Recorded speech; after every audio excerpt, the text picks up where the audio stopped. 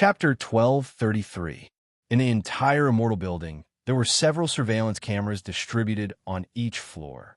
From the corridor to the elevator to the emergency exit, there were surveillance cameras running. There were at least a few hundred cameras working in the entire building. However, the size of the surveillance screen in the security room was limited. It was obviously impossible to display the images captured by each surveillance camera on the computer screen of the security room all the time. Because of the limited size of the computer screen in the security room, only 12 real-time surveillance images could be displayed at the same time. In other words, there were dozens of cameras working, but they were not displayed on the surveillance screen of the security room. The elevator had a separate set of surveillance screens. The company only had 4 elevators, so they could be monitored in real time. Yang Ming obviously couldn't take the elevator upstairs. Once he stepped into the elevator, he would be discovered by the people in the security room. If the power of the elevator was cut off halfway, it would be over. Yang Ming had just studied the pattern of another big screen in the security room. Each set of images had 12, representing the images captured by the surveillance cameras on one of the 12 floors.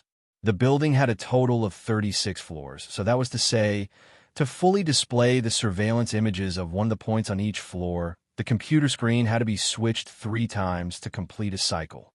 Each set of images lasted about 30 seconds. After 30 seconds, the next set of images was switched. That was to say, it would take a minute to switch back to the same floor with a different surveillance point. And this time, although it didn't seem to be a lot, it was enough for Yang Ming. 1.5 minutes was enough for Yang Ming to run to the stairs. However, this was not the key. There was another important problem. After every few cycles, it would be switched to the surveillance point in the middle of the stairs on each floor. Then, it would be re-rotated from the starting surveillance point on each floor. In other words, Yang Ming must miss the time displayed on the surveillance screen of the stairs and quickly go upstairs. However, because Sui Yuejin's office was on the 36th floor, Yang Ming must run from the 2nd floor to the 36th floor in one breath. Time was a bit tight. Although the surveillance screen of the emergency staircase would only be displayed once after a round, it was quite difficult to run to the 36th floor in one breath during this time. Yang Ming's endurance and stamina were good, but it didn't necessarily mean that his speed of climbing the stairs was fast. Although it could be said that he was faster than the average person, compared to those sports athletes, he was far behind. After all, Yang Ming was a killer, not an athlete. Therefore, this was what Yang Ming was most worried about. Now, since there was no other choice, Yang Ming could only try his best to maximize the time. The cameras at the end of the corridor from the 1st to the 12th floor started to work. The computer in the security room displayed the images captured by the 12 cameras. Yang Ming began his preparations. This was because this was the last round of activation of the cameras in the corridor. The next round was the activation of the cameras in the emergency staircase. 30 seconds later, the cameras at the end of the corridor from the 13th floor to the 24th floor started to work. Yang Ming also took advantage of this time and quickly ran to the emergency staircase at the end of the corridor. The cameras at the end of the corridor from the 25th floor to the 36th floor started to work. The cameras at the stairs from the 1st floor to the 12th floor started to work. The computer screen in the security room switched to the emergency staircase. 30 seconds later, the cameras at the stairs from the 1st floor to the 12th floor stopped working and switched to the cameras at the stairs from the 13th floor to the 25th floor. At the same time, Yang Ming also began to move. He quickly ran up the emergency staircase and rushed up. With a buffer in front of him, Yang Ming saved about a minute. Don't underestimate this 1 minute. This was very precious for Yang Ming. Whether he could successfully avoid the surveillance of the cameras, the more time he had, the more chances he had. However, according to Yang Ming's current speed, before the next round of cameras switched, Yang Ming was completely confident to run up. Because Yang Ming's endurance was very good, he didn't slow down along the way. So, Yang Ming successfully ran up to the 36th floor. The cameras hadn't switched to the emergency staircase yet. At this moment, Yang Ming certainly couldn't run out of the emergency staircase. In that case, he was bound to be captured by the cameras in the corridor. Although every camera in the corridor had a blind spot, It was difficult for Yang Ming to find the absolute blind spot of each camera if there was no exact measurement and just visual estimation. Even if he found it, Yang Ming couldn't guarantee that he could find the next one. In other words, once Yang Ming stood a little bit off, he would be seen by the people in the security room. Therefore, Yang Ming wouldn't take this risk to do such a dangerous thing. The cameras at the end of the corridor from the 25th floor to the 36th floor were activated again. Yang Ming knew that the opportunity had come again. When the next set of cameras, the cameras of the emergency staircase from the 1st floor to the 12th floor were activated, Yang Ming quickly left the emergency staircase and ran to the chairman's office. Although he could find a 1-minute gap in the previous monitoring of each set of stairs, Yang Ming couldn't guarantee that the door of Sui Yuejin's chairman's office could be opened smoothly without using a key, so Yang Ming didn't take this risk. Instead, he waited until the monitoring screen switched to the emergency staircase again before he moved. In this way, it would take 1.5 minutes for the 3 sets of emergency staircase screens to switch. After these 3 sets of screens were switched, it would switch to the monitoring screen of the corridor. The monitoring screen of the corridor was cut from the 1st floor to the 12th floor. In other words, it would take another minute for the corridor monitoring cameras on the 25th to 36th floors to be activated. It added up to 2.5 minutes, which was enough for Yang Ming to use. Yang Ming walked quickly and lightly to the door of Sui Yuejin's chairman's office. He gently pushed the door and found that the door was locked, but it was not locked. Yang Ming carefully pressed the door guard and pushed open Sui Yuejin's door. At this moment, Sui Yuejin was sitting at the computer desk, playing cards in boredom. Yang Ming closed the office door and locked it. Yang Ming knew that there was a secretary's office next to Sui Yuejin's chairman's office. His secretary, Little Yu, was also in the secretary's office at the moment, talking on the phone with his girlfriend. The sound of the door being locked still alerted Sui Yuejin. It was no wonder that in this silent, immortal building, a little sound would be exaggerated. The mechanical sound of the door being locked was not something that Yang Ming could control with manpower or special abilities. This was the problem of the door lock manufacturer's design. Yang Ming could only make as light as possible, but the mechanical spring sound could not be covered. Little Yu, have you comforted your girlfriend? Although Sui Yuejin heard the sound of the door, he subconsciously thought that it was his secretary, Little Yu, who came in. The sound of the door being locked was only the sound of the door being pushed. Mr. Sui is in a good mood. You are still playing cards in the company so late, said Yang Ming faintly. Sui Yuejin suddenly heard a strange voice, and he was stunned. Who is it? Sui Yuejin looked up abruptly, but he saw a strange man standing in front of him, looking at him indifferently. Sui Yuejin was shocked. How did this guy come up? Are the security guards downstairs useless? Let me introduce myself. My name is Yang Ming. Maybe you have heard of my name. After Yang Ming finished speaking, he sat on the sofa opposite Sui Yuejin, crossed his legs, and looked at Sui Yuejin. Yang Ming's unhurried manner made Sui Yuejin even more uncomfortable. I don't know the purpose of this guy's sudden visit to the company late at night. As for the name Yang Ming, Sui Yuejin vaguely seemed to have heard of it, but because this name was too common, there were at least 80, if not 100 in China, so Sui Yuejin really couldn't remember who this popular name was. As for Yang Ming, since he was ready to show his true identity in front of Sui Yuejin, he was not afraid of his revenge. Yang Ming came this time to warn Sui Yuejin to be honest and not to get involved in something that had nothing to do with him. If not, this time was a warning. The next time would not be as simple as a warning. What are you doing?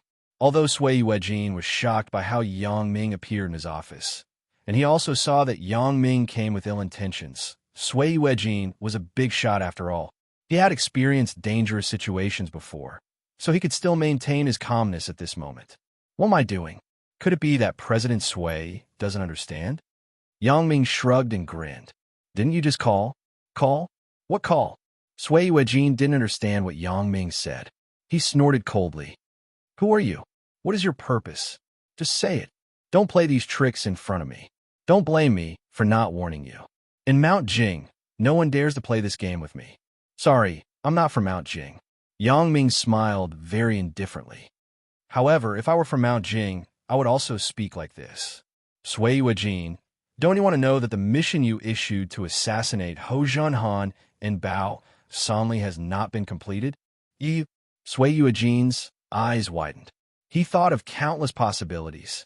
He imagined Yang Ming as an enemy in the underworld or a thief who lacked money to extort him. However, he never thought that Yang Ming actually came for this matter. Then, is Yang Ming a member of the Butterfly Assassin group? You don't have to tell me. You guessed right. I am an assassin. Yang Ming interrupted Sui Yuejin's words and said coldly. Yang Ming didn't lie to Sui Yuejin. Yang Ming was right. He was indeed an assassin, but he was not an assassin hired by Sui Yuejin. However, this depended on Sui Yuejin's own understanding and imagination. Then why don't you kill them? What are you doing here? Sui Yuejin was still very calm, but when he heard Yang Ming say that he was an assassin, Sui Yuejin was instinctively scared. Assassin was a strange and terrifying profession for most people. The average person might not be as good. After all, assassins were too far away from them. But for Sui Yuejin, who had been in contact with assassins and knew the horror of assassins, it was even more terrifying. Sui Yuejin subconsciously reached out to the drawer of his desk. There was a pistol in it, which was used by Sui Yuejin for self-defense. Sui Yuejin was a cunning master. At this moment, he definitely didn't think that Yang Ming just came to him to explain why he didn't assassinate Ho Zhanhan and Bao Sanli. Looking at Yang Ming's posture and tone, it was not like he was treating his employer. It was like he was facing a target to be assassinated. Although Yang Ming's appearance was somewhat bizarre, this matter was originally bizarre. It was not a very complicated assassination mission, but had not been solved for so many days. What Sui Yuejin waited for was that the assassin found his client. How could Sui Yuejin not be alert? The only thing he could do now was to find a weapon that could defend himself. When Yang Ming was not aware of it, he could win by surprise. Of course, Sui Yuejin's intentions were not hidden from Yang Ming's eyes, and the gun in his drawer was completely seen by Yang Ming. Don't act rashly. It will make me have the urge to kill you. Yang Ming said with a blank expression, Originally, I didn't want to do anything to you, but don't force me. Sui Yuejin usually lied too much, so he would not believe Yang Ming's words at all. Won't do anything to me? If you won't do anything, then what are you doing here? Therefore, Sui Yuejin subconsciously thought that Yang Ming was lying, so his hand did not stop touching the drawer. It was because he saw that Yang Ming did not have any weapon in his hand, and Yang Ming was at least 2 meters away from him. At this time, it should be no problem to take out a pistol from the drawer. The current situation was that whoever occupied the dominant position had the upper hand. So how could Sui Yuejin miss this opportunity? Sui Yuejin listened to Yang Ming's words, but he only paused slightly, and his hand still touched the drawer. Yang Ming's sleeve moved slightly, followed by Sui Yuejin's scream. A very thin, transparent flying needle was shot into the acupuncture point of Sui Yuejin's right palm, making his entire palm immobile. He was in so much pain that he kept trembling. I have already warned you. I don't want anyone to go against my will. Yang Ming was very indifferent to Sui Yuejin's pain. This is just a lesson for you to remember. Although he didn't see it clearly, Sui Yuejin could still feel that something was shot into his palm, especially the needle mark on his palm. It was particularly obvious. However, in the current situation, this thing had entered his palm. This made Sui Yuejin very worried while he was in pain. He didn't know if it had any effect on him. Don't look at it. It is a slow-acting poison needle. You won't die for the time being. Yang Ming saw Sui Yuejin's expression. How could he not know what Sui Yuejin was thinking? He deliberately teased him. Sure enough, after Sui Yuejin heard it, the cold sweat on his forehead came out and flowed down. Sui Yuejin's horror of Yang Ming had become from the bottom of his heart at this time. He completely broke down. Yang Ming's move was too fast. He had no room to resist at all. So what if he had a gun in his hand? Maybe before he could shoot, another flying needle would have entered his head. Sui Yuejin saw what an assassin was for the first time. He also understood that the assassin was not an empty name, but it was really very powerful. Yang Ming just wanted to give Sui Yuejin a warning. He never thought of killing Sui Yuejin from the beginning to the end. After all, Sui Yuejin's conflict with him was not big. Even if Yang Ming killed Sui Yuejin, it was not good for Yang Ming. Therefore, Yang Ming's purpose this time was to warn Sui Yuejin so that he would not dare to mess with Tianlong again. Otherwise, he would die miserably. When the flying needle in Sui Yuejin's palm melted, Sui Yuejin's hand also returned to normal. Except for some discomfort in the wound, there was no strong pain. Okay, have you recovered? Yang Ming frowned. According to the time, the flying needle should have melted. Sui Yuejin was still wondering how his hand slowly became less painful, but he was not happy. The palm did not hurt, but it did not mean that it was better. Didn't Yang Ming say that it was a slow-acting poison? It was a slow-acting poison.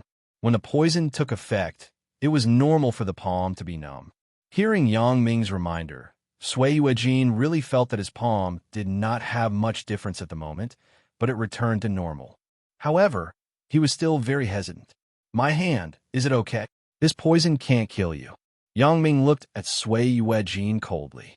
Well, let's continue the topic just now. My name is Yang Ming. I am Sui Guanqi's junior high school classmate.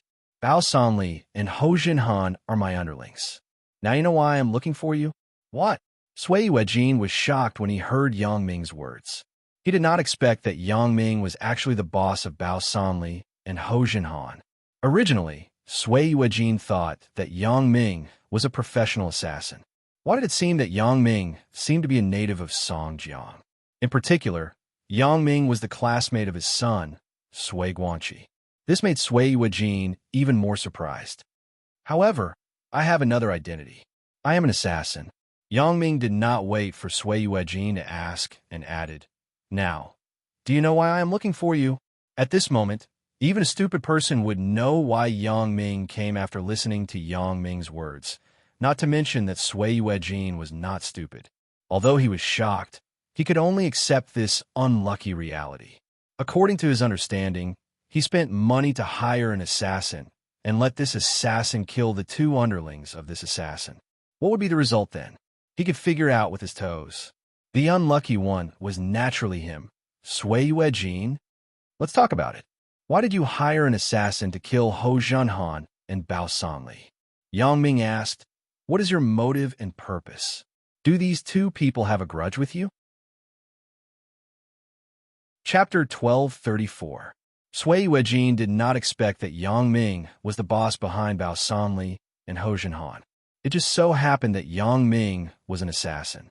Sui Yuejin hired an assassin, but he hired his own people. Facing Yang Ming's question, Sui Yuejin bowed his head in silence. This was not only his own matter. In the middle, it involved the interests of the three families. There was also a behind-the-scenes boss that he had never met. Sui Yuejin didn't know how to answer Yang Ming's question. If he said that he had a grudge against Bao Sanli and Ho Jinhan, it could only be traced back to Guojinbiao in Jiduan City. However, this reason was obviously untenable. If he had a grudge against Bao Sanli and Ho Jinhan, he should have made a move when they just killed Guojinbiao instead of dragging it until now. This wasn't a matter of impatience spoiling great plans, nor was it a matter of not being suspicious if he dragged it for a long time. Since Ho Jinhan and Bao Sanli could kill Guojinbiao, then Sui Yuejin could kill Ho Jinhan and Bao Sanli. They could only admit that they were unlucky, and no one could avenge them. Of course, this was based on the absence of Yang Ming.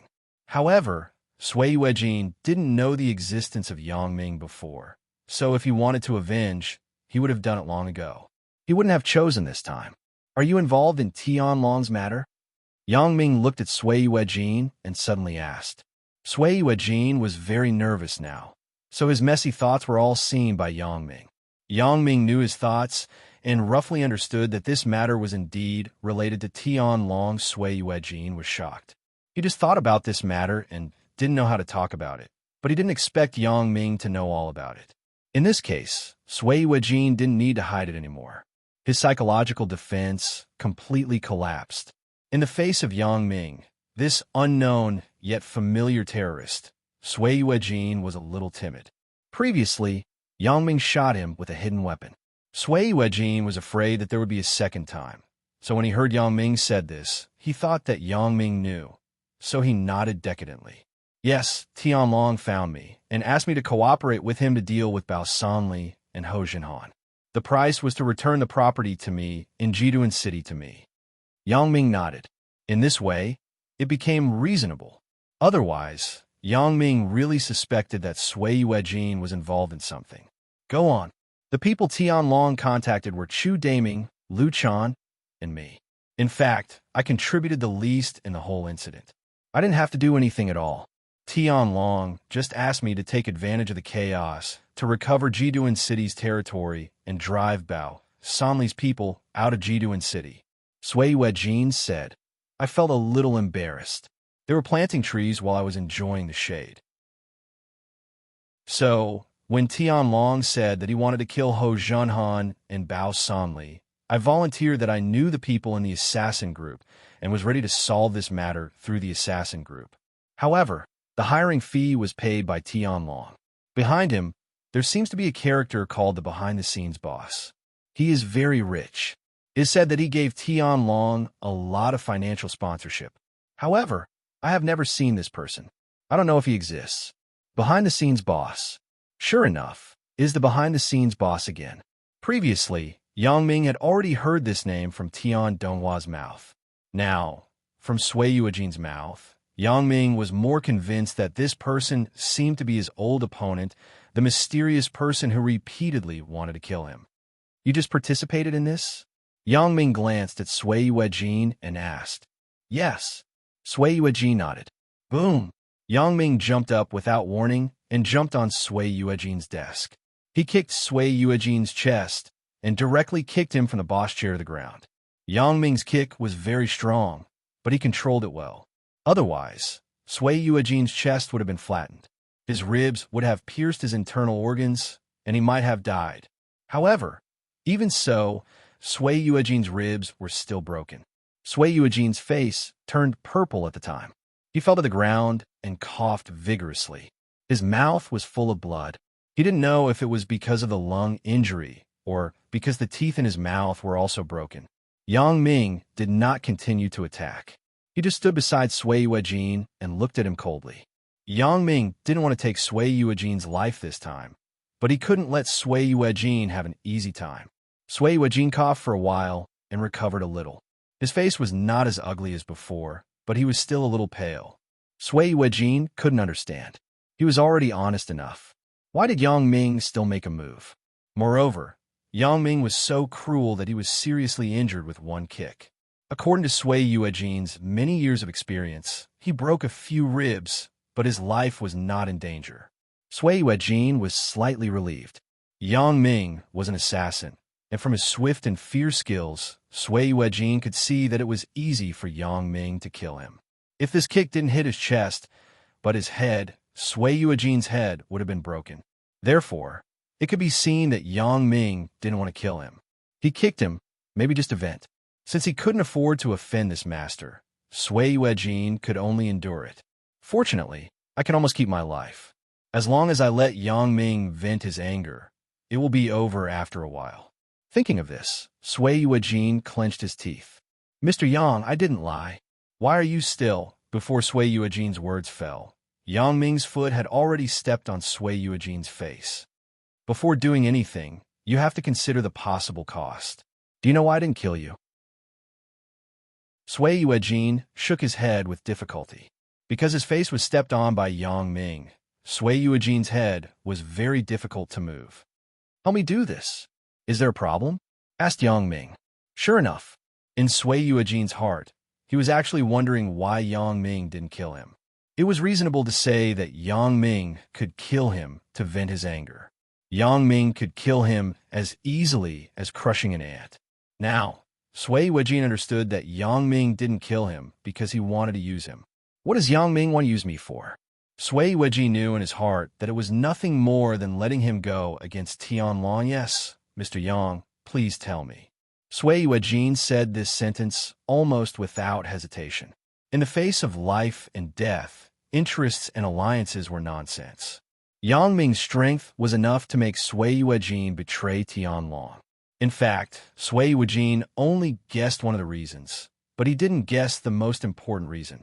The most important reason why Yang Ming didn't kill Sui Yuejin was actually that Yang Ming felt sorry in his heart. Sui Yuejin was the assassin's client. He paid for Wang Ku to assassinate Bao Sanli and Ho Jinhan. The money was spent, but the people were not killed. Not only that, but Yang Ming found him instead. Yang Ming was also an assassin. Doing this was not in line with the assassin's professional ethics.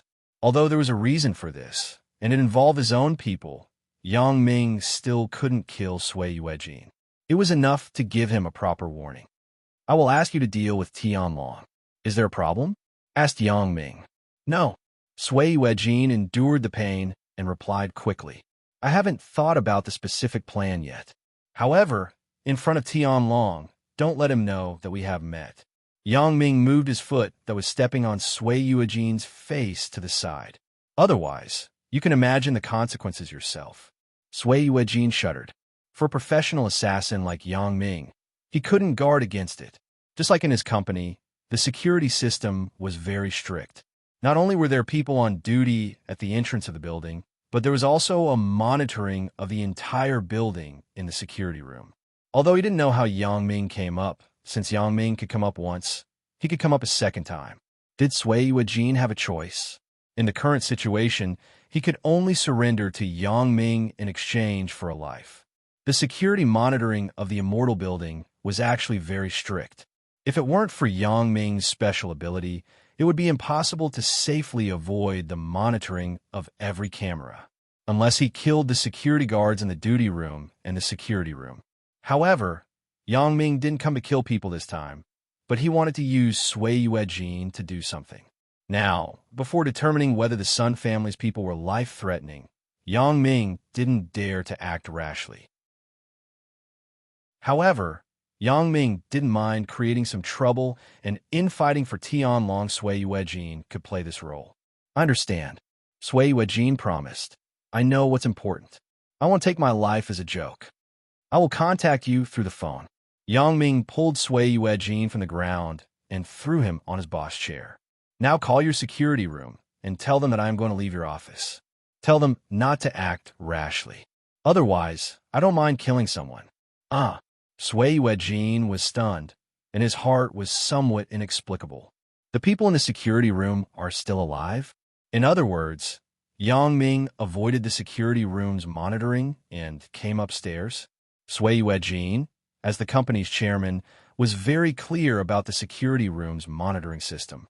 This was the kind of switching system. In other words, no matter where Yang Ming entered the building, it was impossible to be completely uncaptured by the camera. But now, there was no movement in the security room, which also proved that Yang Ming did it. He did it, although I don't know how he did it. Yang Ming asked me to call the security room. Maybe on the one hand, he wanted to show me his shadowless skill, and maybe he didn't want to show that skill again.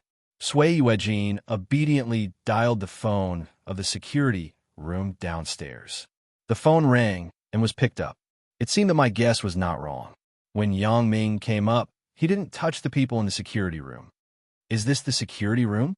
I am Sui Yuejin." Sui Yuejin said to the phone. "President Sui, hello. Is there anything you need?" There was a clear and calm male voice over the security room phone. "Is there anything wrong with the company?" Sui Yuejin pretended to ask, as if nothing had happened. "No, everything is fine. President Sui, please rest assured," said the security guard on duty. Sui Yuejin's heart skipped a beat. Sure enough, they didn't notice Yang Ming coming up. He glanced at Yang Ming with his peripheral vision and found that Yang Ming was smiling at him. Obviously, Yang Ming also guessed the meaning of his casual question. Yang Ming naturally knew what Sui Yuejin was thinking, but Yang Ming didn't expose him. Instead, he let him ask. Only in this way could he be more afraid of Sui Yuejin. "In a while, my friend is going back. He is in my office. Help me inform the security guard on duty in the reception room at the door and ask him to help open the door." Sui Yuejin instructed. "Okay, no problem, President Sui." The security guard responded without any doubt. Yang Ming nodded with satisfaction. Under Sui Yuejin's gaze, he walked out of the office. Yang Ming was not afraid that Sui Yuejin would call the police. The police would only make him die more miserably for the things he did. Yang Ming could completely deny it and not mention anything about the assassin. Therefore, Yang Ming didn't mind being captured by the surveillance video. He had already confessed his identity to Sui Yuejin, so there was no need to cover it up. The security guard at the door was very cooperative.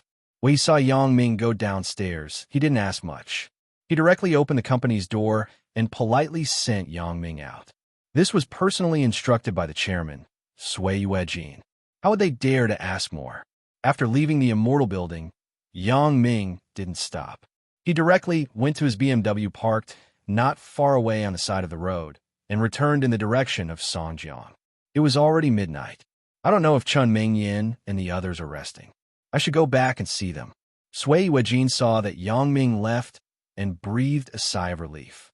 His whole body seemed to be drained, and he gasped weakly. It was too scary. It was the first time that an assassin came to his door. Sui Yuejin swore that he would never meddle in other people's business again. He would never contact people in the assassin industry again.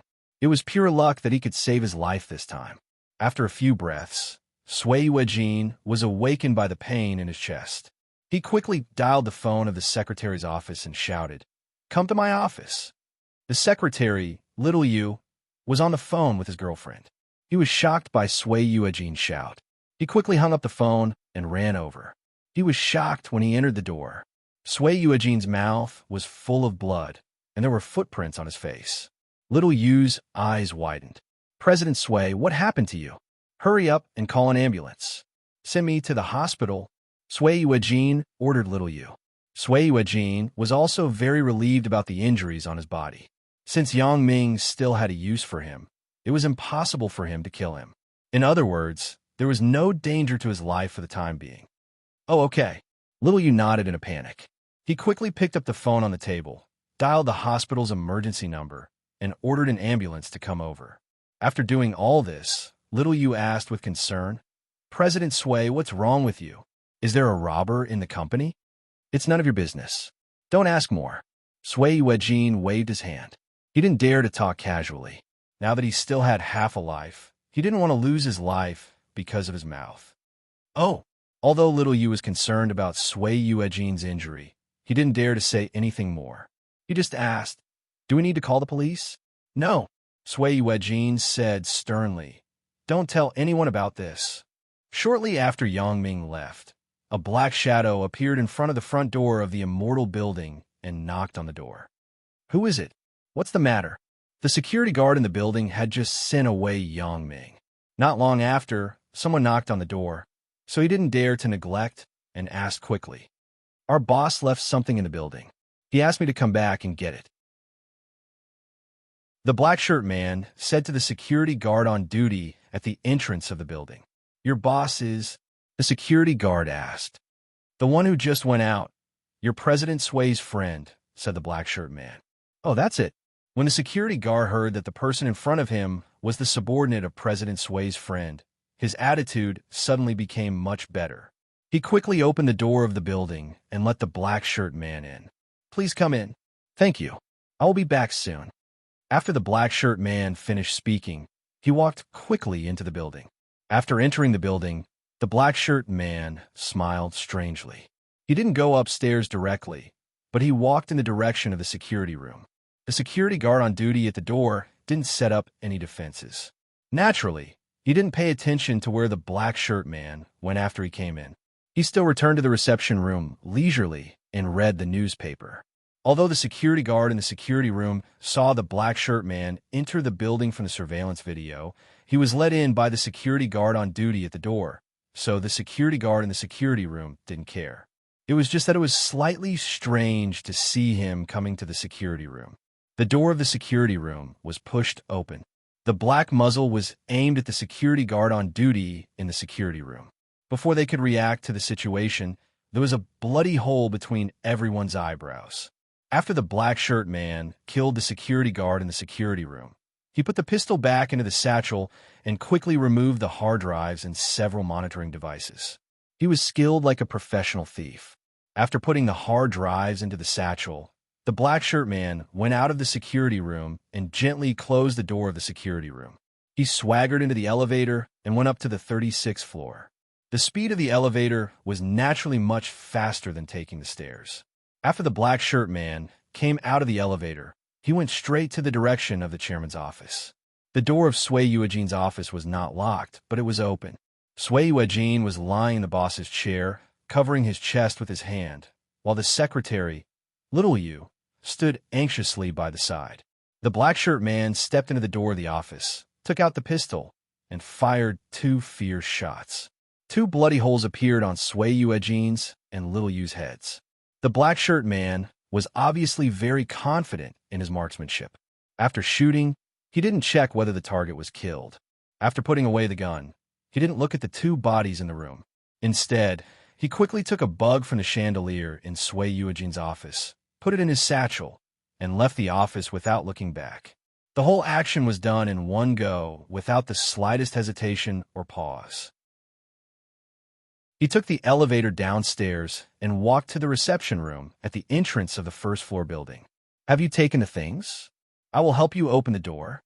The security guard saw the black shirt man go downstairs and enthusiastically picked up the key on the side. Bang! With a muffled sound, the security guard looked at the black shirt man in front of him inconceivably. He didn't know when a black pistol appeared in his hand. He died with his eyes wide open. Chapter 1235. The black shirt man reached out and picked up the keyboard. He opened the door of the immortal building and quickly disappeared into the night. His movements were swift without the slightest hesitation. If Yang Ming was present, Yang Ming would be surprised. This person's movements were so skillful. Probably not many people could do such a good job. Not long after the black shirt man disappeared, another figure sneaked into the immortal building. This time, Wang Kejin came to end Sui Yuejian's life. Yang Ming did not kill Sui Yuejian. Wang Kejin saw this clearly as he hid in the dark. Yang Ming left the immortal building under the escort of the security guard. In other words, Yang Ming could not do anything to Sui Yuejian.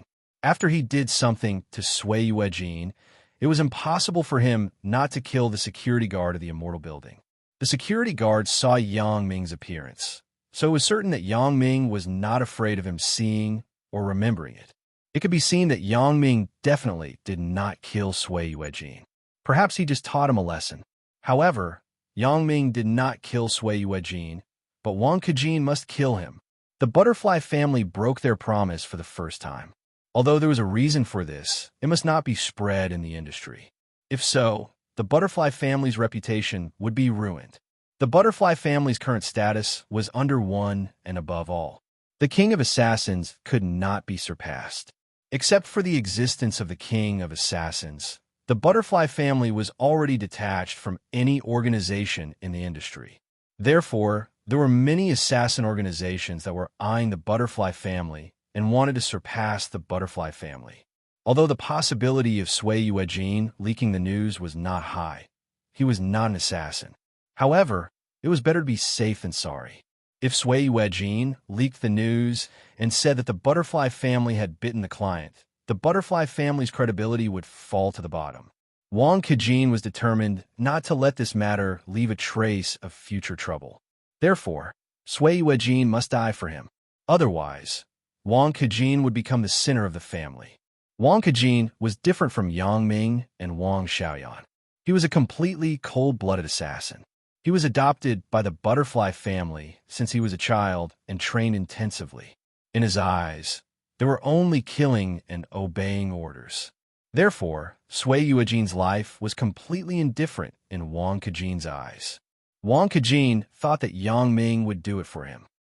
Wang Kejin was surprised to see Yang Ming. Especially after Wang Kejin received the news, he inspected the immortal building during the day. He also had a general understanding of the layout and switching of the cameras inside. How did Yang Ming do it? Wang Kejin was puzzled, but one thing was certain. His master's uncle, Tombstone, appeared.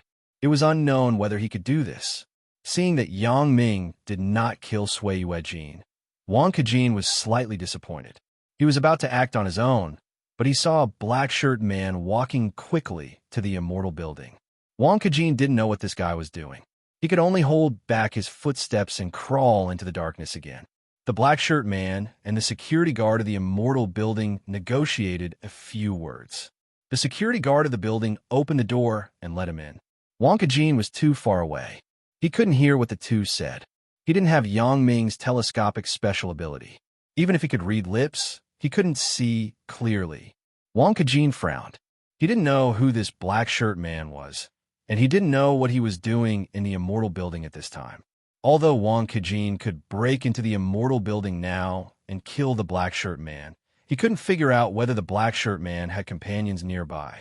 He couldn't figure out the true identity of the black-shirt man, so Wang Kejin didn't act rashly. He could only wait for the black-shirt man to leave the immortal building before making a decision. However, the black-shirt man obviously came and went in a hurry. In less than 20 minutes after entering the building, he hurriedly left the door of the immortal building. He quickly got on a motorcycle on the side of the road and left. What made Wang Kejin suspicious was that when the black-shirt man left the immortal building, he opened the door himself. There was no security guard who wanted to send him out. When he left, no one locked the door of the immortal building. It was impossible not to explain the problem. Wang Kejin's heart tightened slightly. After the black-shirt man left, Wang Kejin turned off the camera that had been facing the entrance of the immortal building and put it in his handbag. As an assassin, Wang Kejin would carry cameras, and other monitoring equipment every time he went on a mission. He would place them at the places where the target often appeared to monitor the target's living habits. Therefore, this time when he came to the entrance of the immortal building, Wang Kejin also habitually placed the camera in the direction of the entrance of the immortal building. Fortunately, I have this habit. Wang Kejin was a little glad.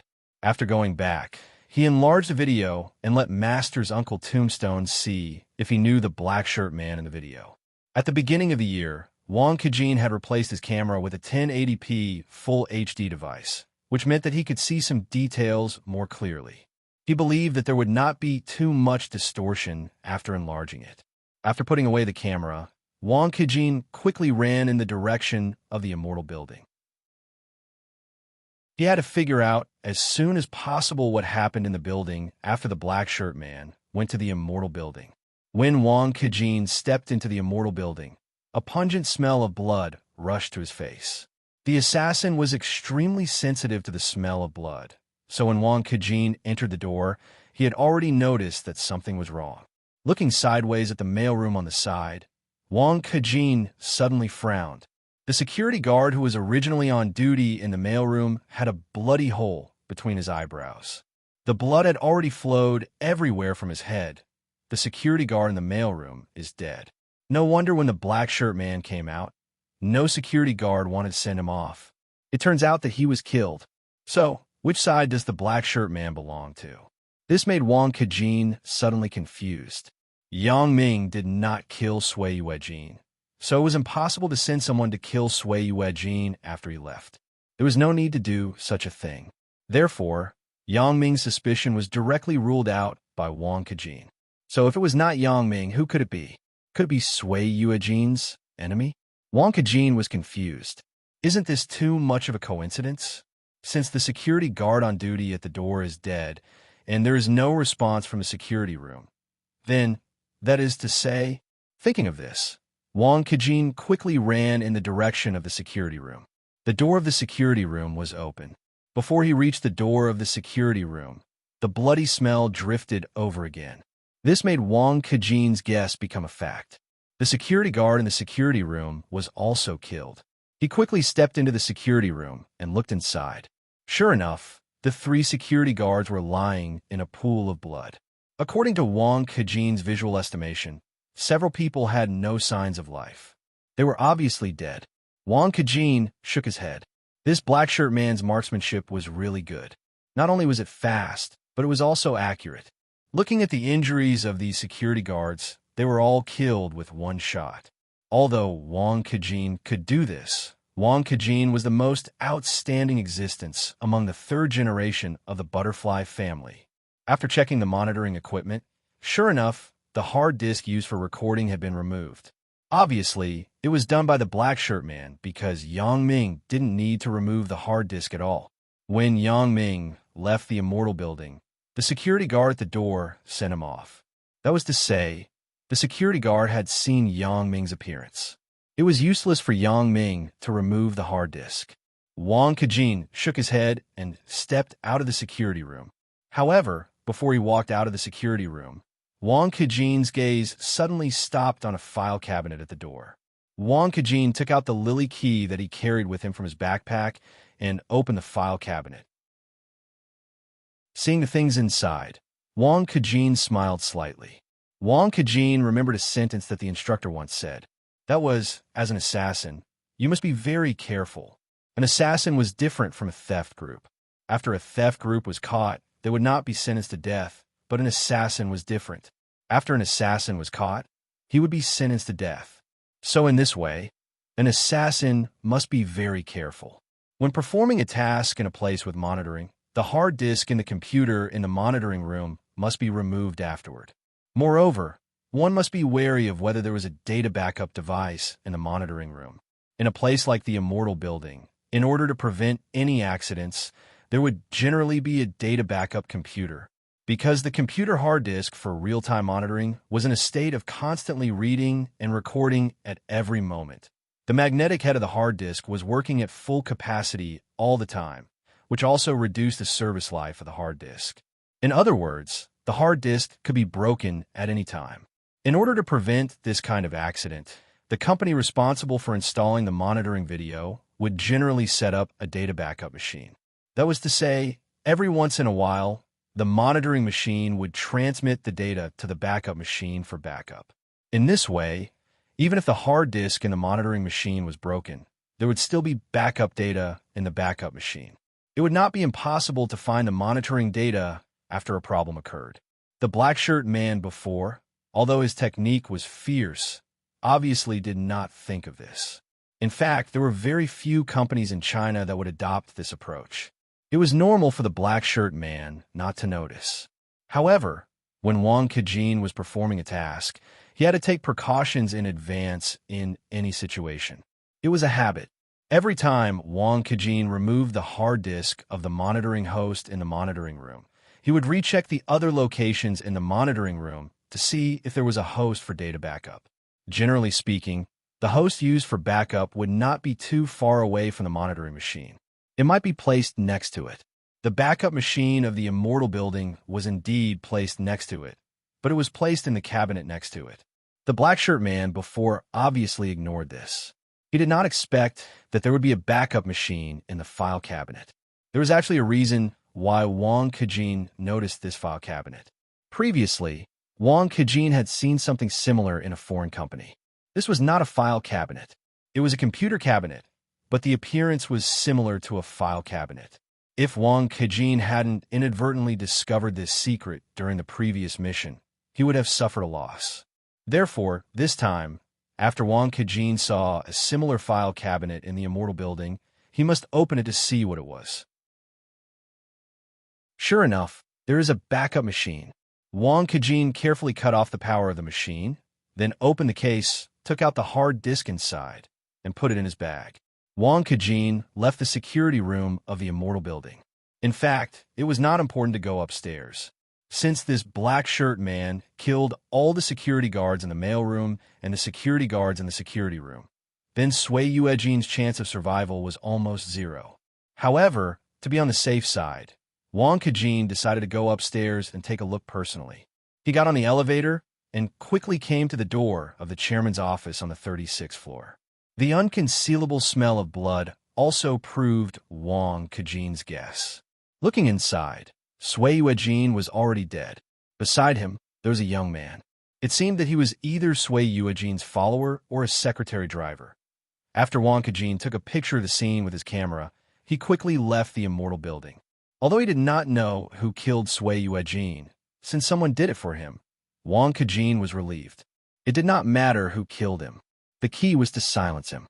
Sui Weijin was dead, and there were some things that could not be verified.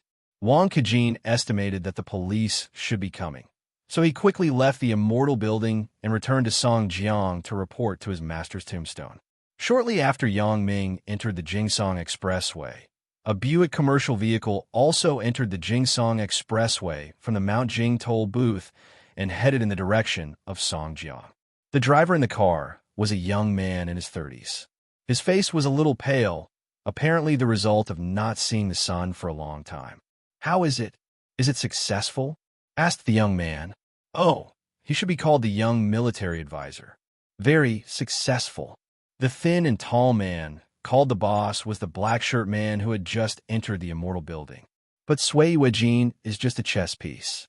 It doesn't matter whether he is killed or not. "Did you get the surveillance video?" The young military advisor did not answer the black shirt man's question, but just asked. "I got it." The black shirt man nodded, but his tone was a little unhappy. Although the two were in a cooperative relationship, the young military advisor had to rely on himself if he wanted to succeed. Although he could give advice, he had never succeeded from the beginning to the end. Don't blame me for not telling you clearly. Because it was too sudden, I just made a preliminary plan in my mind. Now, I have some ideas. The young military advisor said, "I asked you to kill Sui Weijin for a reason. It is not just because I am afraid that Yang Ming will instigate him. After Yang Ming went, he could intimidate and threaten Sui Weijin. Naturally, he could achieve the purpose of instigate Sui Weijin, but this has no effect on us. Because even if Sui Weijin is instigated, he is only targeting Tianlong. Tianlong is no longer of much use to us. Now it seems that although Chu Daming and Lu Chan emptied the funds of Yang Ming's company, they did not hurt Yang Ming. Because Bao Sanli and Lu Chan discovered it in time, it did not have much impact on the company's reputation. Letting Tianlong kidnap Yang Ming, I didn't have any hope from the beginning because it was not realistic. With Yang Ming's skill, how can he be easily caught? So Tianlong is just a chess piece to confuse Yang Ming and distract Yang Ming. The real move has not been made yet. However, now there is a once-in-a-lifetime opportunity in front of us. After I straighten out my thoughts, I feel that this method is still very feasible. What opportunity? Hearing the young military advisor's explanation, the black shirt man felt a little more comfortable, but he still didn't understand what the young military advisor was referring to. What does this have to do with killing Sui Weijin? The Immortal Building is the landmark building of Mount Jing, and the Immortal Group is also the largest company in Mount Jing. What do you think the police of Mount Jing will do when their chairman, Sui Weijin, is dead? Asked the young military advisor. Of course, it is to solve the case as soon as possible, but you can rest assured that my method of committing the crime... Humph. The black shirt man smiled conceitedly. I will kill those who should be killed. Even if someone sees me, it is just this human skin mask. On the black shirt man's face, he always wore a human skin mask. It was said to be a high-tech product that could fit according to the original face shape of the person and automatically generate a new face. The young military advisor was still in awe of the black shirt man, so he did not dare to ask him about the human skin mask. Of course, I am not afraid that you will leave any flaws for the police. The young military advisor waved his hand. Before Sui Weijin died, Yang Ming went to the Immortal Building. You mean this surveillance video? The black shirt man was not stupid. After listening to the young military advisor's words, he immediately thought of what the young military advisor was going to do. That's right. The young military advisor sneered twice. With this evidence, we are not afraid of not killing Yang Ming. Even if he is not the murderer, he will be arrested as a suspect. Over time, we will use some means to let him die in the detention center. It is not difficult. The wardens and bullies in there are all my buddies. Good method. The black shirt man praised after listening. Why didn't you tell me before? Previously, there were many things that I had to confirm personally, such as the location of the surveillance camera and some details, said the young military advisor. The surveillance video can't be left in the monitoring machine of the Immortal Building. The part where you kill must be removed. In other words, it must be edited by us. In this way, the authenticity of the video time will be doubted. Isn't there a display of the time on the screen of the surveillance video? How can it be doubted? Asked the black shirt man. After we edit the video, it is not difficult to put the time and date on it, right? Therefore, the evidence produced in this way will definitely be doubted by the police, and the purpose of framing Yang Ming will not be achieved, explained the young military advisor. Chapter 12:36. But now these are not problems because there is a large electronic perpetual calendar on every floor of the Immortal Building. Not only does it show the current time, but it also shows the date. With this unchangeable evidence, the police have no choice but to believe it. The young military advisor said, "Moreover, the time you killed Sui Yuejin was immediately after Yang Ming left the Immortal Building. The time when Yang Ming appeared on the surveillance screen and the time when Sui Yuejin died were no more than 10 minutes. When the forensic doctor determines the time of death, this small error is no longer a problem. At that time, Yang Ming won't be able to defend himself." The black shirt man nodded in appreciation. "It seems that I really didn't find the wrong person. This young military advisor still has a lot of bad ideas in his mind. He can even think of such a sinister trick. Your idea is very good. Kill with a borrowed knife. If it really succeeds, I will let you enjoy endless glory and wealth." The young military advisor sighed slightly. In fact, this trick of framing people was first used by the young master. But unfortunately, what's wrong? The black shirt man didn't ask much about the young military advisor. The two people had hatred for each other, and they had a common enemy to deal with the same target, Yang Ming. Therefore, they came together. Now, because the young military advisor thought of a wonderful idea, the black shirt man was in a good mood. However, he saw that the young military advisor's tone was a little sad, so he couldn't help but ask casually. Yang Ming escaped by a fluke, but the young master died an unnatural death. The young military advisor gritted his teeth fiercely. "Yang Ming, see if I will play you to death this time." The black shirt man nodded silently.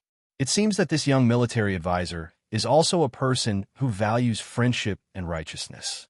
However, this time, although we have a lot of unfavorable evidence against Yang Ming, the police are not fools.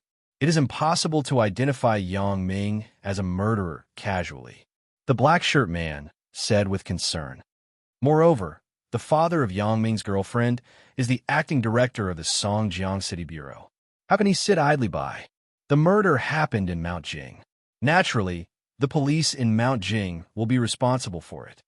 The young military counselor said, "Moreover, I don't need the police to determine whether he killed Sui Yuejin in the end. As long as he enters the detention center, I am confident that I can take his life. With Yang Ming's skills, he won't be bullied so easily." The man in black said, "It's not his first time in the detention center. When he was in the detention center, he almost crippled one of the bosses there." The young military advisor frowned. He didn't think so much. In his opinion, 2 fists couldn't beat 4 hands. As long as a group of prisoners surrounded him, he wouldn't be afraid of not being able to kill him. However, the current situation seemed to be a little unexpected. But even so, the young military advisor was not too worried. There would always be a way. And this time, he was confident that he could turn Yang Ming into a murderer. The young military advisor had already prepared the hatred between Yang Ming and Sui Yuejin. At the class reunion, Yang Ming and Sui Guangqi competed for a woman. This was not a secret. The young military advisor believed that as long as this news was released, it would be another matter whether the father of Yang Ming's girlfriend could still control Yang Ming. Wang Kejin returned to the Huashang district Tombstone's residence. "Did you kill him?" Tombstone saw Wang Kejin coming back and asked calmly. This kind of mission, without any difficulty, should be a piece of cake for Wang Kejin. Tombstone asked Wang Kejin casually because he didn't believe that Wang Kejin would fail the mission. To Tombstone's surprise, Wang Kejin shook his head. His face was a little pale. No. Is there a problem?" Tombstone was also surprised. "This mission is not difficult, right?" "Yes, there's a big problem." Wang Kejin sighed. Shortly after Yang Ming left, Another black shirt man entered the immortal building before I could act. I couldn't figure out his origin, so I could only lurk near the building and wait for him to come out before making a plan. However, after he came out, I entered the building again. Sui Yuejin had already been killed. What? Tombstone's face also became weird. Is there such a coincidence? In other words, Sui Yuejin was killed by the black shirt man? It should be like this. Wang Kejin nodded. Why did the current Wang Kejin have a feeling that misfortune never comes singly? After coming to Songjiang, everything was not going well. First, the mission to assassinate Yang Ming failed. This was excusable. However, Sui Yuejin's mission was a bit bad. Although the target was dead, he didn't know who killed him. Are there any clues? Asked Tombstone. At the entrance of the immortal building, I have recorded it from a distance. I don't know if it can be seen clearly after zooming in, said Wang Kejin. However, I found a monitoring backup in the monitoring room of the immortal building. I have already removed the hard disk inside. I don't know if there is any valuable information in it. In any case, Sui Yuejin is dead. Although I don't know which party did it, it has no effect on us. Tombstone said, Don't worry about it. This is nothing. Don't worry, Masters Jr. I won't think too much about it. Wang Kejin nodded. In a while, you go and pour out the video and the hard disk. I will see if that person is from the assassin world. Tombstone said, You haven't eaten yet, right? Let's eat something together first. In Wang Kejin's camera, the black shirt man's face was clearly recorded. However, after Tombstone saw it, he shook his head. This person looks very ordinary. I have never seen him before. Since Tombstone had never seen a person before, Wang Kejin had never seen him before. On the hard disk of the backup machine, the scene of the black shirt man entering the building and breaking into the security room to kill was missing because the backup machine was only synchronized with a monitoring machine after a period of time. This situation meant that the monitoring machine had not had time to synchronize with the backup machine, and the black shirt man removed the hard disk in the monitoring machine. However, although the black shirt man could not be seen before entering the building and coming to the security room, it clearly recorded that the black shirt man walked out of the security room, took the elevator to the 36th floor, and entered Sui Yuejin's room to shoot. Because the hard disk of the monitoring machine was removed, the backup machine lost contact with the monitoring machine. The computer program in the backup machine determined that the monitoring machine had malfunctioned, so it directly took over the monitoring machine's authority. The backup machine began to monitor the entire immortal building. A camera on the 30th floor was facing the door of the chairman's office. The whole process of the black shirt man shooting Sui Yuejin was recorded. Sure enough, he did it. Wang Kejin breathed a sigh of relief. The black shirt man's killing action was done in one go. Before the killing, he did not say anything to Sui Yuejin. In this way, he did not have to worry about the butterfly family's broken promise spreading. The only thing that was unclear was which faction the black shirt man represented. Why would he appear in the immortal building after Yang Ming left and carry out a large-scale massacre, leaving no survivors in the building? Keep this video first. If I have time to go back to Europe, I will show it to the family master, said Tombstone. Yes, then I will intercept all the videos of the black shirt man in my camera and the backup machine's hard disk and burn them into a disk, said Wang Kejin. When Yang Ming returned to Songjiang, it was already past 1 o'clock in the morning. At this time, if he returned to the Huashan district, it would affect the rest of Chun Mengyan and others. He had promised Shao Qing to look for her, but because of many accidents, he could not fulfill it. Yang Ming hesitated and decided to go back to the school dormitory for one night. He didn't know how Tian Donghua was doing. Yang Ming called a few more times, but it was still turned off. Because Yang Ming had a school pass, he could drive into the school campus no matter how late it was. At 1 o'clock in the morning, most students had already entered Dreamland. In the huge campus, except for a few graduate student dormitory buildings that were still lit up, the rest of the place was dark. Only the bathroom on each floor of the dormitory building was bright. Under the dim yellow streetlights, Yang Ming drove slowly. Although it was early spring and the weather was still a little cold, who could guarantee that there were not a few passionate men and women in this school who were having sex on campus. If he accidentally crushed someone, it would not be good. On the path to the dormitory area, Yang Ming suddenly saw a figure not far ahead. It was walking forward quickly. Judging from the back, it was a girl, and her figure was a little familiar. The girl might be afraid at night, so she didn't dare to walk on the side of the road. Instead, she walked in the middle of the road. Although the security in the school was very good, who could guarantee that there was no one who climbed over the wall? Or it could be a pervert who lurked in the campus during the day and came out to commit crimes at night. Didn't Ho Jinhan come to the school to rob? Therefore, Yang Ming could also understand the girl's mood at the moment. Yang Ming wanted to honk the car horn and ask her to move, but he just put his hand on the horn and let go. At this moment, in the middle of the night, there was no sound on campus. If Yang Ming honked, it might wake up many students who had already entered their dreams. Yang Ming didn't want to do this kind of wicked and annoying thing. When Qijida and Xie Wenjin pressed the horn crazily in the school, they were taught a lesson by Yang Ming. Yang Ming naturally couldn't do such a thing. Thinking of these two scums, Yang Ming thought of Shin Yushi again, the girl who worked as a waitress in the nightless club. I don't know how she has recovered at this moment. Can she stand up and walk? Although Qijida, Xie Wenjin, and Lu Xiaojun all got the punishment they deserved, the punishment couldn't make up for the harm to this girl. Yang Ming sighed slightly. He had heard a lot about Shin Yushi recently. Yang Ming didn't deliberately deny the rumors in the nightless club. Now, even Bao Sanli thought that Shin Yushi and Yang Ming had some ambiguous relationship, let alone the other members of the nightless club. Therefore, with this layer of relationship, there was an endless stream of people who went to the hospital to visit Shin Yushi. Even many people who didn't belong to the nightless club and belonged to Ming Yang Entertainment brought gifts to visit Shin Yushi. The fundamental reason why Yang Ming didn't explain or deny it was because he wanted Shin Yushi to get more care. Maybe this way, she would be happier. As for those rumors, Shin Yushi didn't care. Why would Yang Ming deny it? Although Yang Ming hadn't visited her after returning to Songjiang, Bao Sanli had already reported to him about Shin Yushi's recent situation.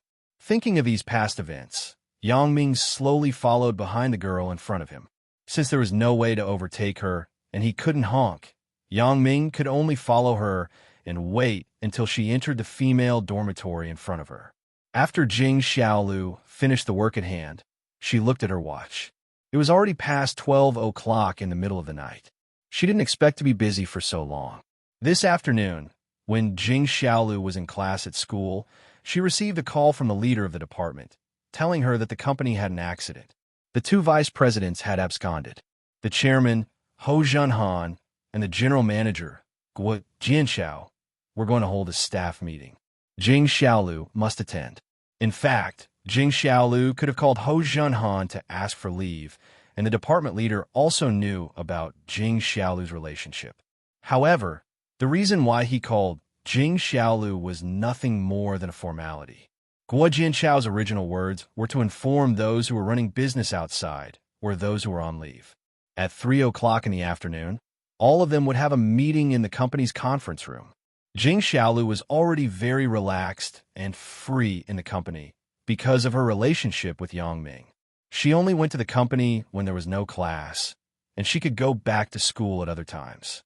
Therefore, when the company had an accident, Jing Xiaolu didn't want to be special. So, she hurriedly asked for leave from the school teacher, stopped a taxi, and rushed to the company for a meeting. With such a big incident in the company, the first thing that the company's top management had to do was to stabilize the people's hearts. Only when the employees in the company were not in chaos could the matter end beautifully. However, most employees knew the background of Ming Yang Entertainment, so they were not worried about the company's accident this time. In their opinion, the two vice presidents who escaped would be caught sooner or later. After the meeting, it was time for each department to check the accounts and fill in the reports. This was supposed to be done at the end of every year, but it was now mentioned. So, for a while, each department was busy. Jing Xiaolu naturally joined in. Although she had a special relationship, she didn't want to be a maverick. She was lazy when others were working, so she wouldn't do this kind of thing. Although others wouldn't say anything, they would feel uncomfortable in their hearts. But now, she also worked with everyone. Others felt that Jing Xiaolu was really good. Although she had a relationship with the boss, she was approachable. Jing Xiaolu now gave everyone such an impression. So when she often asked for leave to go back to school, no one gossiped. Instead, they felt that this little girl was hardworking. When she was completely done, it was already 12 o'clock when she looked at the watch. Jing Xiaolu secretly complained. The dormitory should have been locked long ago, right? If I go back at this time, can I still knock on the door of the dormitory building? She refused the proposal of her colleagues to have a meal together. Jing Xiaolu stopped the taxi and hurried back to school. Because taxis were not allowed to enter the school campus, Jing Xiaolu got off at the school gate and walked in the direction of the dormitory building. Not long after, Jing Xiaolu felt two beams of light coming from behind her. They were like headlights. Jing Xiaolu quickly quickened her pace and instinctively moved to the side of the road, wanting the car to pass by her. Yang Ming also saw Jing Xiaolu's move, but the road was very narrow. It was a one-way lane. Yang Ming's car was wide, so although Jing Xiaolu moved to the side, she didn't completely move to the side. Yang Ming still didn't dare to simply overtake her. If he scratched Jing Xiaolu, the loss would outweigh the gain. Anyway, Yang Ming was not in a hurry. Jing Xiaolu moved aside, but the car behind did not overtake her. The car behind did not honk. It just followed behind Jing Xiaolu at a steady speed. Jing Xiaolu's heart suddenly tightened. She had heard a lot of robberies at night, and Yang Ming's current driving speed was suspicious and strange. How could Jing Xiaolu not be afraid? Especially at night. Yang Ming turned on the car lights. Even if Jing Xiaolu turned back, she couldn't see the model of the car, the license plate, and the person sitting in the driver's seat. Therefore, after Yang Ming followed her for a long time, Jing Xiaolu finally collapsed. "Ah!" Jing Xiaolu screamed. The shrill voice was particularly harsh in the quiet campus. Yang Ming naturally heard Jing Xiaolu scream. He subconsciously stopped the car, opened the door, and jumped out. As for Jing Xiaolu, when she heard the sound of the car door opening behind her, she was even more scared. She ran without looking back. Previously, when Jing Xiaolu turned back, Yang Ming had already recognized Jing Xiaolu. He was wondering why Jing Xiaolu was still wandering around the campus so late at night. Before he had time to open the window to ask, Jing Xiaolu shouted inexplicably and rushed forward. This made Yang Ming even more confused. He didn't know what happened to her. However, Yang Ming still subconsciously chased after her. Jing Xiaolu heard footsteps behind her. She knew that the person in the car had jumped out and chased after her. She was even more scared.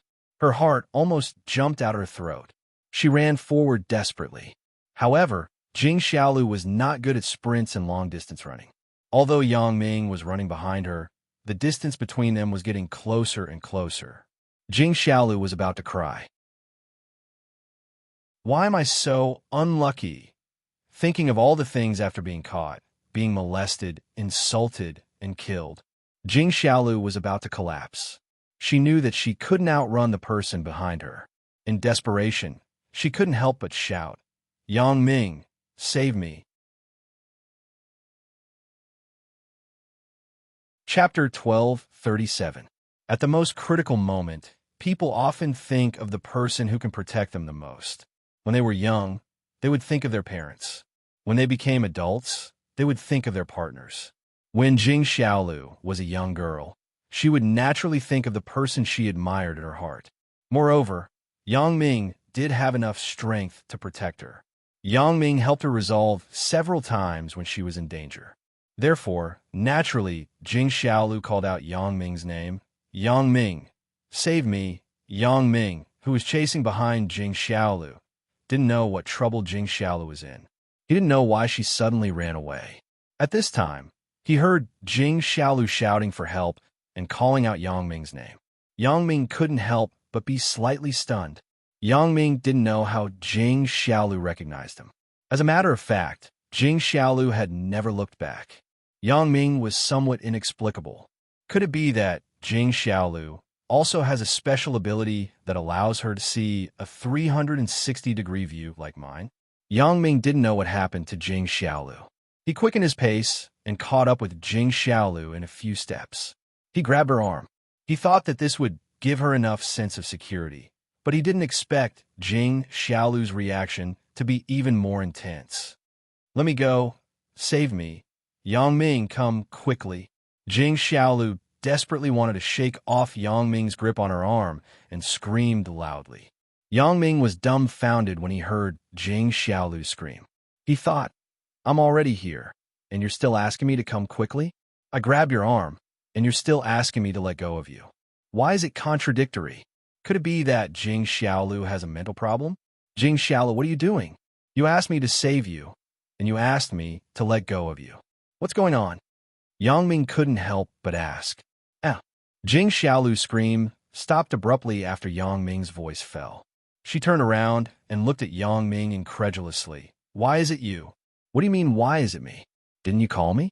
Yang Ming was confused by Jing Xiaolu's words. Jing Xiaolu looked at Yang Ming and then looked at the car parked not far away. She suddenly realized that she made a mistake. "I thought that Yang Ming was the robber who followed me, and I actually called for Yang Ming to save me. Was it you who was driving behind me just now?" Jing Xiaolu asked awkwardly. "Then why didn't you honk?" Jing Xiaolu didn't expect to make such a big mistake. She blushed a little. "It's so late at night. Wouldn't you wake up everyone in the school by honking? That's not very ethical, so I didn't honk." Yang Ming spread his hands and smiled bitterly. "Did you misunderstand something? Yeah, it's so late. You were following me. I thought you were a bad guy. Of course I was scared," Jing Xiaolu said with some grievance. "It was so dark. I couldn't see clearly." Yang Ming broke into a sweat. No wonder Jing Xiaolu ran away after looking behind. Yang Ming thought that Jing Xiaolu had encountered other trouble. She turned around and recognized his car, so she called him for help. He didn't expect that Jing Xiaolu regarded him as a bad guy. Thinking that Jing Xiaolu actually called him for help, Yang Ming was really dumbfounded. "Then why did you call me for help? Do you think I'm Superman? I can appear when you call." "I did it subconsciously."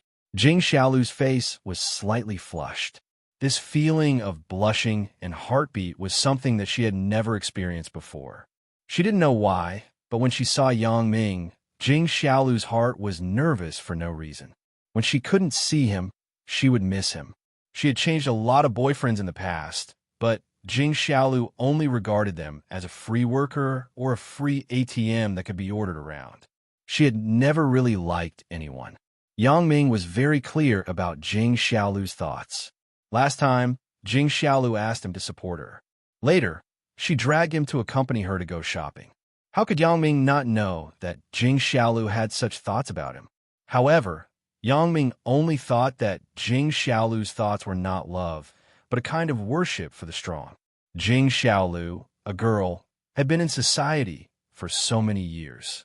In order to protect herself from harm, Jing Xiaolu used all her strength and skills. She was already tired. When a person who could really protect her appeared in front of her, Jing Xiaolu would subconsciously want to treat this person as her support. She would even be supported regardless of her status. However, this was different from love. It was just the instinct of the weak to find support. Yang Ming didn't think about taking advantage of Jing Xiaolu. Although Jing Xiaolu without heavy makeup was very pleasing to the eye, and there was an indescribable charm between her eyebrows, which was very attractive, Yang Ming didn't want to be a stud horse. The current harem had already made him a little overwhelmed, so Yang Ming wouldn't think about doing anything with Jing Xiaolu.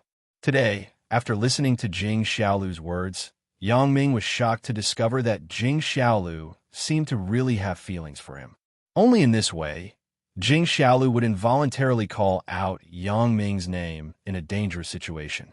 With this analysis, Yang Ming could also roughly understand Jing Xiaolu's thoughts. But so what if he understood? Yang Ming could only pretend that he didn't know. All the women who were with him had an unusual coincidence. They weren't together simply for lust, and Yang Ming wasn't the kind of man with pure lust. "You really think of me as Superman and Ultraman?" Yang Ming shrugged and changed the topic. "Why did you come back so late?" Something happened in the company. 2 vice presidents absconded with the money. All of our departments are urgently checking the accounts, and calculating the deficit. Jing Xiaolu didn't hide this from Yang Ming. First, she entered the company through Yang Ming. Second, she was very clear that Yang Ming should be the actual behind-the-scenes controller of the company. You should already know, right? Yang Ming nodded. I went to the company in the morning. It turns out that you want to check the accounts. Yeah, I'm exhausted. Jing Xiaolu stretched lazily. How about it? Aren't you going to reward me? Me? Reward you? What does this have to do with? What does it have to do with me? Yang Ming listened to Jing Xiaolu's words and was suddenly inexplicable. I work for your company. Of course, you should reward me, Jing Xiaolu said proudly. Yang Ming was speechless. This Jing Xiaolu really knows how to take advantage of the situation. She can even link this together. As he was about to say something, he heard a shout, followed by a few strong lights. Don't move. We are from the campus security department. Yang Ming and Jing Xiaolu were stunned at the same time. Why did the campus security department come at this time? Yang Ming didn't feel anything, but Jing Xiaolu was a little annoyed. Do the people from the campus security department have nothing to do after eating? Why did they come to the school in the middle of the night? It wasn't easy to have a chance to be alone with Yang Ming on campus at night, but it was ruined. It was really disappointing. Although it was a chance encounter, girls were born to like fantasy and romance. Although the current season hadn't bloomed yet, it was still under the moon. What are you doing? Jing Xiaolu shouted angrily. We just heard someone calling for help. Was it you? Asked the people from the campus security department. It's me, but it's fine now. When Jing Xiaolu heard that these people were attracted by her cry for help, her anger dissipated. No matter what, they were here for her. I had a quarrel with my boyfriend. I'm sorry. Yang Ming listened to Jing Xiaolu's explanation, and he was both angry and amused. However, if he explained it this time, he was afraid that it would be more troublesome. He had to explain to these security guards, so Yang Ming didn't want to explain. He just glared at Jing Xiaolu. However, Jing Xiaolu was complacent and didn't care about Yang Ming's rolling eyes. Boyfriend? Quarreled? Are you all from this school? The people from the campus security department glanced at the BMW parked by Yang Ming not far away and asked suspiciously. Jing Xiaolu was dressed as a student. Yang Ming drove the BMW, but he didn't look like a student. Especially after Yang Ming went through the experience in Vietnam and Africa, he seemed more mature and stable. He really didn't have the previous bookishness. Yeah, I'm from the art department. I live in the dormitory building over there. After Jing Xiaolu explained, she pointed to Yang Ming and said, He's from the computer department. Take out your student ID and let me see. The people from the campus security department obviously still didn't believe it. After all, it was late at night and the dormitory door was locked. Wasn't it crazy to come out and date at this time? If it was summer, it would be excusable. When the campus security department patrolled at night in summer, it wasn't that they hadn't seen students having sex in the wild. Although they felt that it was a little inappropriate, they turned a blind eye to it. It was just that the weather in early spring was still very cold. Wasn't it looking for trouble to have a relationship outside at this time? Moreover, Yang Ming still drove the BMW and came to the school. Could it be that he was a member of society who came to the school to find a female student for support? Although the school did not object to couples between students, the school did not allow members of society to come to the school to find female students for support. These were two concepts. One was free love, and the other was breaking the law. Jing Xiaolu took out her student ID from her bag and handed it to the people from the campus security department. The people from the campus security department opened it and looked at it. After confirming that Jing Xiaolu was indeed a student from the school's art department, they returned the student ID to Jing Xiaolu and said to Yang Ming, Where's your student ID? Mine? I didn't bring it. Yang Ming broke into a sweat. My student ID was in the villa in Huashang district. Because I just went to Africa, I couldn't carry my student ID with me, right? After coming back, I didn't go back to the villa, so I naturally didn't carry my student ID. You're not a student of the school? Seeing that Yang Ming didn't have a student ID, the people from the campus security department were even more suspicious of Yang Ming's identity. Wait, my identity is written on the back of the pass on my car. Yang Ming suddenly remembered that the pass on his car had his class information. Show it to us. The people from the campus security department nodded to Yang Ming. It was fine to have the information on the pass. The student's pass wasn't as easy as that of the faculty. The faculty's pass didn't require the car owner to be the same person as the faculty who applied for the pass. The spouse and relatives could also apply. However, the student's vehicle pass was very strict. It must be a vehicle registered under the student's name to apply for a vehicle pass. This was also to prevent students from using their own identity to apply for passes from members of society. Therefore, the campus security department also approved that Yang Ming could show the information on the pass. Yang Ming took the pass and handed it to the person from the campus security department to check. The person from the campus security department glanced at the registration information behind the pass and saw that it was registered under the name of a student. Then, he looked at the photo on Yang Ming's driver's license and verified Yang Ming's identity. He nodded and returned the pass to Yang Ming. However, when the pass was returned to Yang Ming's hand, the pass separated from the middle and became two passes. It turned out that the two passes were stacked together for a long time and stuck together. Hey, the person from the campus security department was stunned and found that the following pass was also a campus vehicle pass, and the car number on it was the same. He was suddenly stunned. He thought it was fake, but when he saw the anti-counterfeiting sign on it, he couldn't help but have some doubts. Where did this come from? Why do you have two passes? Yang Ming just remembered that one of the passes was held by Lu Weishan because last year's pass was held by Lu Weishan for Zhongbin's car. The purpose was to allow him to go in and out of the family area with Lan Ling. This year, he also helped him get one for himself. However, when Lu Weishan helped Yang Ming with the pass, Yang Ming also used his student ID to apply for one. Yang Ming just casually stacked the two passes together and forgot about it later. Now, he suddenly remembered. This one was helped by my godfather. He is a professor in the school. Yang Ming quickly explained. The person from the campus security department looked at the information behind the other pass and found that the applicant was indeed a person from the school, and he was a celebrity. It turned out to be the vice principal, Lu Weishan. He was shocked and no longer doubted. He quickly returned the two passes to Yang Ming and said, "Sorry for wasting your time. It's nothing." Yang Ming waved his hand and said, "You are also serious and responsible. However, now the dormitory is locked.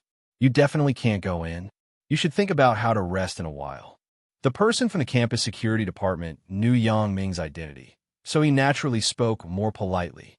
He thought for Yang Ming and said, "Why don't we have a room in the campus security department? We can clean one up for you." He subconsciously identified Jing Xiaolu as Yang Ming's girlfriend. Since the two of them went out for a date and returned to the school, they obviously didn't book a room outside. Otherwise, they definitely wouldn't return to the school so late at night. If they didn't book a room, it meant that Yang Ming hadn't succeeded yet. The security guards were also young people. Naturally, they knew the thoughts of young student couples, so they also thought of ways to create an opportunity for Yang Ming to push her down. In fact, the security guard also knew that with Yang Ming's identity, he could naturally knock on the dormitory door. He also said this to create an opportunity for Yang Ming. Yang Ming didn't doubt it. His dormitory building was a graduate student apartment. The door was not locked at night, and the power was not cut off, but the dormitories of other undergraduate students were not like this. The dormitory where Jing Xiaolu was now living was probably already locked, so the security guard's reminder was not wrong. The door is already locked. Although Jing Xiaolu showed some disappointment on the surface, she was already happy in her heart. Wouldn't I be able to stay in the same room with Yang Ming in a while? Yeah, it must be locked now. The security guard nodded firmly.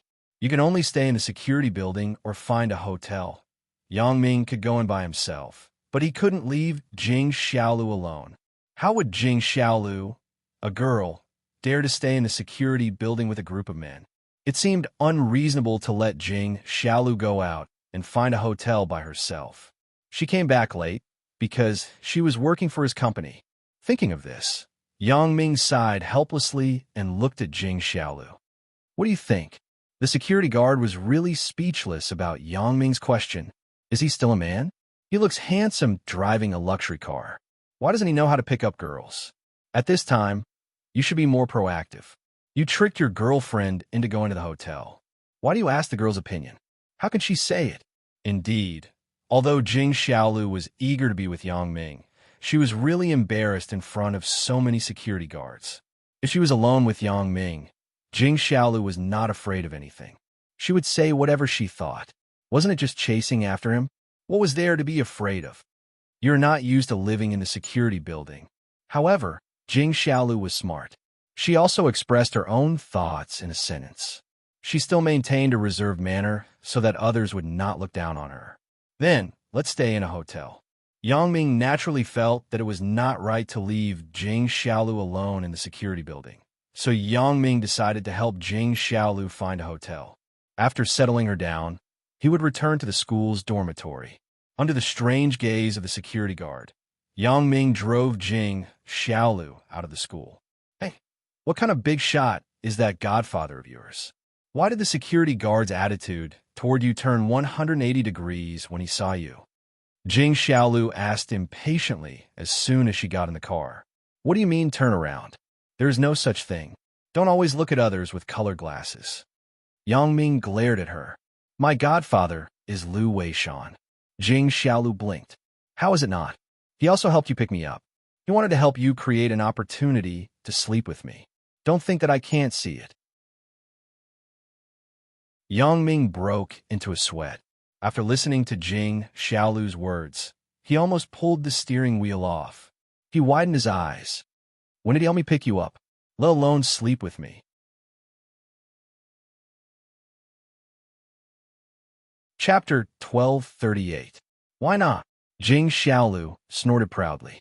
In school, although the dormitory manager locks the door every night, it is not impossible to open it. Think about it. If there is an emergency, how could she not open the door? A few days ago, a sister in our dormitory forgot the time because she was in the self-study room. As a result, when she looked up, it was already 11:30. The dormitory building closed at 10:30. She was more than an hour late, but she still opened the door. In fact, our dormitory manager is still very good. Oh, I see. Yang Ming nodded and turned the car around. Hey, what are you doing? Jing Xiaolu saw Yang Ming turn the car around and wondered, why are we going back again? Yeah, we're going back. Yang Ming looked at Jing Xiaolu with an indescribable smile on his face. What are we going back for? He didn't know if Jing Xiaolu was stupid at this time or deliberately pretended not to hear Yang Ming's words. Sending you back to the dormitory. Since your sisters in the dormitory can go back, and your dormitory manager is very good, I believe she won't let you sleep on the street. Yang Ming said with a smile. Ugh. The original smile on Jing Xiaolu's face froze instantly. I was really too proud just now. In order to show my intelligence in front of Yang Ming, I said those words without thinking much. Now I was too proud, and it was a tragedy. What's up? Yang Ming looked at Jing Xiaolu's current appearance and smiled. Didn't you come here to show off before? I'm not going back. As Jing Xiaolu said this, she brutally grabbed the steering wheel in Yang Ming's hand. Jing Xiaolu was not a fool. If this was during the day, she would not dare to do this. That was a joke with her life. But now, there were no cars on the road near the school. Jing Xiaolu only dared to do this after looking around. Okay, stop fooling around. Yang Ming stopped the car helplessly. I know you are very opinionated and smart, but you don't have to deliberately show off in front of me. I think it is too fake. Isn't there a reason for this? Why don't you see me showing off to others? Jing Xiaolu rolled her eyes and glanced at Yang Ming. Of course, I understand your thoughts. Yang Ming was a little helpless about Jing Xiaolu's approach. However, emotional matters need to be done step by step, right? If two people are not honest from the beginning and are always scheming to please each other, do you think such a relationship is reliable? Jing Xiaolu pouted, feeling a little wronged. Indeed, she was deliberately trying to please Yang Ming, but there was nothing wrong with that, right? Yes, what's wrong with that? The more Jing Xiaolu thought about it, the angrier she got. She snorted and said, Then you think that when two people are in a relationship, They should be sincere to each other and show their true side to each other. They shouldn't deliberately try to guess each other's thoughts and cater to him, right? At least I think so. Yang Ming nodded, but he had a feeling of uneasiness. He always felt that Jing Xiaolu was a little too clever. She couldn't be convinced by his words all of a sudden. What did she mean by asking this now? Really? Jing Xiaolu suddenly showed a sly smile. Then, you still put in so much effort to figure out how to show your love to other women, and you even asked me to help you. Then, what is your behavior? Didn't you deliberately cater to her to please her? Don't deny it. If you don't think so, why don't you just give her a gift or tell her directly that you like her? Isn't it just a matter of a sentence? Why do you have to beat around the bush and be so dishonest? Jing Xiaolu's sudden questioning made Yang Ming a little speechless. He widened his eyes and didn't know whether to laugh or cry. He was simply spinning a cocoon around himself. He unknowingly fell into the trap set by Jing Xiaolu. Besides sighing at Jing Xiaolu's cleverness, Yang Ming really couldn't do anything about it. Well, you said so much. Isn't it because you don't want to go back to school? I will find a hotel for you, okay? Yang Ming couldn't argue, so he had to compromise. After I find a hotel for you, I will go back to the dormitory. And what? Jing Xiaolu was stunned after listening to the second half of Yang Ming's sentence. You still want to go back? If I don't go back, am I going to live with you? Yang Ming glared at Jing Xiaolu. He didn't know what was in her little head. Am I so easily seduced? Oh, Jing Xiaolu blushed because of Yang Ming's straightforward questioning. She wasn't the kind of person who was shameless. The reason why she could say so many shameless words to Yang Ming was because of her admiration for Yang Ming. If it were another person, Jing Xiaolu wouldn't say so. At least, Jing Xiaolu wasn't even willing to hold hands with her previous boyfriends, let alone go further. In fact, Jing Xiaolu didn't know what she wanted to do. If Yang Ming really went to a hotel with her, Jing Xiaolu would be more frightened than Yang Ming. Jing Xiaolu only thought of the result, not the process. The result was that she became Yang Ming's woman. This was what Jing Xiaolu was happy to accept and facilitate, but the process. Jing Xiaolu was a little nervous. After all, she hadn't experienced it before. She really didn't know what to do when the time came. No, I worked so late in the company, and I haven't had dinner yet. My colleagues invited me to a dinner party.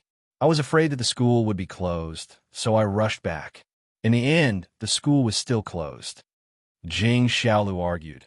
I was scared by you just now, and I ran away. I was even hungrier. I want to eat. Yang Ming naturally knew that Jing Xiaolu didn't want to live with him, so she settled for the next best thing. He didn't expose her. The Jing Xiaolu in front of him made Yang Ming feel more and more interested. Not only was she different from the previous delinquent girl, but her mind was also very meticulous. To be honest, Yang Ming really lacked such a person to give advice. Although Sun Jie could do it, Yang Ming was unwilling to ask her a lot of things. In the final analysis, it was still male chauvinism. Sun Jie kept saying that the boyfriend she wanted must be better than her. How could Yang Ming be at a disadvantage in front of her? Jing Xiaolu was a suitable candidate. In time, she could definitely become a powerful assistant, but Jing Xiaolu was too utilitarian. She always wanted to deliberately create something. It wasn't that Yang Ming rejected this kind of woman who chased after a man. Zhou Zhijia also chased after him, but Zhou Zhijia was very shy. She wouldn't deliberately create the fact that she was Yang Ming's girlfriend in front of many people. Jing Xiaolu was a bit too eager for quick success, which made Yang Ming instinctively uncomfortable. It wasn't that Yang Ming still had opinions about Jing Xiaolu's previous image, but it was just that Jing Xiaolu's approach made Yang Ming somewhat uncomfortable. Yang Ming was a firm supporter of the patriarchal society. Therefore, Jing Xiaolu's approach seemed to be very smart. But in fact, she was the victim of her own cleverness. It made Yang Ming feel a sense of being controlled and restrained. With Jing Xiaolu's cleverness, she seemed to realize the problem, so she no longer asked for anything. In fact, Guxinyao was right. It was best to let nature take its course. Yang Ming shook his head with a bitter smile. When he came back from Mount Jing, he didn't eat anything. However, since he was alone, Yang Ming was too lazy to eat. He planned to sleep until tomorrow morning. However, since Jing Xiaolu was also hungry, Yang Ming could eat with her. Besides, Jing Xiaolu's intention was to let Yang Ming treat. How could Yang Ming not know? What do you want to eat? Asked Yang Ming. KFC. Jing Xiaolu thought about it and said, It's so late. Is KFC still open? I remember that it closed at 12 o'clock, right? There are still a few minutes until 12 o'clock. We can't make it. Yang Ming looked at the time and said, I know a restaurant that is open all night. Jing Xiaolu said, I will take you there. Okay, you lead the way. I will drive. Yang Ming nodded. Many girls like fast food like KFC. It seemed that Jing Xiaolu was no exception. I will drive. It's very hard to lead the way, said Jing Xiaolu. You? Do you know how to drive? Yang Ming looked at Jing Xiaolu with some surprise. Jing Xiaolu smiled proudly. She took out a driver's license from her bag and opened it in front of Yang Ming. A while ago, President Ho sent me to the driving school to take the test. It was a kind of fast driving school. It was a full-time driving school. I could take the test in a week. Yang Ming was a little angry. Ho Jinhan must have misunderstood something when he saw me and Jing Xiaolu eating together last time. After knowing that Jing Xiaolu didn't have a driver's license, he took the initiative to send her to learn in the name of the company. Presumably, it was also reimbursed by the company. Then you drive. Yang Ming opened the door, got out of the car, and exchanged positions with Jing Xiaolu. Jing Xiaolu got in the car and started the car. Jing Xiaolu also drove the company's car in the company, but the public cars for her employees were all Jetta, Santana, and the like. The best was just a Honda CR-V. Jing Xiaolu had not driven a BMW yet. Holding the steering wheel, Jing Xiaolu's heart was suddenly happy. When can I have my own BMW? AI, but I have to rely on myself. I still have to wait a few years. I don't know if Yang Ming can give me one. Jing Xiaolu was having a beautiful dream, but she was interrupted by Yang Ming. What are you doing? Why aren't you driving? It turned out that after Jing Xiaolu started the car, she fell into a fantasy. The car was still parked on the side of the road. Seeing Jing Xiaolu giggling there, Yang Ming was naturally anxious. Oh, okay. Jing Xiaolu quickly put the gear in place and started the car. In the middle of the night in Songjiang, there were not many cars on the road. The road was almost unimpeded. Jing Xiaolu drove very excitedly. Yang Ming watched Jing Xiaolu drive with interest. At this moment, Jing Xiaolu had a different kind of beauty. With a simple outfit and a luxury car in hand, she looked like a strong woman in the upper class. From the corner of her eyes, Jing Xiaolu had already noticed that Yang Ming was paying attention to her. She was very happy in her heart. She thought that Yang Ming finally knew how to appreciate her. However, the good times didn't last long. Yang Ming was distracted by the urgent ringtone of the mobile phone. Yang Ming picked up the phone, and Jing Xiaolu was slightly disappointed. Yingyan? Yang Ming looked at the caller ID, and he was a bit baffled. I don't know what Wang Xiaoyan wants in the middle of the night. Yang Ming, Wang Kejin just called me and said that Sui Yuejin is dead. Wang Xiaoyan lowered her voice and said, What? Dead? Yang Ming was suddenly shocked and almost dropped the phone. How did he die? I just reached an agreement with Sui Yuejin. I still expect to use his hand to mess with Tian Long so that I could take advantage of it. But I didn't expect that Sui Yuejin would die in just a few hours. He was killed with a gun. Wang Xiaoyan said. Wang Kejin went to find Sui Yuejin because he wanted to kill him. He was afraid that he would say something unfavorable to our family's assassin group. However, after you left the immortal building, another black-shirt man entered the building. According to Wang Kejin's judgment, the people in the building were killed by him. Yang Ming listened to Wang Xiaoyan's words and suddenly frowned. If Wang Kejin killed him, Yang Ming wouldn't say anything. After all, Wang Kejin did it to protect the family's interests. But how did a third party appear? Black-shirt man? Which force does this black-shirt man belong to? Why did he kill Sui Yuejin? You wait for me. I will come to you now. Yang Ming took a deep breath and said hurriedly, He must see Wang Kejin again. There were some things that he had to ask face to face. Inexplicably, another black-shirt man appeared. Yang Ming was a little depressed for no reason. Not now. Wang Xiaoyan flatly refused. Sister Zhao Ying is at my house. I called you in the bathroom. Don't come over. Zhao Ying is also there? Yang Ming was stunned. And I met her at school today, and we came back together in the evening. Wang Xiaoyan said, I will tell you the details tomorrow. I have been in the bathroom for a long time. As Wang Xiaoyan's voice just fell, Zhao Ying's voice came. Yin Yin, are you in the bathroom? Why did it take so long? Is everything okay? Sister Ying, I am washing my face. There are a few acne on my face. Wang Xiaoyan quickly explained, then lowered her voice and said to Yang Ming, Yang Ming, I won't talk to you anymore. I am hanging up. Yang Ming heard that Zhao Ying was also at Wang Xiaoyan's house. It seemed that it was impossible to find Wang Xiaoyan tonight. He could only wait until tomorrow. Originally, Jing Xiaolu thought that Yang Ming was going to leave, so she was a little disappointed. However, when she heard Yang Ming's meaning, she was happy that he wouldn't go. The KFC that Jing Xiaolu mentioned was located near the seaside. There was a day and night greenhouse bathing area, so most of the nearby restaurants were open 24 hours. The KFC here and the ones near the train station and the airport are all open 24 hours. However, there are more people near the train station, and the airport is too far away, so I came here. Jing Xiaolu parked the car in the parking lot in front of the KFC and said to Yang Ming, How do you remember so clearly? It seems that you often come here to eat. Yang Ming didn't expect Jing Xiaolu to know so much. That's right. Sister Xin Yao used to invite me here to eat. Jing Xiaolu sighed. At that time, I didn't have my own money, and my family was very poor. It was rare for me to eat meat dishes. When Sister Xin Yao saw it, she often brought me here to eat. Yang Ming nodded. He naturally understood Jing Xiaolu's bitterness. His family was not very rich in the past, but it was better than Jing Xiaolu. Even so, his father often ordered good dishes from the restaurant, but he was often reluctant to eat them. He left them all for himself to eat. Let's go. Let's go in. Yang Ming locked the car and walked into the KFC with Jing Xiaolu. It was already past 12 o'clock, but there were still nearly half of the diners here. It could be seen that there was a reason why this place was open 24 hours a day. I have a student card. It's very cheap.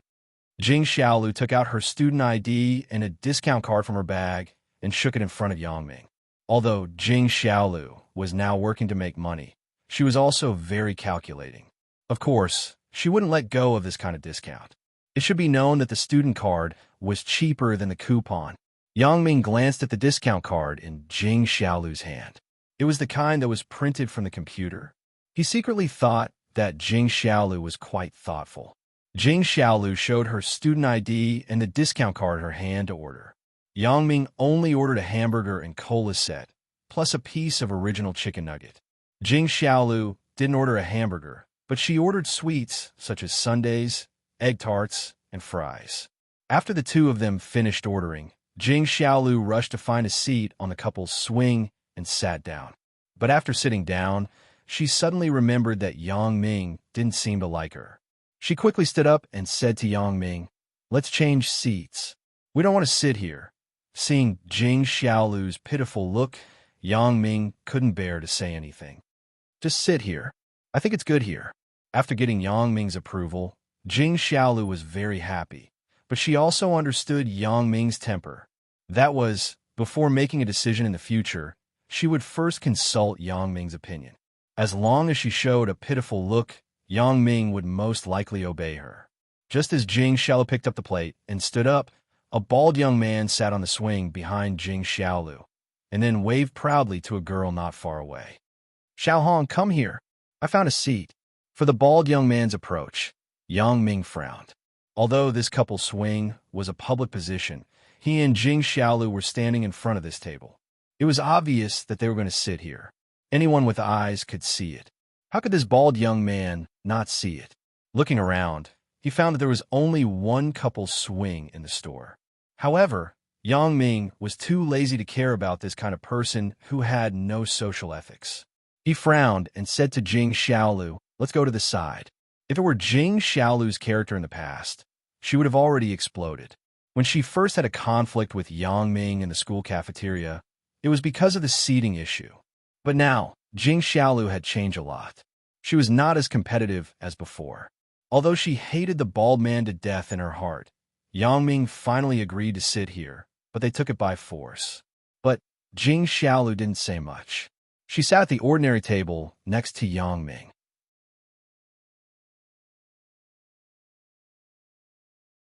Chapter 1239. For Jing Xiaolu's forbearance, Yang Ming showed considerable appreciation. However, Yang Ming did not have much resistance to Jing Xiaolu's past behavior. After all, once upon a time, he was just like Jing Xiaolu. He was a little punk who mingled in the underworld. He wished that no one would come to pick a fight with him all day long. When he encountered such a situation, he naturally would not let it go. Now, Yang Ming had matured. For such a person, he would just laugh it off. The bald young man saw Yang Ming and Jing Xiaolu sitting at the ordinary table on the side, and he was unspeakably proud. When his girlfriend, Little Red, came over, he couldn't help but say, "How is it? Am I good?" "Too good. This couple swing is not often available," Little Red said excitedly. "Hey, there were two idiots just now. They were going to sit here, but I beat them to it." The bald young man pointed to Jing Xiaolu and Yang Ming over there. "That's them. These two cowards don't even dare to fart. I really don't know if that man has guts." Because of Yang Ming's forbearance, the bald young man was even more unscrupulous. In his opinion, Yang Ming did not say anything, and now he did not dare to say anything. "That woman is quite good-looking. It's a waste to follow this man," Little Red said after listening, and she also thought so. She cast an admiring look at the bald young man. Yang Ming and Jing Xiaolu were not sitting far away. They naturally heard the conversation between the bald young man and Little Red clearly. His forbearance was said to be a coward. This made Yang Ming not know whether to cry or laugh. He frowned. Jing Xiaolu really couldn't help it. Yang Ming is a coward? What a joke. Yang Ming's indifference made her even angrier. Previously in the school cafeteria, Yang Ming splashed porridge on her face, but here he was pretending to be a good guy. Jing Xiaolu couldn't stand it. She slammed the table and stared at the bald young man and Little Red over there. "Hey, pay attention to what you say. I don't want to argue with you. Do you really think you are a dish? Oh, so it's a pretty boy asking a woman to stand up for him. You really don't have guts." Not only did Jing Xiaolu's angry rebuke not frighten the bald youth, but it made him even more arrogant. In his opinion, Yang Ming was indeed a complete softy. He was so soft-hearted that he let a woman stand up for him. Jing Xiaolu was so angry that she trembled. She picked up a sundae on the table and threw it at the bald young man's head. However, the bald young man reacted quickly and dodged with a smile. "How is it? Brother's skill is not bad, right?" Yang Ming originally did not want to bother with this person, but seeing that this guy was really asking for a beating, he said indifferently, "Xiaolu, this is not how you throw things." As he said, he picked up a piece of chicken bone that Jing Xiaolu had just eaten from the table and threw it at the bald young man casually. The bald young man did not care. Instead, he looked at Yang Ming contemptuously. "What can this piece of chicken bone do?" I thought that Yang Ming would burst into a fight. It turns out that he is still a coward who only knows how to play some small tricks. Seeing Yang Ming raise his hand, the bald young man subconsciously tilted his head to the side, just like when he dodged Jing Xiaolu's sundae. Unfortunately, he couldn't dodge this chicken bone. With a paw sound, it hit his left eyeball, causing him to see stars. The pain was so excruciating that he wanted to die. He covered his eye and cried out, "Oh, ayo." Yang Ming naturally grasped his strength. Otherwise, with Yang Ming's usual strength, the bald young man's left eye would definitely be disabled. And Yang Ming did not have any deep hatred with him, so he only punished him slightly. Just when the bald young man dodged the sundae thrown by Jing Xiaolu, Yang Ming had already mastered the speed and direction of the bald young man's evasion. Generally speaking, people who were not professionally trained would instinctively dodge to the left or right when they were trying to avoid the attack of a foreign object. Moreover, the strength and speed of the dodge would be roughly the same. After all, this was an instinctive reaction. It was a subconscious habit, not deliberately cultivated. The bald young man's reaction was the same as most people's. He subconsciously dodged to the right. This was the same reaction of all right-handed people. Left-handed people were generally an exception. Of course, Yang Ming, an assassin who had undergone strict professional training, was also an exception. Yang Ming could randomly choose the direction to dodge and adjust the speed of the dodge according to the direction of the unknown object. Therefore, Yang Ming knew the direction and speed of the bald young man's evasion. He also knew the speed of the chicken bone. He also had the special ability to accurately estimate the distance between himself and the bald young man. As a result, Yang Ming only needed to predict the trajectory of the bald young man's movements in advance. Then he could accurately hit the bald young man's left eyeball. Jing Xiaolu was very surprised. She clearly saw that the bald young man had already dodged, but he was still hit by Yang Ming. However, no matter what, she had vented her anger. Yang Ming was still the same Yang Ming. Although he was calmer than before, he would not let others bully his woman, right? Jing Xiaolu felt good about herself and upgraded herself to Yang Ming's woman. She smiled happily. Although the bald young man was not a big shot, he often went to entertainment venues, such as disco bars. He must have fought a lot. Therefore, when Yang Ming made a move, the bald young man knew that he really met a master today. He was hit with such a small piece of chicken bone, and the strength was so strong. The bald young man was not a fool. He knew that he had made a mistake today. He quickly lowered his head and did not dare to say anything more. The woman named Xiao Hong saw that her boyfriend was beaten, and she was a little angry. However, when she saw that her boyfriend did not dare to say anything, she also knew that they could not afford to provoke the other party. The bald young man was a guy who bullied the weak and feared the strong. Xiao Hong was very clear. In fact, little punks like them also had this character. They bullied the weak and feared the strong. If they were stronger than them, they would nod and bow. If they were not as strong as them, they would trample on them.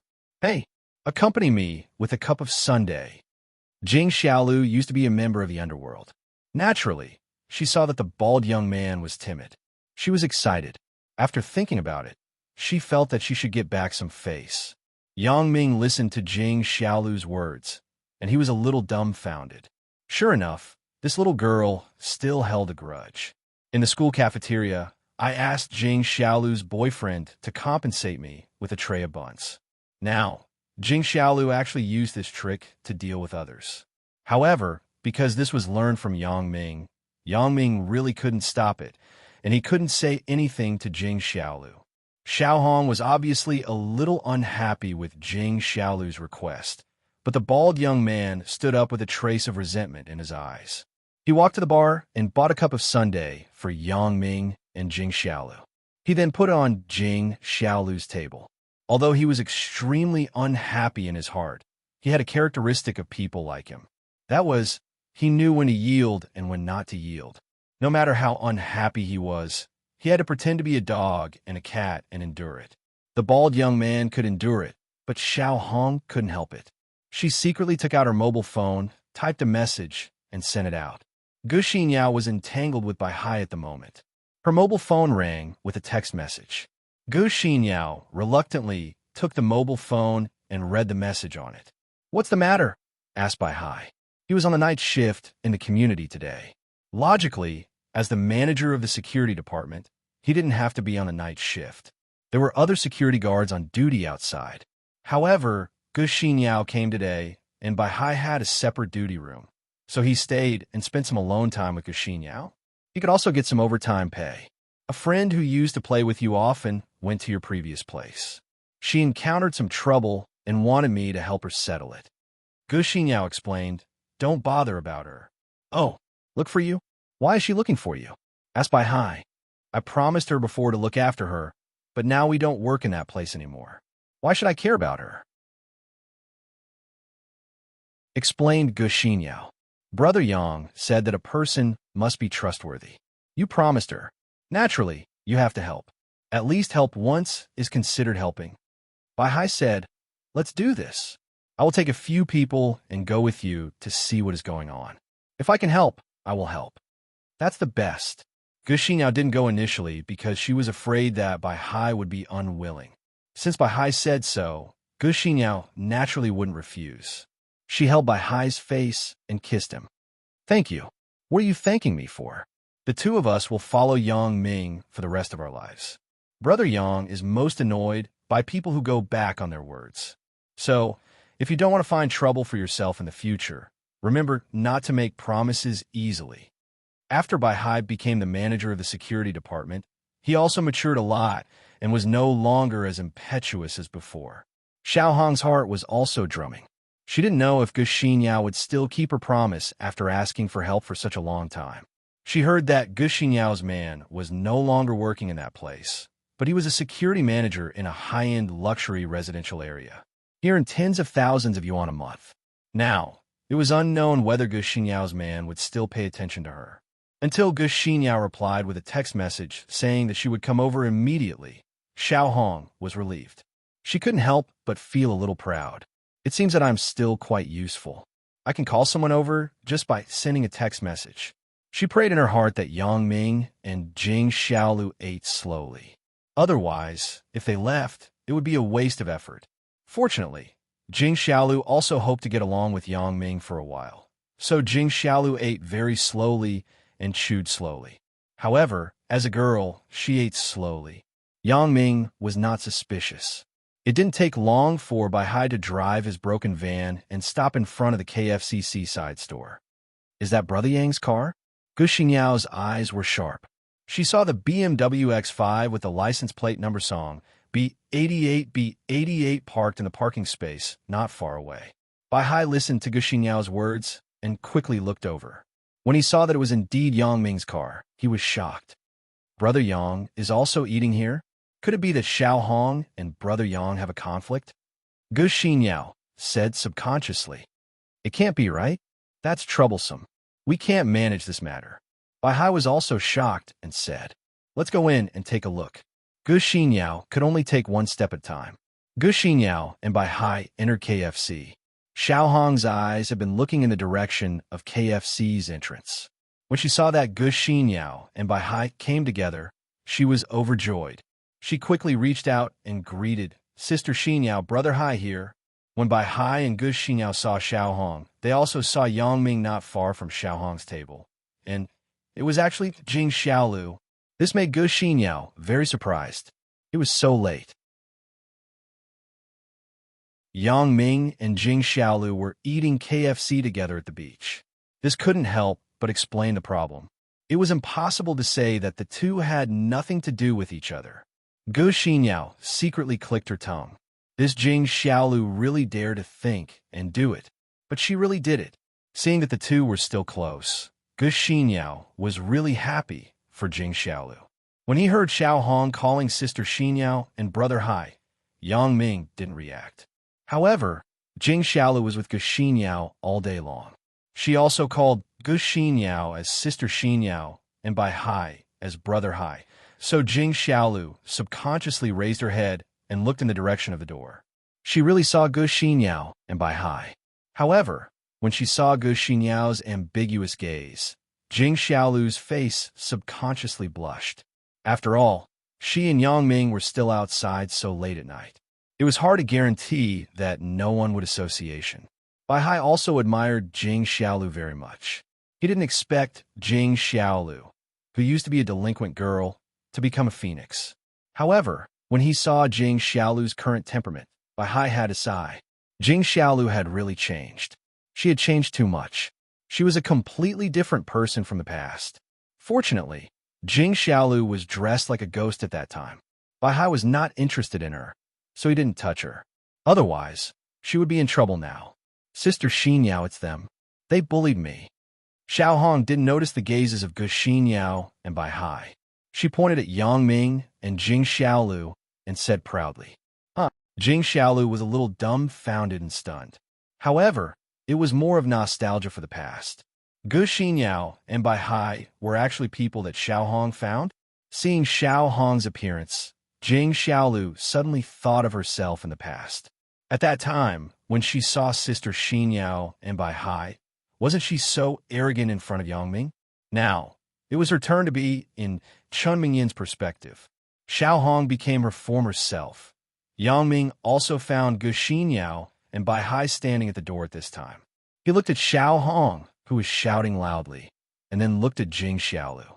He couldn't help but smile slightly.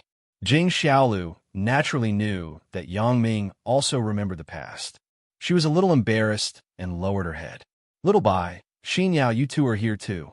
Let's eat together. Yang Ming waved to Bai Hai and Gu Xin Yao and pointed to the seat next to him. Yang Ming's sudden words made Xiao Hong and the bald young man slightly stunned.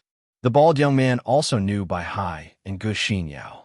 He knew that they were very popular, but when he heard Yang Ming calling them, Yang Ming also knows them, and he seems to be very familiar with them. What Xiao Hong and the bald young man didn't expect was that Bai Hai and Gu Xin Yao's faces showed a flattered look. They carefully walked to Yang Ming and Jing Xiaolu's side. Brother Yang, you are also here, Bai Hai said respectfully. Gu Xin Yao also quickly glared at Xiao Hong and said, Why aren't you greeting Brother Yang? This is your Brother Hai's boss. Xiao Hong and the bald young man listened to Gu Xin Yao's words and realized that they met a ruthless person today. They were so scared that they quickly stood up. This time, they didn't dare to be arrogant. Gu Xin Yao wouldn't lie to them, and Gu Xin Yao and Bai Hai's respectful appearance wasn't fake. Brother Yang, I'm sorry. Xiao Hong's smile was very ugly. She didn't expect that things would turn out like this. She wanted to teach others a lesson, but the result was self-defeating. Forget it. It's nothing. Yang Ming waved his hand. He didn't want to bother with them. It didn't make any sense, but he still smiled and looked at Jing Xiaolu. He meant, look at them. Don't they look like you in the past? Jing Xiaolu felt uncomfortable being stared at by Yang Ming. She couldn't help but feel wronged. I have changed for a long time. I'm not like that for a long time. Looking at the wronged and spoiled Jing Xiaolu, Bai Hai and Gu Xin Yao were even more shocked. In their memory, Jing Xiaolu didn't seem to have such an action, right? Seeing that Yang Ming said nothing, the bald young man and Xiao Hong both breathed a sigh of relief. Sister Xin Yao, Brother Hai, you sit here and eat. We are done eating. We have to go.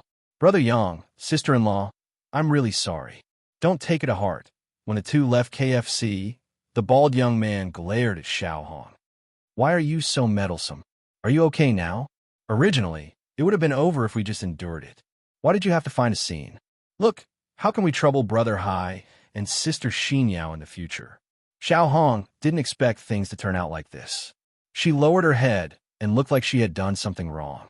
As for Gu Xin Yao and Bai Hai, how could they have the heart to blame them? After listening to Jing Xiaolu's story, Gu Xin Yao also smiled and said, It turned out to be like this. But why does this process sound so familiar? Sister Xin Yao, you are also making fun of me. Umph. Jing Xiaolu was really embarrassed by Gu Xin Yao's words. She wanted to bury her head under the table. Gu Xin Yao was just joking. She didn't continue to talk about it. She and Bai Hai ordered some food and quickly ate 2 mouthfuls. They made an excuse that they were going to watch a movie and left first.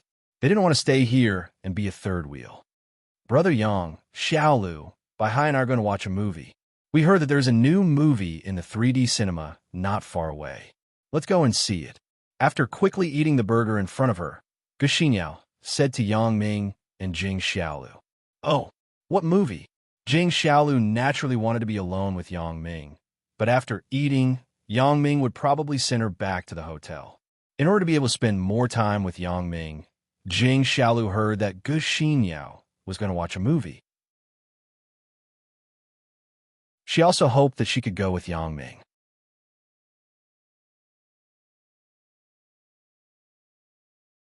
Chapter 1240. It seems to be the Ice Age, right? Gu Xin Yao doesn't know if it is. She just casually found an excuse, but she didn't expect Jing Xiaolu to ask about it. The third one? Jing Xiaolu continued to ask. Probably. Gu Xin Yao wasn't sure if it was. I want to watch it too. Let's go together, Jing Xiaolu said after listening. However, she thought that she should ask for Yang Ming's opinion. So she turned her head and begged Yang Ming, "I want to watch a movie." "Then let's watch it." Yang Ming wanted to say that she, Gu Xinyao, and Bai Hai could watch it. He would go back to school first, but he was interrupted by Jing Xiaolu halfway through his words. "You are so nice." Jing Xiaolu quickly hugged Yang Ming's neck and kissed his face. Then, she quickly let go. "Then let's go." Yang Ming touched his face that was kissed by Jing Xiaolu. He was a little helpless. "This trick again?" He shook his head with a bitter smile and said, "Aren't we not done eating yet? Then let's go to the cinema to eat." Jing Xiaolu didn't give Yang Ming a chance to regret. She stood up and quickly ran to the bar. She asked for a plastic bag and packed the food on the table. Looking at the intimate actions of Jing Xiaolu and Yang Ming, Gu Xinyao and Bai Hai were even more convinced. They thought that Jing Xiaolu and Yang Ming were already together. They sighed in their hearts that Jing Xiaolu was really not simple. The receipt also won 5 yuan. "I'm really lucky." When Jing Xiaolu came back, she waved the 5 yuan bill in her hand and showed off to Yang Ming. Yang Ming smiled. Jing Xiaolu was still very meticulous in her calculations.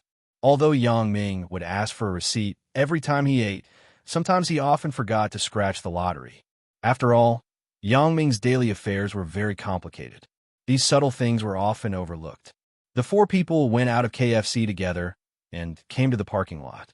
They got into their respective cars. Jing Xiaolu still jumped into the driver's seat first. Yang Ming was also happy to let Jing Xiaolu drive. As for Jing Xiaolu's driving, Gu Xinyao was a bit baffled. She hadn't seen Jing Xiaolu for a few days, but she didn't expect Jing Xiaolu to have changed so much. Not only did she learn to drive, but she also walked with Yang Ming. Xiaolu is quite lucky. For her, this is a very good home. Gu Xinyao sighed as she sat in the car. "Yeah, I really didn't expect this." Bai Hai also nodded and said, "But this kind of thing, we don't have to be envious. Compared to the days before when we were just eating and waiting for death, I think it's very good now. In the past few months, I have saved tens of thousands of yuan in savings. After you graduate, I think we can buy a house." "Yeah, I really didn't expect that we would have such a beautiful future." Gu Xinyao nodded happily. "Let's go. Accompany Brother Yang to watch a movie. It will be bad if we don't act out the Ice Age." Bai Hai smiled and said, "I'll see how you explain it then." Jing Xiaolu had been to the large cinema that Gu Xinyao mentioned before, but she had never been there. Going to the cinema to watch a movie was a very extravagant behavior for Jing Xiaolu in the past. No matter what I say, it's useless. You only know how to play tricks. You pull me to watch a movie? What's the purpose?" Yang Ming didn't want Jing Xiaolu to lose face in front of Gu Xinyao and Bai Hai, so he reprimanded Jing Xiaolu after they got in the car. "Nothing. I just suddenly didn't want to go to bed so early. I wanted to walk around. Right? I will help you continue to analyze your relationship with the girl you have a crush on. How is it? What happened after you gave the gift last time?" Jing Xiaolu changed the topic. For Jing Xiaolu's words, Yang Ming was a little dumbfounded. However, when it came to Zhaoying, Yang Ming really wanted to ask Jing Xiaolu what to do next. They couldn't be in a stalemate, right? "Let's talk about it later when we watch the movie." Yang Ming glanced at Jing Xiaolu and said, "You drive slower. Bai Hai's car can't keep up." Jing Xiaolu glanced at the rearview mirror. Sure enough, Bai Hai was following behind with difficulty. He stepped on the accelerator loudly, but the speed couldn't increase. It wasn't his fault. How could a minivan that was almost scrapped catch up with a BMW off-road vehicle? Therefore, Jing Xiaolu didn't feel that she was fast, but Bai Hai couldn't catch up. "I have money now. I really need to buy a good car. It's too troublesome." Bai Hai stepped on the accelerator until his foot hurt. When he saw that Jing Xiaolu finally slowed down, he breathed a sigh of relief. "Come on, you should save your money for your wedding." Gu Xinyao didn't want Bai Hai to spend money indiscriminately. "Isn't your car good? What's wrong with driving slower? It won't be easy to have an accident. I don't have to worry about it." Bai Hai listened to Gu Xinyao's nagging and laughed twice. Indeed, with his current economic level, it was unrealistic to buy a car. "I'm just saying that my money isn't enough to buy a house. What's the point of buying a car? This is a public car. Although it's a little broken, I'll just make do with it. Once he stepped on the accelerator, the wind leaked out. This was by Hai Songhua River minivan that was almost scrapped, but it was unusually warm. This night was destined to be a restless night. Yang Ming's phone rang again. It was an unfamiliar phone call. Yang Ming hesitated slightly. It was so late at night. Yang Ming was somewhat baffled by an unfamiliar phone call. However, this was a Songjiang local phone number. Yang Ming picked it up. "Hello, who is this?" "Mr. Yang, I'm Victoria." Victoria spoke Chinese. Since this secret had been exposed by Yang Ming, she didn't need to hide it anymore. "Victoria?" Yang Ming immediately understood that this must be the phone number that Victoria had just bought. "What's the matter?" Alice just left the room and took the elevator downstairs. "She may want to go out. Do you want me to follow her?" Victoria said hurriedly. She was afraid that if she delayed, Alice would run away. The reason why Victoria always paid attention to Alice's movements was that when they were on the boat, Victoria got the order from Yang Ming to pay attention to Victoria's movements. After returning to Songjiang and staying in the hotel, although Yang Ming didn't specifically explain it, Victoria still consciously shouldered this heavy responsibility.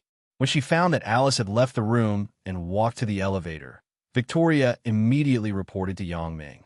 Because Yang Ming had previously instructed that all 3 meals were delivered to the room, there was no need for Alice to go downstairs. Even if Alice went down to buy something, she didn't have to go out of the hotel.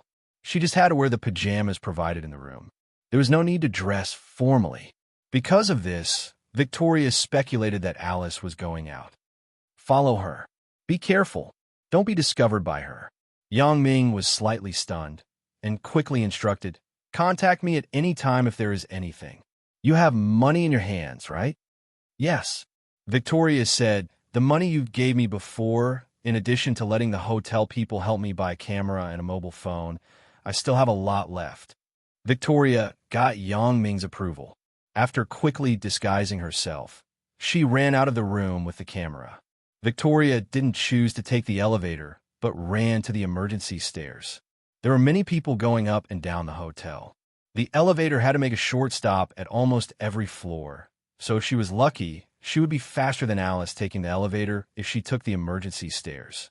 Sure enough, when Victoria rushed to the first floor, the elevator was still on the 4th floor. Guests might be coming and going. In order not to attract Alice's attention, Victoria didn't wait in the hotel lobby.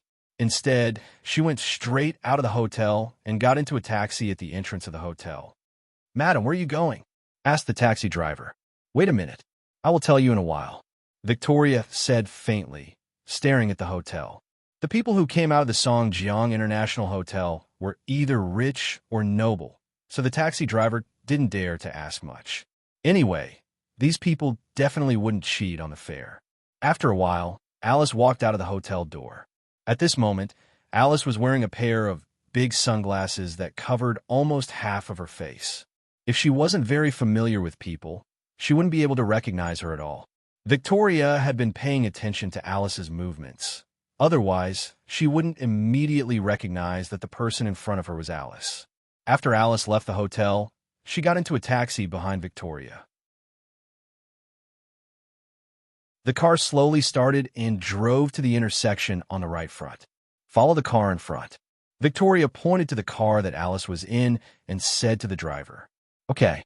The driver started the car and didn't ask much. Seeing that Alice's dress was very fashionable, and she was very careful when she acted, the driver naturally imagined that Alice was the mistress, and Victoria was the wife who caught the adulterer. Alice naturally didn't expect that Victoria would follow her behind. It was already past 1 o'clock in the middle of the night. Victoria should have fallen asleep long ago. After receiving a call from her brother, Alice didn't think much and left the hotel. The meeting place was a high-end coffee shop. Yang Ming was slightly disappointed when he learned about it afterward. Yang Ming had long known that Alice had a problem. He didn't expose her because he wanted to use her to lure out the person behind her. However, it seemed that the person behind Alice was not stupid. He just asked Alice to go to a public coffee shop, not a private residence. After Alice entered the coffee shop, she talked to the waiter in the coffee shop and was taken to the 2nd floor. Victoria also followed into the coffee shop. The waiter at the entrance of the coffee shop immediately greeted her warmly. "Madam, are you alone?" The lady who just came in went to the private room upstairs. Victoria didn't answer the waiter's question, but asked directly. The waiter nodded subconsciously. "Madam, what can I do for you? Which private room did she go to?" Victoria continued to ask. "Sorry, we can't say this casually. Do you know the lady just now?" The waiter asked with some vigilance. "I am a bodyguard hired by her parents. I am responsible for protecting her secretly," Victoria said with a flash of inspiration. "Ah, I see." The waiter was stunned. He didn't expect that this kind of common plot in movies would happen in reality. So he said, "Then I will take you up. Just give me a private room next to hers. I am secretly protecting her. She doesn't know," Victoria explained. "That's good." The waiter saw that Victoria was telling the truth, so he believed it. He took her to the second floor and led her into an empty private room. Then, he pointed to the next room on the right. The lady entered this private room. "Okay, thank you." Victoria took out 200 yuan bills and gave them to the waiter. "You can go out now. What do you want?" The waiter took the bills from Victoria. He didn't know what she wanted, and Victoria didn't say anything. "I don't need anything," Victoria said faintly. "Then this money?" The waiter pointed to the bills in his hand. "Take it as a tip for you." Victoria waved her hand and signaled that the waiter could go out. "Oh, thank you." The waiter left the room and thought, this bodyguard is really strange. She is different from ordinary people. She came here without eating or drinking. She secretly protects her master. It is really hard. However, I got 200 yuan for free. It is really unexpected. After the waiter went out, Victoria locked the door of the room and carefully put her ear to the wall of the private room. However, she could only hear a little movement. She couldn't hear what was said in the private room next to her. This made Victoria somewhat disappointed. The soundproofing of this coffee shop was too good. She took out the phone and reported to Yang Ming. When Yang Ming saw that it was Victoria's call, he immediately picked it up. "How is it?" "I followed her to a coffee shop. I am now in the private room next to Alice, but I can't hear what the other party is saying," Victoria reported. "Investigate who she is meeting with. It is best to take a picture." Yang Ming thought about it and said, "If you really can't do it, then forget it. Don't expose yourself and alert the enemy. There is no hurry." "And I understand. Don't worry," Victoria responded. Jing Xiaolu also found that Yang Ming seemed to be very busy tonight, and he said some words that were difficult to understand. When Yang Ming hung up the phone, Jing Xiaolu asked with concern, "How is it? Is everything okay? How about we don't go? Let's talk about it another day." Hearing Jing Xiaolu say this, Yang Ming felt a little embarrassed. It could be seen that Jing Xiaolu should be very happy and looking forward to tonight. So he said, "It's nothing. Let's go." Jing Xiaolu drove the car, but Yang Ming's thoughts fell on Alice. If the things that happened to him after he obtained the special ability were to be put together, it would be, he used his special ability to participate in the school's mock exam and got a very good result. His relationship with Chun Mingyan was close, which caused Wang Jitao to hate him. He tricked him to go to his hotel and set a trap for him. He made him a rapist and entered the detention center. In the detention center, he met Bao Sanli and also formed a hatred with Yuxiangda. In addition, he met his master, Fang Tian, and his senior, Dong Jun. He thought that this time, he would definitely go to jail. He didn't expect things to turn around. Lin Jiyun actually came forward to admit that she was his girlfriend, and the case was closed. He had also regained his freedom. This was the first time that someone was clearly targeting him. However, Wang Jitao was already dead, and Wang Shifan was also in jail. So in theory, the person who had been targeting him couldn't be Wang Jitao's family, but someone else. Then, who was it that was targeting him? If it was traced back to the first inexplicable situation, it should be when I lost a piece of jade in Yunnan. However, I found the existence of this piece of jade in Lan Ling's suitcase with my special ability. Shortly after, this piece of jade disappeared inexplicably. Did Lan Ling steal my jade? Yang Ming naturally didn't believe it. Although his contact with Lan Ling wasn't long, Yang Ming understood Lan Ling's character very well. Lan Ling wasn't a greedy person. Otherwise, with her sixth sense, it wouldn't be difficult for her to make a fortune. There was no need to steal a piece of jade from him. Of course, these were secondary. The reason why Yang Ming directly denied that Lan Ling was the person who stole the jade was that when he was choosing the jade, he told Lan Ling that this piece of jade would be made into a necklace for Lan Ling as a gift. At that time, Lan Ling refused. If Lan Ling wanted this piece of jade, there was no need to steal it. She could just ask for it directly. Yang Ming didn't pay attention to this incident at the beginning, but after thinking about it, it should be that some people didn't want him to have any connection with Lan Ling, so they deliberately created a conflict between him and Lan Ling. But unfortunately, after Yang Ming found the jade in Lan Ling's suitcase, he didn't announce it. He didn't open the suitcase to check, and he didn't tell Lan Ling, Zhang Jiafeng, and Zhang Bin. Maybe the person who really stole the jade saw that his plan didn't succeed, so he simply took the jade away. However, Yang Ming couldn't figure it out. What kind of person could have such magical means to steal the jade, put it in Lan Ling's suitcase, and then take it out of the suitcase without him knowing? What kind of skill did he have to be to do this? Although Yang Ming's kung fu at that time wasn't as powerful as it was now, and his alertness to the outside world wasn't as high, but now that he thought about it, this person who stole the jade was quite powerful. After this incident, there was no clue. Now that he thought about it, it was very suspicious. Could it be done by Elder Yu's people? But why wouldn't Elder Yu want me to be with Lan Ling? At that time, Yang Ming hadn't captured Chen Afu yet, so he didn't bring any losses to Elder Yu. After this incident, the second conspiracy against him could be said to be Wang Jitao's family. Although there wasn't a big conspiracy, there were a lot of small conspiracies. However, these were now ignored by Yang Ming because they were no longer enemies.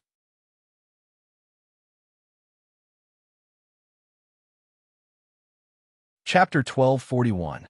However, when this piece of jade appeared again, it was at Lu Weishan's birthday banquet. It was given to Lu Weishan by Yun Guangdou as a birthday gift. Yun Guangdou was later confirmed to be Elder Yu's person. There was no doubt about this. In other words, the person who stole the jade must have a close relationship with Elder Yu's people. But as for why they targeted Yang Ming to break up the relationship between Yang Ming and Lan Ling, it was unknown. This was also what Yang Ming couldn't figure out. Is there some connection between Elder Yu and the mysterious boss who is always targeting me? Or are these two people simply the same person? The possibility of a connection was higher, but the possibility of them being the same person was relatively small. These two people may be in a group, or it may be a cooperation of interests. Now, Yang Ming could only speculate like this. As for Yun Guangdou's subordinates who used voodoo to assassinate him, Yang Ming initially thought that it was done by Elder Yu. However, after the inquiry of Ma Xiaoyao, the guard of Red Flag High School, Uncle Ma, Yun Guangdou sent someone to assassinate Yang Ming. It was entirely to vent his anger. There was no necessary relationship with Elder Yu. This was a bit dramatic. However, Yang Ming believed that the real reason for the hatred between him and Elder Yu was that he caught Chen Afu and destroyed his so-called sinister voodoo. This made Elder Yu hate him to the core. This was also the reason why Lan Ling sent Zhang Jishan to protect him. Including the attack on Zhang Bin and the jewelry company, the investigation showed that Yun Guangdou did it secretly. The enmity between Yang Ming and Yun Guangdou was probably entirely because of Sun Jie. However, for Yang Ming, Yun Guangdou really couldn't be considered a big opponent. Compared with Elder Yu and the mysterious boss behind the scenes, Yun Guangdou was far worse. However, when Yun Guangdou was ruthless, he almost took Yang Ming's life. If it weren't for Uncle Ma Xiaoyao's timely treatment, perhaps Yang Ming would directly go back to the past to pursue beauty. As for the fat and thin guys, He Shu and Feng Dao, as well as the fight in Hong Kong, the appearance of Wu Ming, the conspiracy against Bao Sanli and Ho Zhenhan to destroy the brake system, and so on, now it seemed that there was nothing. These people were Wang Xiaoyan's subordinates, and now they had become his subordinates. These people targeting him was because he had nothing to do at the airport. When he first obtained a special ability, he saw the weapon in their bag, which was why he had enmity with them. of the small matter.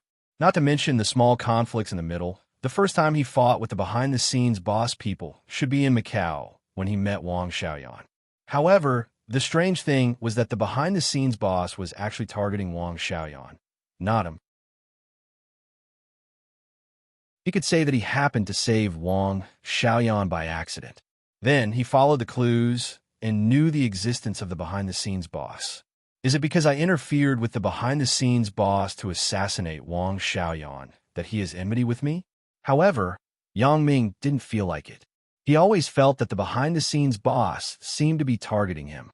Although the behind-the-scenes boss also sent a man of sacrifice to break into Wang Xiaoyan's villa at night with the intention of killing Wang Xiaoyan, Yang Ming was also in Wang Xiaoyan's villa at that time.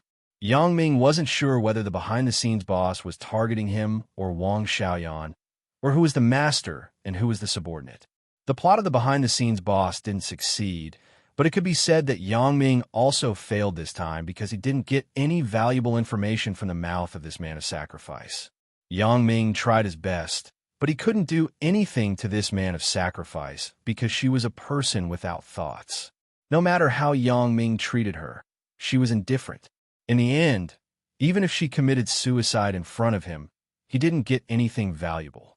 Behind this man of sacrifice, there was no shadow of the behind-the-scenes boss.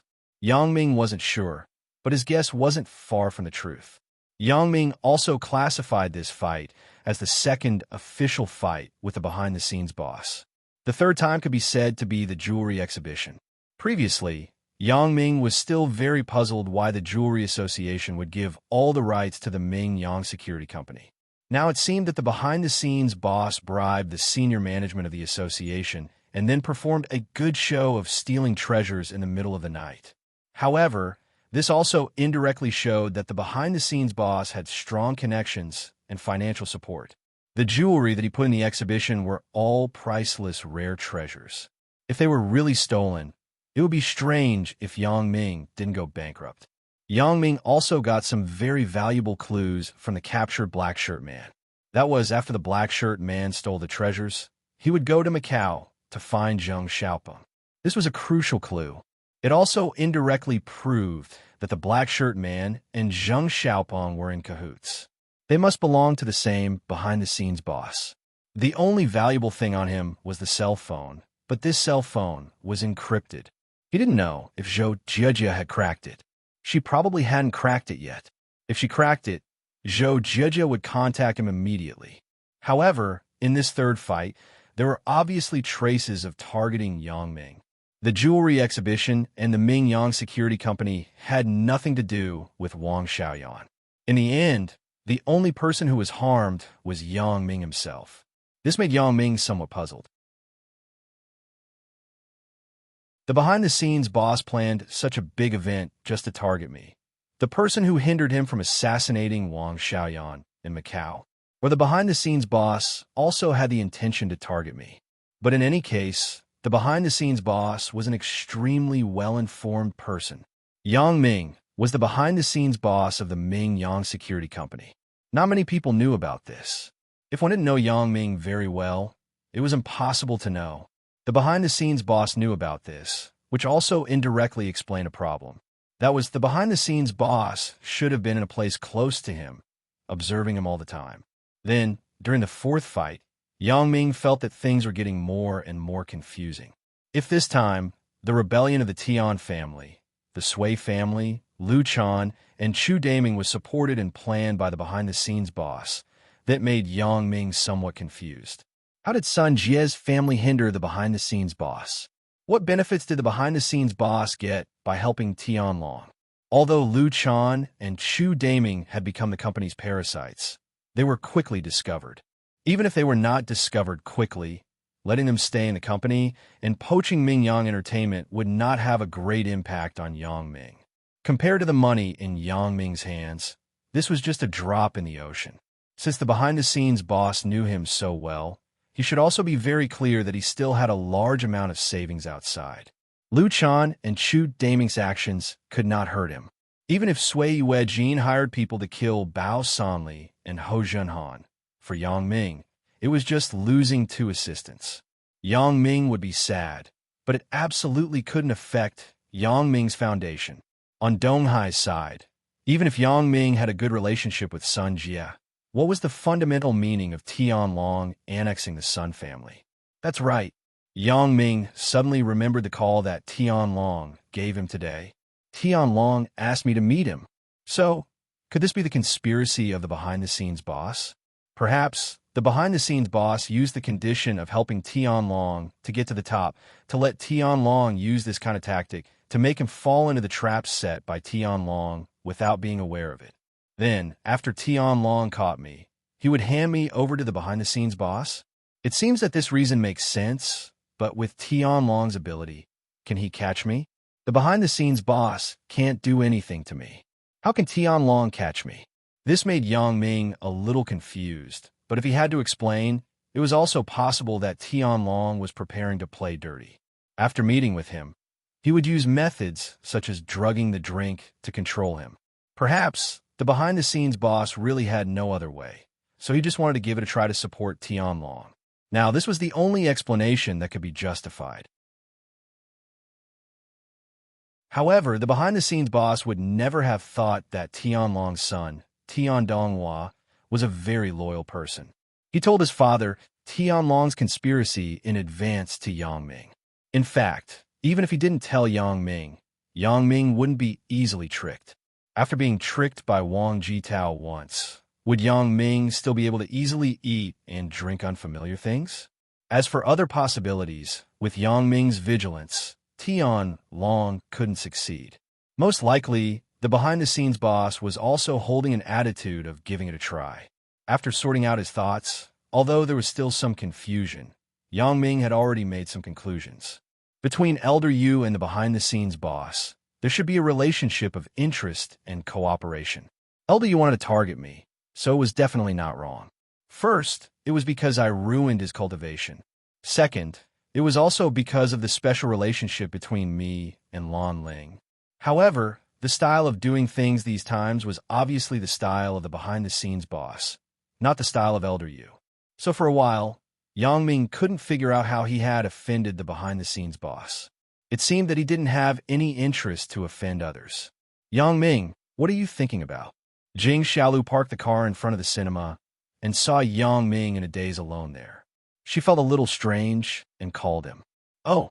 Yang Ming recovered from his thoughts and looked at Jing Xiaolu next to him. He suddenly had a very solid feeling.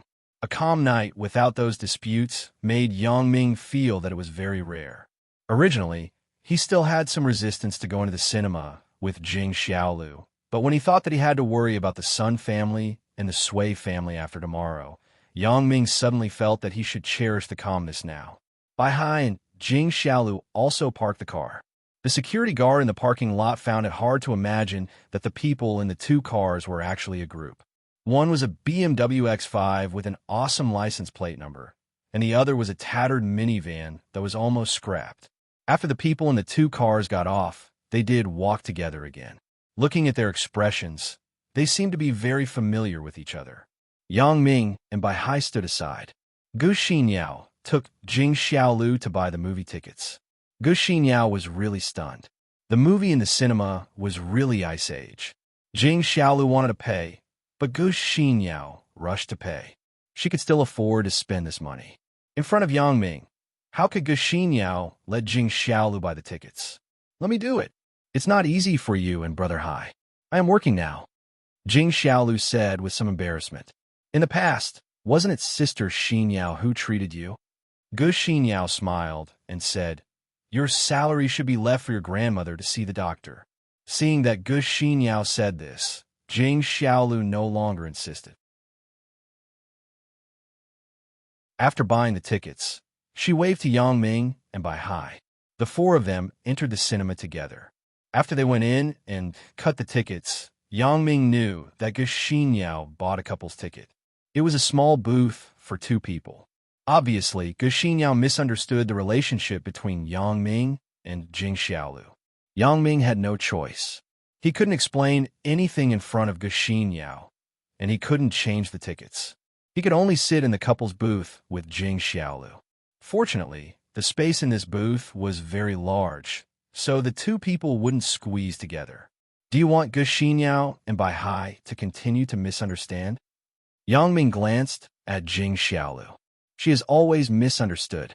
I can't help it. Jing Xiaolu shrugged. You don't want to explain to them now, right? That will make me lose face. Explain what? Yang Ming said. I'm too lazy to explain. Jing Xiaolu just chuckled. You seem to have something on your mind. What's the matter? Can you tell me? Jing Xiaolu also noticed that Yang Ming was a little uneasy today. This was not the usual Yang Ming. Yang Ming answered a few calls. Jing Xiaolu felt that Yang Ming had something important to say. On the one hand, it was also out of curiosity. On the other hand, Jing Xiaolu also wanted to help Yang Ming share some of the pressure. It was best to help him come up with ideas. She could also impress Yang Ming. Do you really want to hear it? Yang Ming turned his head and looked at Jing Xiaolu's clear eyes. It didn't seem to be fake, so he asked, Well, I know. I may not be able to help you much, but if you tell me, maybe I can give you some advice. Jing Xiaolu nodded seriously. In fact, there are a lot of secrets on me. What I usually do is also very dangerous. Yang Ming sighed slightly. Although I can protect myself, I still don't have the ability to protect the women around me from harm. Speaking of this, Yang Ming smiled a little self-deprecatingly. Am I very useless? No. Jing Xiaolu didn't expect Yang Ming to suddenly say this. I think it's a blessing to be your woman. I'm telling the truth. I swear.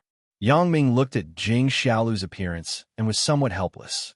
He naturally knew that Jing Xiaolu was telling the truth, but Jing Xiaolu didn't really get involved in Yang Ming's circle. When she really got involved, she would know the danger. For example, Wang Kejin came to assassinate Yang Ming and his girlfriend. If they didn't carry out the assassination together, if it wasn't Wang Xiaoyan but Yang Ming's other girlfriends, they would probably be dead. Therefore, because of this, Yang Ming would have these feelings. The reason why Yang Ming said this to Jing Xiaolu was because he thought of those things in the car before. He felt a lot of emotions and had a lot of doubts in his heart. It was very uncomfortable to keep it in his heart, but he couldn't find the right person to talk to.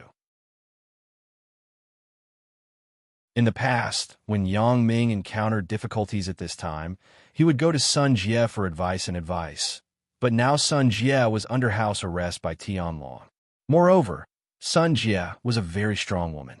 Even if she was not under house arrest, Yang Ming did not want to show weakness in front of her. In addition to Sun Jie, Wang Xiaoyan, and Suya, who was far away, Jing Xiaolu was probably the person who knew the most about him. If I said that you're in danger of being assassinated at any time when you are with me, would you still be like this? Yang Ming asked suddenly. Jing Xiaolu was slightly shocked. Her little hand couldn't help but cover her mouth. Being assassinated? This was a problem that Jing Xiaolu had never thought about. These things were really too far away from Jing Xiaolu's life. When Yang Ming suddenly asked, Jing Xiaolu was a little stunned. You are kidding. Jing Xiaolu laughed twice. Even if you don't like me, there's no need to scare me. I'm not scaring you.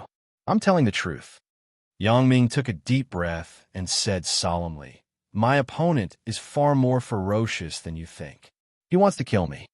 The couple's booth was soundproof. When Yang Ming said these words, he also paid attention to the movements on both sides of the booth. Gu Xinyao and Bai Hai were whispering to each other. Naturally, they did not pay attention to the situation between Yang Ming and Jing Xiaolu. There was no one in the booth on the other side, so Yang Ming said so much to Jing Xiaolu. On the one hand, he wanted to find someone to talk to. On the other hand, he also wanted Jing Xiaolu to understand that it was actually very dangerous to be with him. Jing Xiaolu covered her mouth and widened her eyes. She looked at Yang Ming in surprise for a long time. She seemed to be digesting the news. After a long time, Jing Xiaolu said 3 words, I'm not afraid. For Jing Xiaolu's answer, Yang Ming really didn't know whether to laugh or cry. He said so much, but in return, Jing Xiaolu said, I'm not afraid. However, Yang Ming was really moved by Jing Xiaolu's persistence. A girl could be so infatuated, which showed that she did not treat this relationship with a purpose. Originally, Yang Ming thought that Jing Xiaolu wanted to be with him and even wanted him to support her. It was entirely because of the worship of strength and the temptation of money. After all, Yang Ming's previous impression of Jing Xiaolu was that she was a girl who loved vanity. In fact, although Jing Xiaolu could be said to have a feeling of love at first sight for Yang Ming, she initially had some purpose.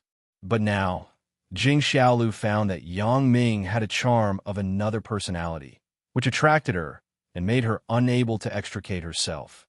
Do you want to hear my story? Yang Ming looked at Jing Xiaolu and sighed slightly. I really need someone to give me advice about the clues that I just sorted out. Undoubtedly, Jing Xiaolu is the best choice now.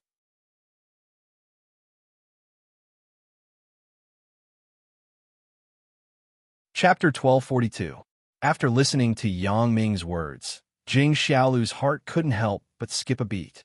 Yang Ming wants to tell me about his matters? Doesn't that mean that Yang Ming regards me as a very important person around him? Although Jing Xiaolu also knew very well in her heart that Yang Ming probably regarded her as a friend who could confide in him at this moment. Or, to put it more closely, it was a confidant. There was still a gap between that level of relationship that had not been crossed. Yang Ming's question made Jing Xiaolu somewhat unsure of how to answer. She naturally wanted to hear Yang Ming's story, but she was a smart woman. She also understood that the more she knew, the closer her relationship with Yang Ming seemed to be, but it was not the kind of relationship between a man and a woman. A man and a woman who were too familiar with each other couldn't be boyfriend and girlfriend. The final result was a confidant with a good relationship, although there was also the possibility of a confidant being upgraded to a confidant. There were similar examples, but it was rare. Jing Xiaolu's heart was beating like a drum. She didn't know how to choose. She subconsciously wanted to further her relationship with Yang Ming, but subconsciously, she didn't want to lose the passion between a man and a woman because the relationship between the two of them was more familiar. Therefore, Jing Xiaolu hesitated. Yang Ming naturally couldn't think as much as Jing Xiaolu at this time. Looking at Jing Xiaolu in a daze, Yang Ming was very puzzled. Xiaolu, what's wrong with you? Yang Ming rarely called Jing Xiaolu's name, let alone calling her Xiaolu directly. Jing Xiaolu was a little flattered. She couldn't control her tongue and said directly, "Okay, then tell me." After saying it, Jing Xiaolu regretted it so much that she just wanted to beat herself up. How can I be so careless? I should at least analyze the probability of upgrading from confidant to a confidant, right? But since she had already said it, Jing Xiaolu couldn't go back on her words. If she went back on her words at this time, Yang Ming would definitely think that she was inexplicably crazy. How do I say it? Hee. Maybe you can't imagine it. When I was in junior high school and high school, I was similar to you. I was also an ignorant little punk. I fought all day and thought that I was very powerful. Yang Ming decided to start from the beginning. He hadn't confided to anyone for a long time. Yang Ming also had some uncomfortable feelings in his heart. However, the women around him, except for Sun Jia, he really didn't talk too much. With Chen Mingyin's personality, he was Yang's idea. Even if he was serious, he would talk about some technical things. Similarly, for Xiao Qing, although she knew that Yang Ming had special abilities, she didn't know that Yang Ming was an assassin. Yang Ming could tell her, but Xiao Qing seemed to be too busy. Every time he looked for her, she was in the laboratory. Yang Ming didn't want to disturb her when she was doing business. As for Wang Xiaoyan, both of them had a tacit understanding. Yang Ming had always maintained a strong and wise posture in front of her. Yang Ming had developed the habit of taking the lead in everything. Telling this to Wang Xiaoyan, Yang Ming, a male chauvinist, wouldn't do it. As for Jing Xiaolu, there was naturally no conflict of interest. Her life experience was also quite similar to Yang Ming's. However, this was also a coincidence. If it weren't for Yang Ming thinking so much in the car, he wouldn't be so emotional and wouldn't want to find someone to talk to. Jing Xiaolu happened to be by his side at the right time. Yang Ming had no choice but to tell Jing Xiaolu. On the one hand, Yang Ming also determined that Jing Xiaolu would never betray him. He wasn't afraid of her betrayal by casually telling people or going to the police. For these, Yang Ming could completely deny it. There was no third person present today. Yang Ming could deny it afterward. Yang Ming's betrayal was to inform the boss behind the scenes. If he told his own speculations to the behind-the-scenes boss, he would be in a weak position. However, Jing Xiaolu couldn't be someone sent by the boss, and she couldn't know the boss. What's more, Yang Ming understood Jing Xiaolu's thoughts very well. Although Yang Ming didn't have that kind of thought for Jing Xiaolu now, it was also a good choice for the two of them to be good friends. This was a result that both of them could accept at the moment. Hey, hearing that Yang Ming actually had this kind of glorious history, Jing Xiaolu opened her mouth wide in surprise. It turns out that you were like this before. Then why are you scolding me? Who hasn't been young and frivolous? But you're still like this in college. Naturally, I have to scold you. Yang Ming remembered the past and also reminisced about it. I am 2 years younger than you, okay? Jing Xiaolu snorted. You're 20 years old. I'm only 18 years old. Can't you let me be mature for 2 years later? Yang Ming also heard about Jing Xiaolu's actual age from Gu Xinyao, but at that time, Gu Xinyao just mentioned it. Yang Ming didn't pay attention to it. Now that he heard Jing Xiaolu mention it again, he suddenly realized that Jing Xiaolu's actual age was so young. Well, I will let you be a little more lenient in the future. Yang Ming smiled indifferently and continued. Later, when I was in high school, I met Qin Mingyan. She is an upright and kind-hearted girl. I can be admitted to college because of her. Although Yang Ming was very clear that he was admitted to college because of his special abilities, Qin Mingyan and Zhao Ying's tireless tutoring did let Yang Ming learn a lot of true knowledge. It wasn't just knowledge that could be obtained by cheating. Jing Xiaolu stretched her ears and listened carefully to Yang Ming's words. Among them, Yang Ming and Chun Mingyan knew each other. Jing Xiaolu was naturally willing to listen. She also wanted to know how Yang Ming and Chun Mingyan knew each other, so that she could learn something from it and use it on herself. However, I was very close to Chun Mingyan, but it attracted the dissatisfaction of another admirer of Chun Mingyan in the class. As Yang Ming said this, he sighed with some self-deprecation. I was young and conceited. I thought that nothing was a problem. In the end, I fell into his trap.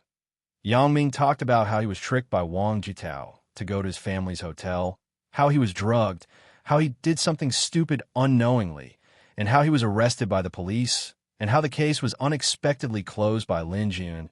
Jing Xiaolu was shocked. She didn't expect Yang Ming to experience such twists and turns when he was in high school. Previously, Jing Xiaolu envied Lin Jiyun and Qin Mingyan, but she didn't know that there was such a touching and tangled story between them. This was definitely something that she couldn't be envious of. The relationship between Yang Ming and Chun Mingyan during the special years before the college entrance examination and the emotional entanglement with Lin Jiyun were absolutely impossible to replicate. This was something that she could never imitate, even if she wanted to. Jing Xiaolu could only silently bless them. Bless Yang Ming, Chun Mingyan, and Lin Jiyun. It turns out that you have experienced so many things. Jing Xiaolu sighed. I really envy you all. This kind of relationship is the most solid. No wonder you like them so much. However, the guy named Wang Jitao is really bad. Didn't he get any punishment later? Was it okay? Later, of course, he was punished. But before that, he was punished by God. Yang Ming suddenly thought of a very interesting thing. It was about the summer camp after the college entrance examination, the thing between Chun Afu and Wang Jitao. What is it? Jing Xiaolu was obviously interested in the end of this kind of evil person who got what he deserved. After the college entrance examination, a summer camp was held in our class. There was a guy named Chun Afu in our class. He was a little twisted and perverted. He liked to pretend to be a ghost to scare people, so Yang Ming told Jing Xiaolu about how Chun Afu pretended to be a ghost to scare Wang Jitao, causing him to have erectile dysfunction. Although Jing Xiaolu was still a virgin, her thoughts were naturally not so pure. After all, the people she had been in contact with before were small punks, so when she heard Yang Ming's words, she naturally understood the meaning. She suddenly laughed until her tears were about to come out. It can't be, right? He was scared by his own underlings like this? So, this person has done many evil things. Naturally, there will be retribution. Yang Ming laughed. But what happened after that? What happened after that? Jing Xiaolu patted the back of her head and suddenly said, "Right, I remember. Did he also get into our Song Jiang Industry University?" Then, the person who disappeared for no reason was this person named Wang Jitao. Have you heard of him? Yang Ming was a little surprised. Of course, don't you know? The gossip on campus spreads very fast. Jing Xiaolu nodded and said, "When this semester started, I heard that there was a student named Wang something. His family was a very famous group in Songjiang, but because of smuggling, they were caught. His whole family was arrested, and the student with the surname Wang also disappeared. I'm afraid that he escaped." Jing Xiaolu naturally didn't know that Wang Jitao had died. Yang Ming wouldn't say these secret things. What Yang Ming told Jing Xiaolu had already omitted the details of the people he killed. Yes, Wang's Century Xiongfeng group, a group that was prominent in Songjiang. Yang Ming said with emotion. In the end, all of a sudden, when you mentioned this Wang's Century Xiongfeng group, I remember. The predecessor of our company seems to be it? Jing Xiaolu suddenly asked. You know about it? Yang Ming didn't hide this. At that time, he let Ho Jinhan and Bao Sanli get the Wang family's industry from Guijianshao. Although the means were a bit despicable, it was done reasonably and legally. No one could find fault with it. So, the fall of the Wang family is also related to you? Jing Xiaolu was very smart. Naturally, she saw something unusual from these clues. She asked with widened eyes. This is another story. It's about Zhou Jiejia. Yang Ming sighed and told Jing Xiaolu how Zhou Jiejia went undercover in the Wang family, how she got the key evidence of the Wang family smuggling, and how she blocked the bullet for him. When Jing Xiaolu heard that Zhou Jiejia blocked the bullet for Yang Ming, she was shocked. Originally, her impression of Zhou Jiejia was completely the kind of flattery that she deliberately made friends with.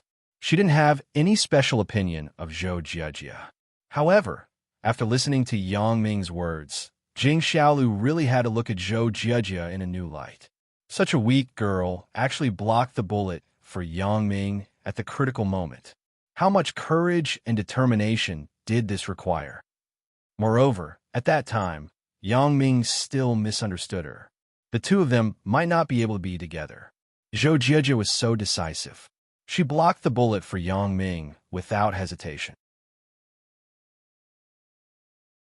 Fortunately, the misfortune was turned into a blessing. God took pity on Zhou Jiejia. Zhou Jiejia finally woke up, and the lovers finally got married. However, you are really willing to let Zhou Jiejia go to the Wang family to take a risk. What if she was? Jing Xiaolu said halfway and suddenly laughed. All right, Wang Jitao is already scared to the point that he isn't a man anymore. Ha ha! Yang Ming said this to Jing Xiaolu. On the one hand, he wanted to tell Jing Xiaolu that although he had more than one girlfriend, he was not the kind of person who fell in love with every girl he met. There was an unusual story between him and these girls. It was not the kind of simple meeting and coveting their beauty. These were also to pave the way for the things to be said in the future. These were already thrilling enough, but the things that followed were obviously more thrilling. Yang Ming also wanted Jing Xiaolu to be mentally prepared. What I'm going to say next is another clue. It also happened to me, but it has nothing to do with Wang Jitao, the enemy. Yang Ming waited for Jing Xiaolu to stop laughing and continued. Oh, Jing Xiaolu straightened her body. Yang Ming's story was like in a movie. It was even more thrilling than a movie or TV series. Jing Xiaolu was already fascinated unknowingly. She even forgot the movie she was watching in front of her. She was completely immersed in Yang Ming's past. Tell me about it. My other identity is an assassin. Yang Ming said until here. He paused and said, Do you believe it? What? Assassin? Jing Xiaolu was stunned. She looked at Yang Ming incredulously. Intuitively, Jing Xiaolu felt that Yang Ming would not lie to her. But assassin was a very distant concept. It was too far away from real life. Have you seen a movie by Jet Li, the King of Assassins? Yang Ming gave an example. Of course I have seen it. Jing Xiaolu nodded and said in amazement, "Really? There are assassins in this world? All professions are not fabricated out of thin air. Since there is such a profession, then there is naturally the existence of real killers." Yang Ming explained, "But in the movie, it is just a superficial description of the assassin world." "This is just a superficial description?" Jing Xiaolu said in amazement. "Then, aren't you also the kind of Lone Ranger? Punishing evil and eliminating evil? Every assassin has the principles of every assassin." Yang Ming said, "Not all assassins will punish evil and eliminate evil. Many of them will also take the money to assassinate some good people. However, some assassins have their own choices for the missions they perform. That is, they only kill those who they think are bad people or those who deserve to die. However, a regular assassin group will not be picky about the missions because it has already formed scale. So, among the targets they assassinate, there are often many innocent people. But an independent assassin has his own judgment. He can choose his own mission, just like me. Then you specialize in killing bad people." Jing Xiaolu was a little excited. She always thought that Yang Ming was a good person in her heart. If Yang Ming could not distinguish between good and evil, then she would be very disappointed. "I haven't graduated yet." Yang Ming hid this from Jing Xiaolu. He didn't want to tell Jing Xiaolu that he had killed people. This was not good for Jing Xiaolu's heart, so he left some leeway in his words. "I see." Jing Xiaolu patted her chest and said, "I was wondering. Otherwise, you would be wandering around the world, and I wouldn't be able to see you anymore. The reason why I can become an assassin is also because of an unusual story," Yang Ming said. "This also starts when I entered the detention center in high school." As Yang Ming said, he told Jing Xiaolu the process of how he met Fang Tian and Dong Jun after he entered the detention center. At first, he just wanted to help this poor old man, but he didn't expect the old man to have another identity. Because Yang Ming also wanted Jing Xiaolu to help him to consult and make an idea, he told her about how he left the detention center, had a misunderstanding and quarrel with Chun Mingyan, and went to Yunnan with Zhang Bin. Of course, it also included the process of meeting Lan Ling and going to Jade gambling together. However, Yang Ming credited the credit of Jade gambling to Lan Ling's sixth sense. After that, Yang Ming told her in detail about the disappearance of the piece of jade, how it appeared in Lan Ling's bag, and the process of its disappearance. In order to let Jing Xiaolu have a clear idea, Yang Ming naturally told Jing Xiaolu about the grievances and intricate relationships in Lan Ling's family, so that she could have a general idea. Assassin voodoo. These were all things that Jing Xiaolu had never heard of in her life. Today, she was exposed to so many unknown things, which made her both excited and surprised. However, she did not doubt the authenticity of Yang Ming's words because Jing Xiaolu felt that Yang Ming would definitely not lie to her. After Yang Ming said this, he told Jing Xiaolu about the appearance of the piece of jade, Chun Afu's arrest, and the feud between himself and Elder Yu.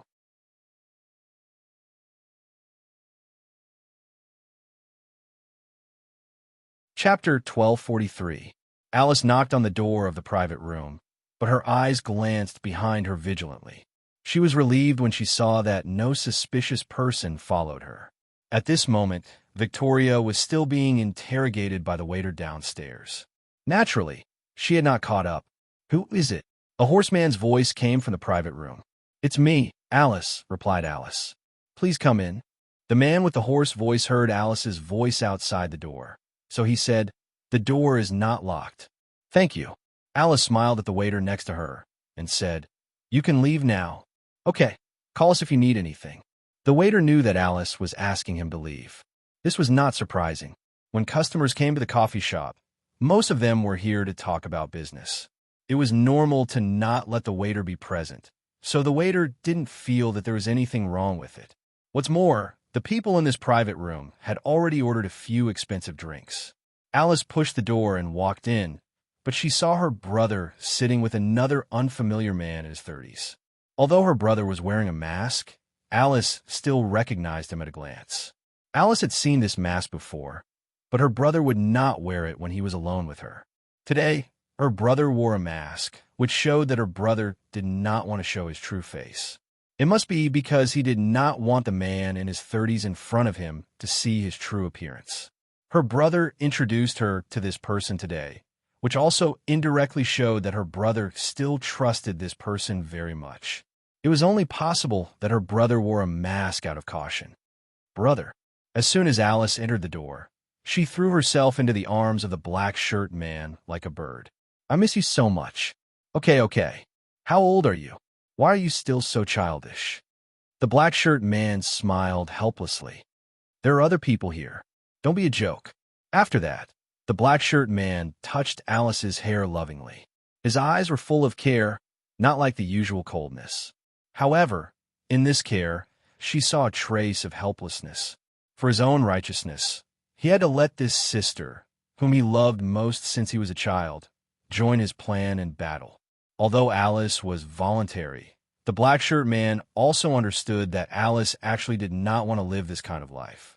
She just wanted a peaceful life, but for the sake of the sibling relationship, she helped her brother. Alice listened to the black shirt man's words and jumped away. She smiled embarrassedly at the man in his 30s. Alice, go and lock the door of the private room. The black shirt man restored his usual cold expression and instructed Alice. Yes. Alice walked quickly to the door of the private room, locked the door, and then returned to the table, sitting opposite the black shirt man and the man in his 30s.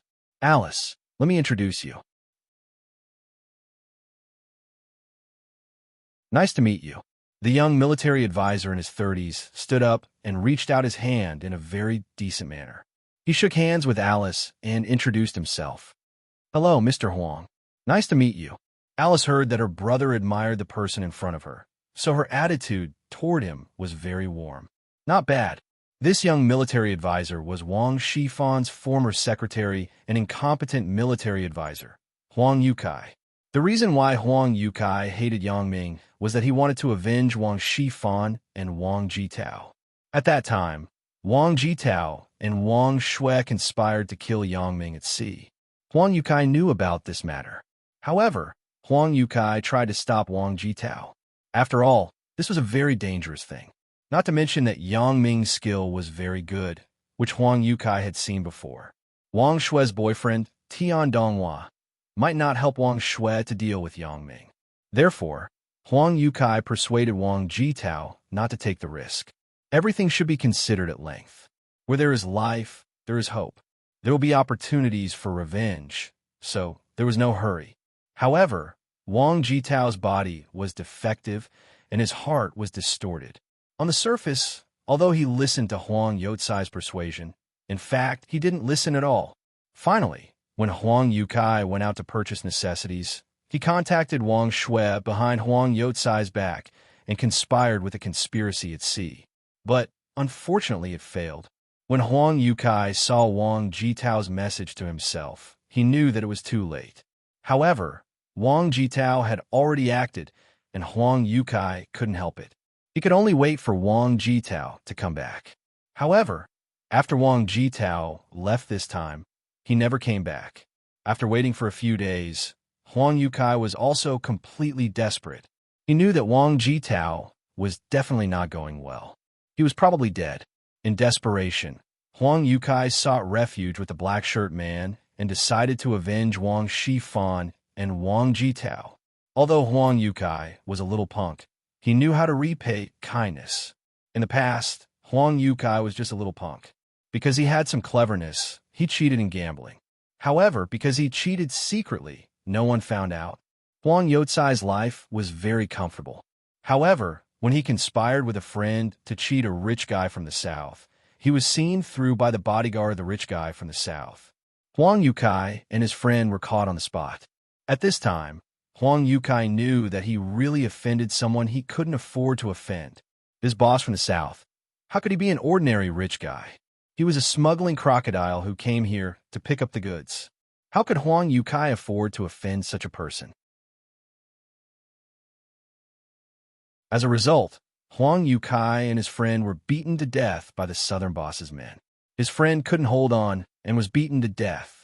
Although Huang Yukai had the awareness of death when he was caught, It was because these people who engaged in smuggling were not easy to deal with. There must be lives on their hands, so they wouldn't take killing 1 or 2 people seriously.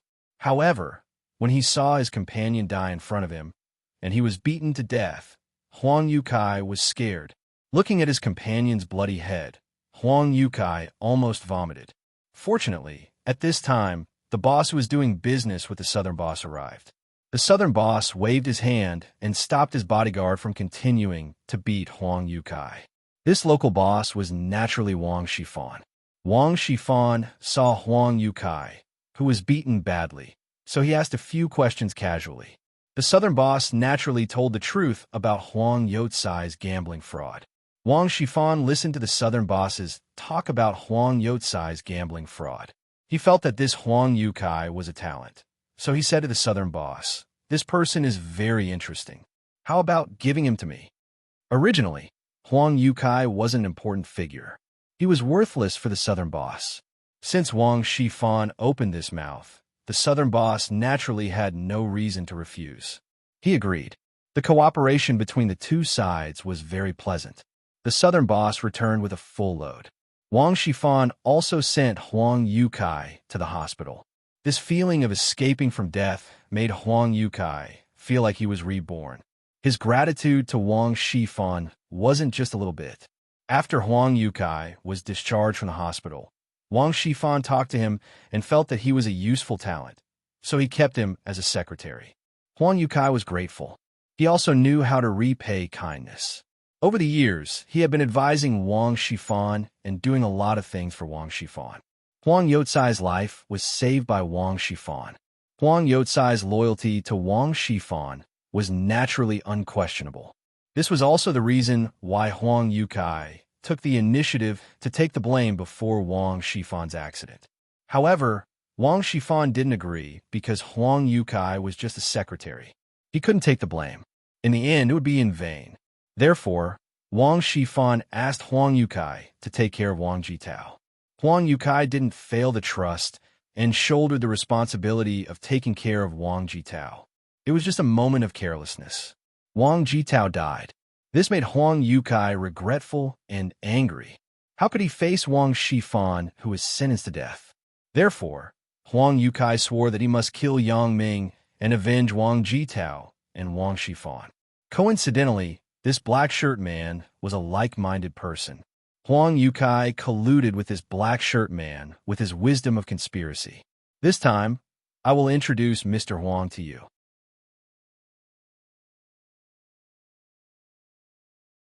If I have something, I will let Mr. Huang contact you. The black shirt man said, "Recently, that person seems to be suspicious.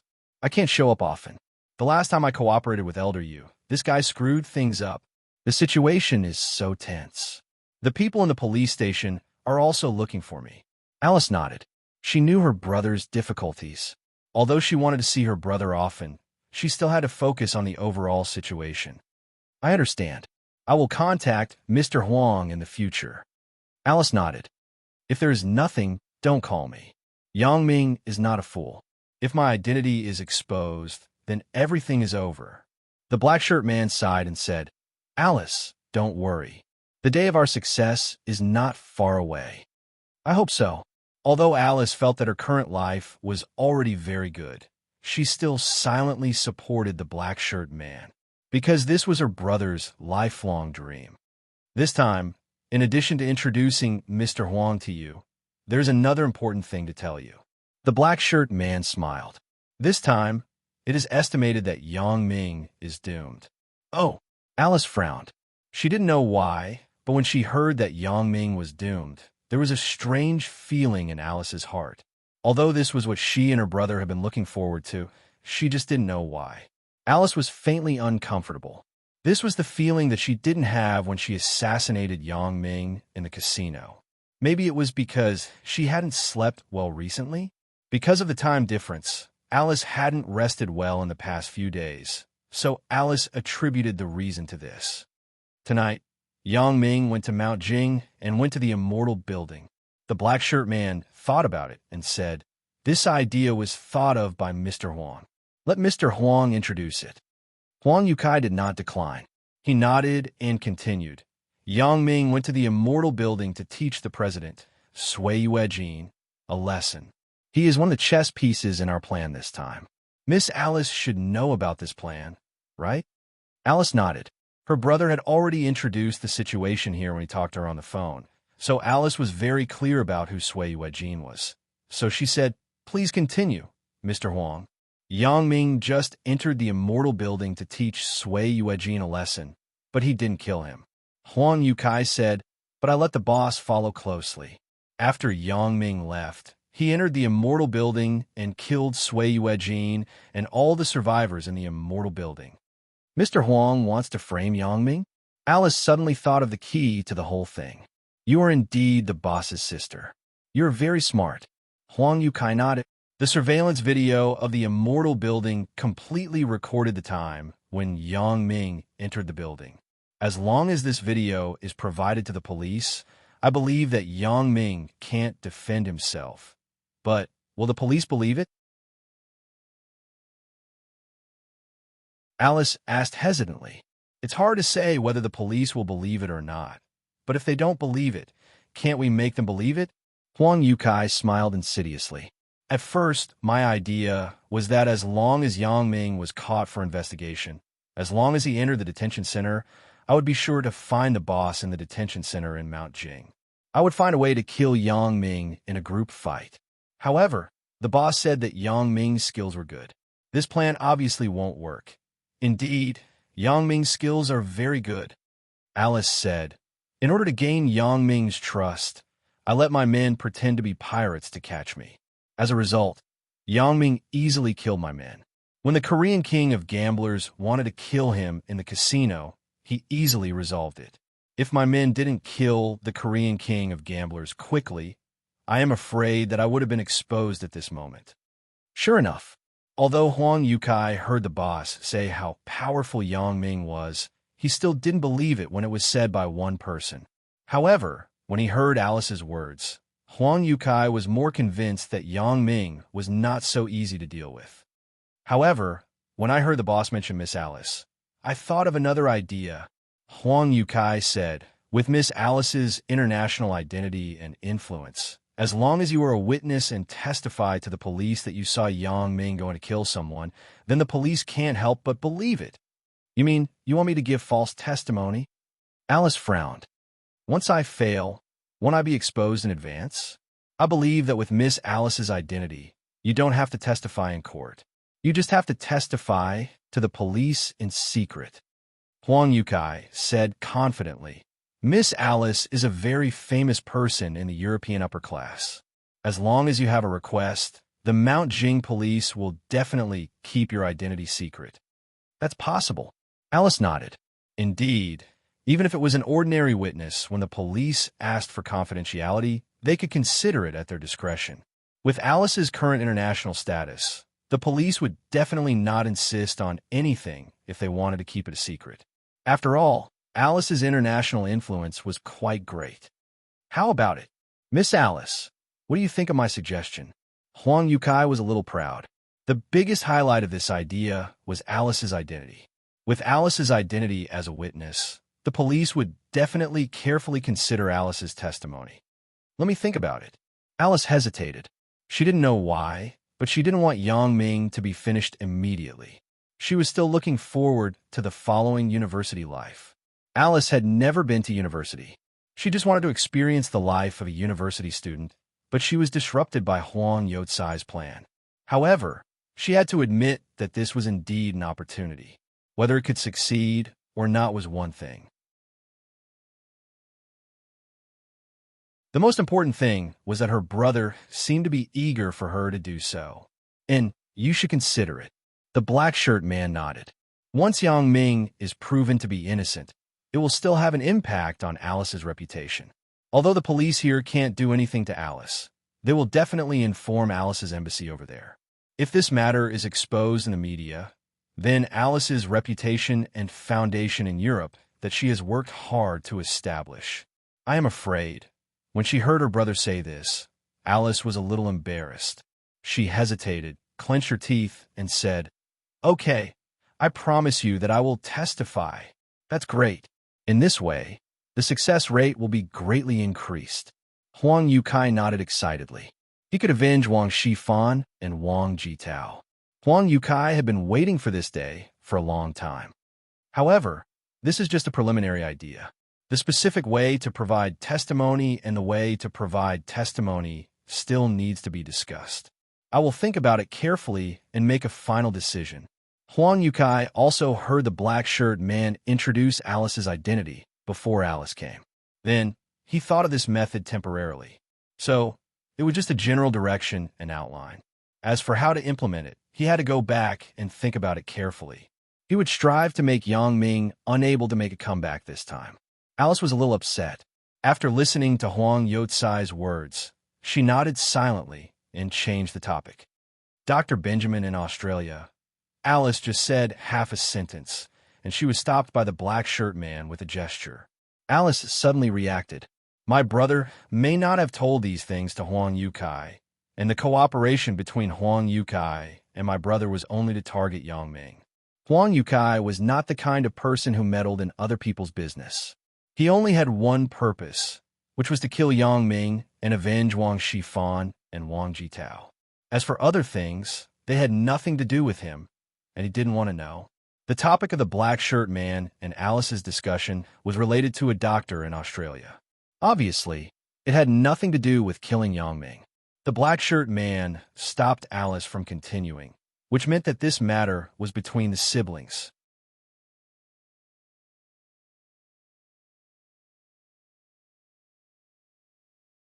Chapter 1244.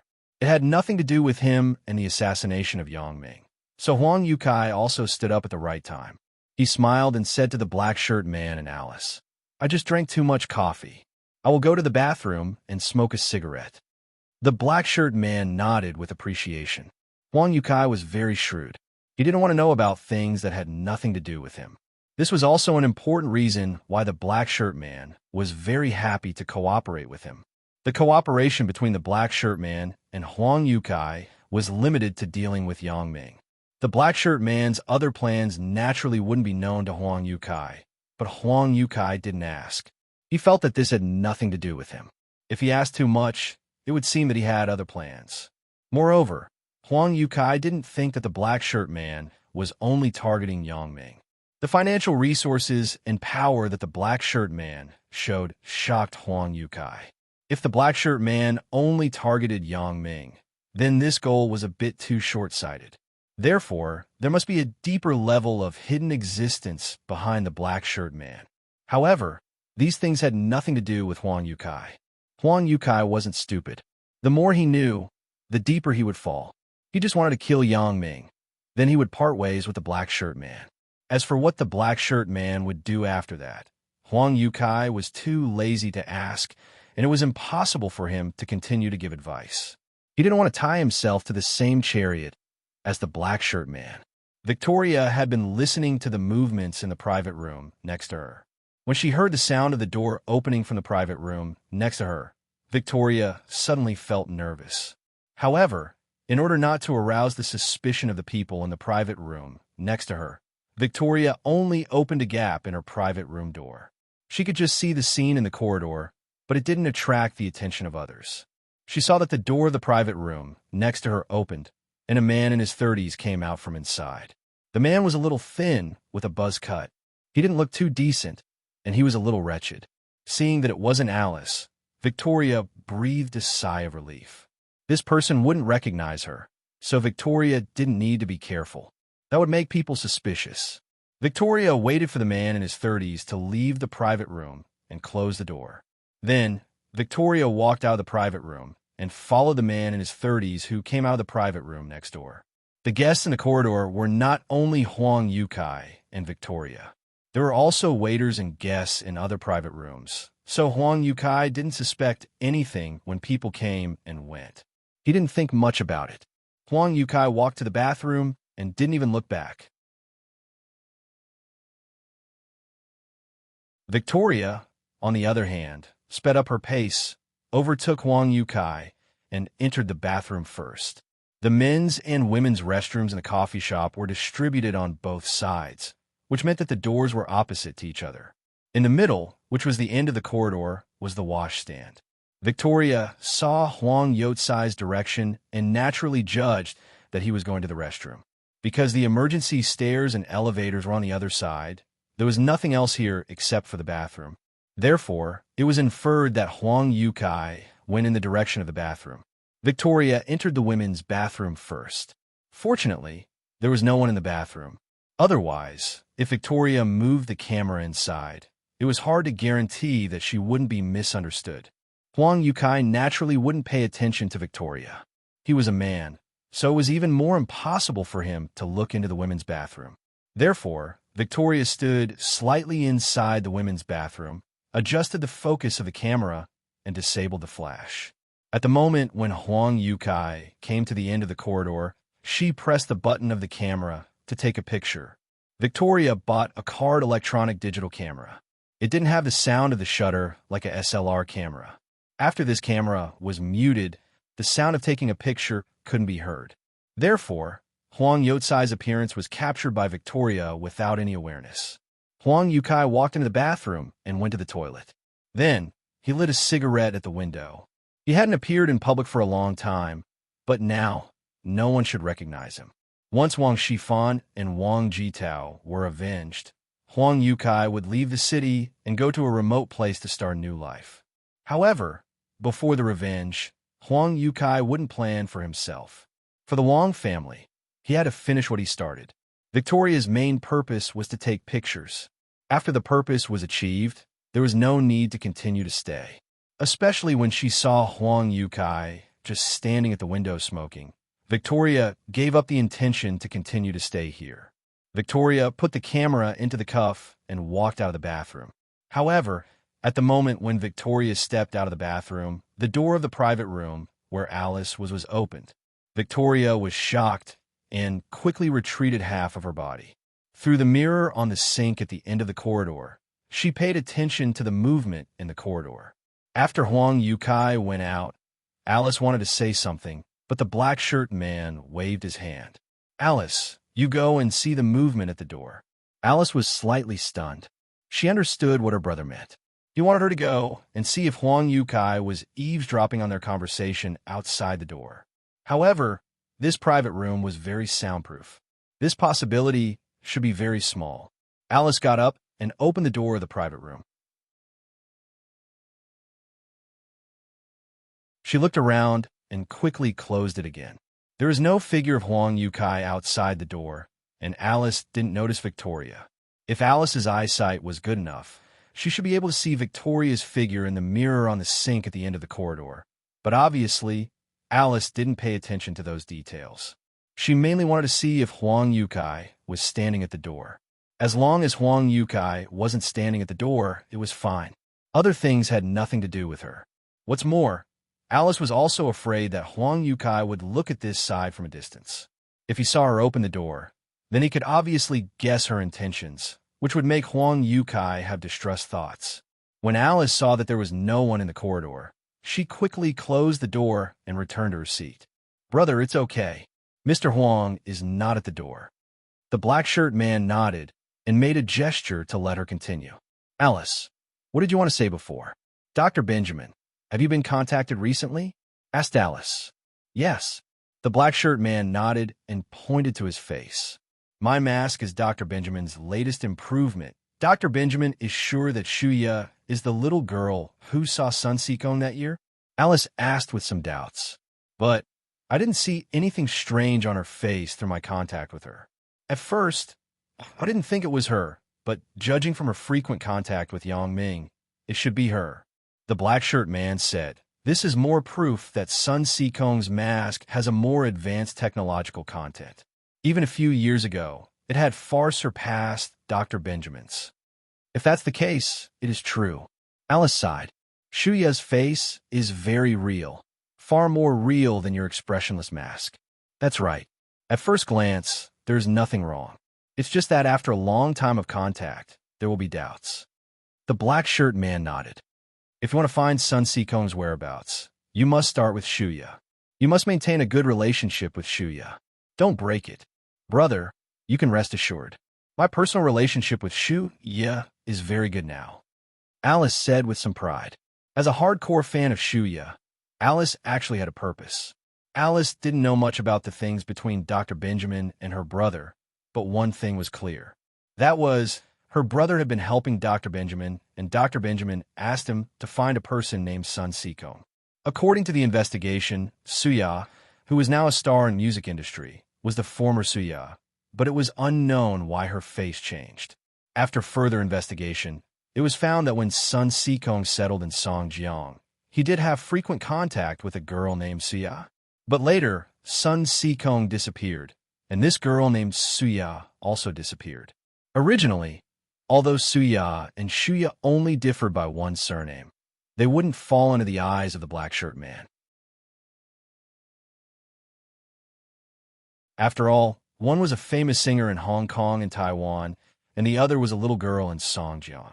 How could two unrelated characters be the same person? However, in the investigation, there was a major discovery. That was, Suya was actually Yang Ming's little girlfriend. This discovery made the black shirt man a little surprised. However, he didn't see Yang Ming contact Suya again. Finding Suya became a very difficult task. However, coincidentally, the big star Shuya actually came to Songjiang to hold a concert. This didn't attract the attention of the black shirt man. What caught his attention was the frequent contact between Shuya and Yang Ming. This made the black shirt man have doubts. The two people who had no contact with each other were related to Yang Ming at the same time, especially their names were very similar. This made the black shirt man think more, especially when he knew about the mass function developed by Sun Sikong. The more the black shirt man thought about it, the more he felt that this Shuya was likely to be Suya in the past, but she was wearing the mask developed by Sun Sikong. So, after this, the black shirt man paid attention to Shuya, but his identity limited his actions, so he couldn't carry out further investigations on Shuya. Therefore, the black shirt man entrusted his sister, Alice, to investigate Shuya's identity. After Alice received her brother's order, she pretended to be a fan of Shuya and used her influence in the European upper class to start collecting information on Shuya. What attracted the black shirt man's absolute attention was the meeting between Yang Ming and Shuya in Macau. A big star without any scandals actually met with a strange man frequently. This was somewhat unreasonable. If there was no relationship between them, the black shirt man wouldn't believe it. Therefore, the black shirt man was even more suspicious that this Shuya was that Suya. Until the third meeting between Yang Ming and Shuya in Europe, the black shirt man let Alice intervene, hoping to find some clues from it. If Sun Sikong can join the organization, he will definitely be a very powerful help. The black shirt man smiled. At that time, I don't have to be afraid of that person. Alice didn't know much about these things, so when her brother said these things, she couldn't make an evaluation. She could only nod silently. Keep a good relationship with Shuya. Try to get some information about Shuya from Yang Ming. The black shirt man said, "We don't have much time." "I understand. I will try my best." Alice responded solemnly. There was a knock on the door. The black shirt man asked loudly in a hoarse voice, "Who is it?" "It's me." Huang Yotsai's voice came from outside the door. "Come in." The black shirt man breathed a sigh of relief and said. Huang Yukai pushed the door and came in. He smiled and sat in his seat. "Have you and your sister finished talking?"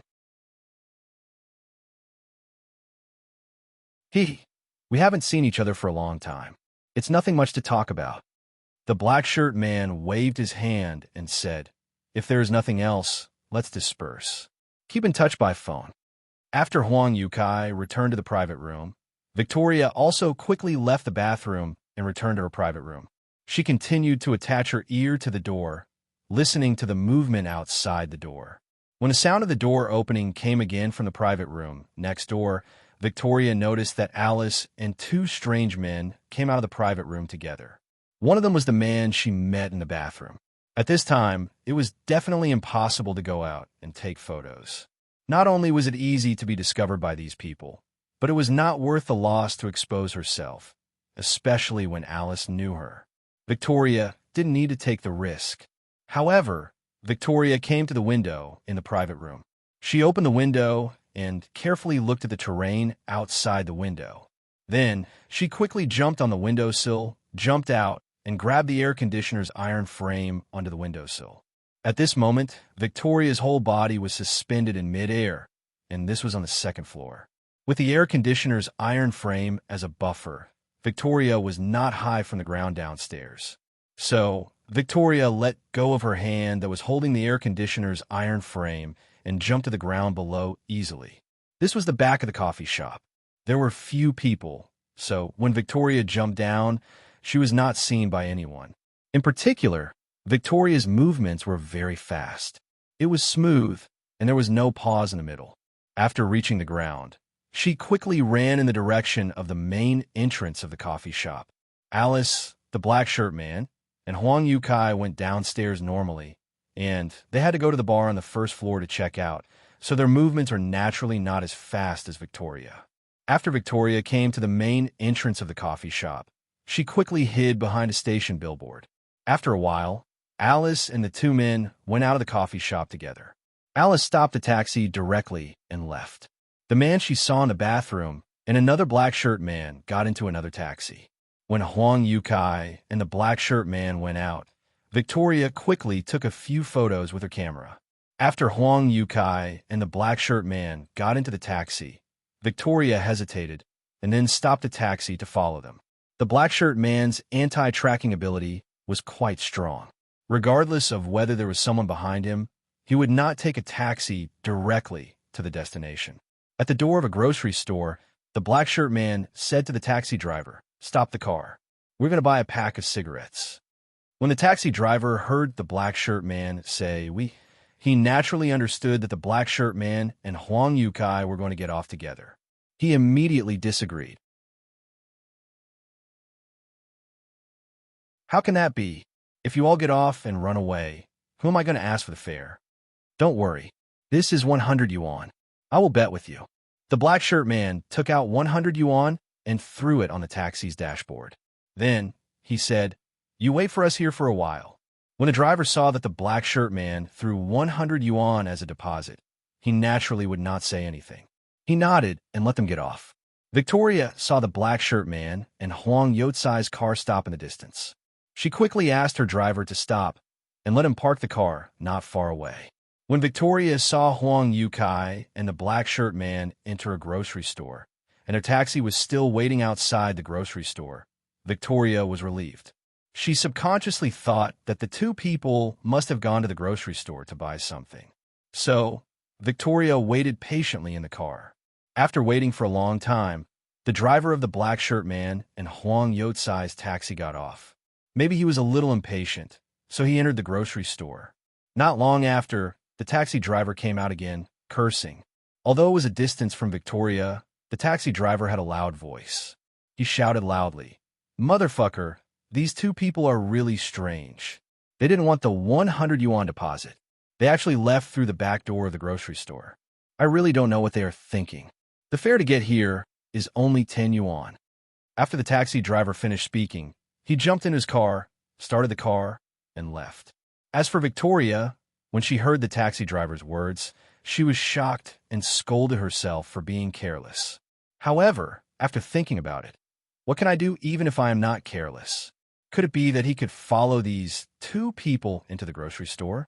That would be a bit too obvious. At the same time, they took a taxi to the grocery store. Thinking of this, Victoria was also relieved.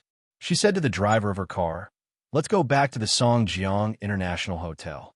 The waiting time was also calculated by the meter, so the taxi driver naturally would not complain about how long he had waited. When he heard Victoria's order, he quickly responded, started the car, and drove in the direction of the Songjiang International Hotel.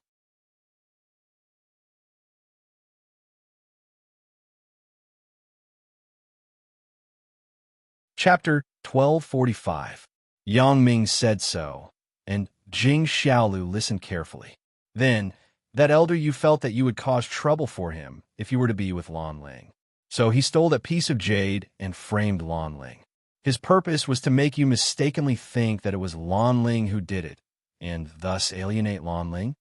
When Jing Xiaolu said this, she felt that the possibility was not high. She patted her head and said, No, at that time, you didn't show that you were very powerful. Why would Elder Yu be wary of you? Could it be that he has a special ability to predict? Can he foresee that you will destroy his future plans? Special ability? Yang Ming was dumbfounded. How could there be so many special abilities in this world? If he has a special ability and can foresee that I will destroy his plans, then he can completely guard against it. Why would he wait for me to destroy it? That's true. Jing Xiaolu stuck out her tongue. She just said it casually. Although Elder Yu was powerful, it was absolutely impossible for him to have a special ability. Longling's sixth sense was just a little stronger. Of course, this is an enemy in the open, Yang Ming said. In fact, an enemy that you know is not terrible.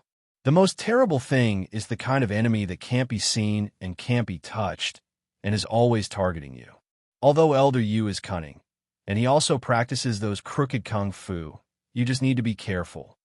Oh, could it be that there's an enemy that can't be seen and can't be touched? Jing Xiaolu thought that Elder Yu was terrible enough. She didn't expect that there was an enemy that could not be seen and could not be touched to deal with Yang Ming. Yang Ming wanted to say something, but the phone rang. However, in the cinema with loud sound effects, it couldn't even be heard. If the phone wasn't set to vibrate and ring at the same time, Yang Ming couldn't hear it. Hello. Yang Ming gestured to Jing Xiaolu and picked up the phone. Mr. Yang, this is Victoria. Victoria also heard that Yang Ming's side was noisy, so she increased the volume of her voice. Anyway, she was now in a hotel room. The room's soundproofing was very good after the renovation. She couldn't hear anything from the outside. Well, how is it? Yang Ming turned the volume of the phone to the maximum and asked. Alice met with two strange men. I've already taken a picture of them. Victoria said. After that, I took a taxi to follow the two strange men, but they were very cunning. They actually entered a grocery store on the way and left from the back door of the grocery store. You weren't discovered, right? Yang Ming didn't find it strange. This was the simplest anti-tracking method. If the person Alice met didn't even have such a sense of vigilance, then there was no threat to Yang Ming. No, Victoria said with certainty. Alice has already returned to the hotel. Okay, hide the camera well. I'll come to you tomorrow morning. Yang Ming said. Victoria responded and hung up the phone. Jing Xiaolu was confused.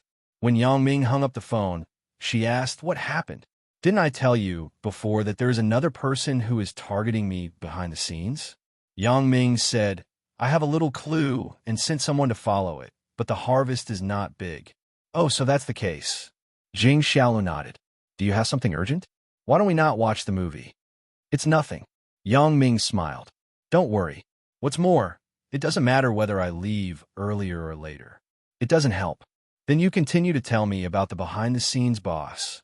When Jing Xiaolu saw that Yang Ming didn't leave, she was happy. Yang Ming sorted out his thoughts and continued. I'm going to tell you about this behind-the-scenes boss.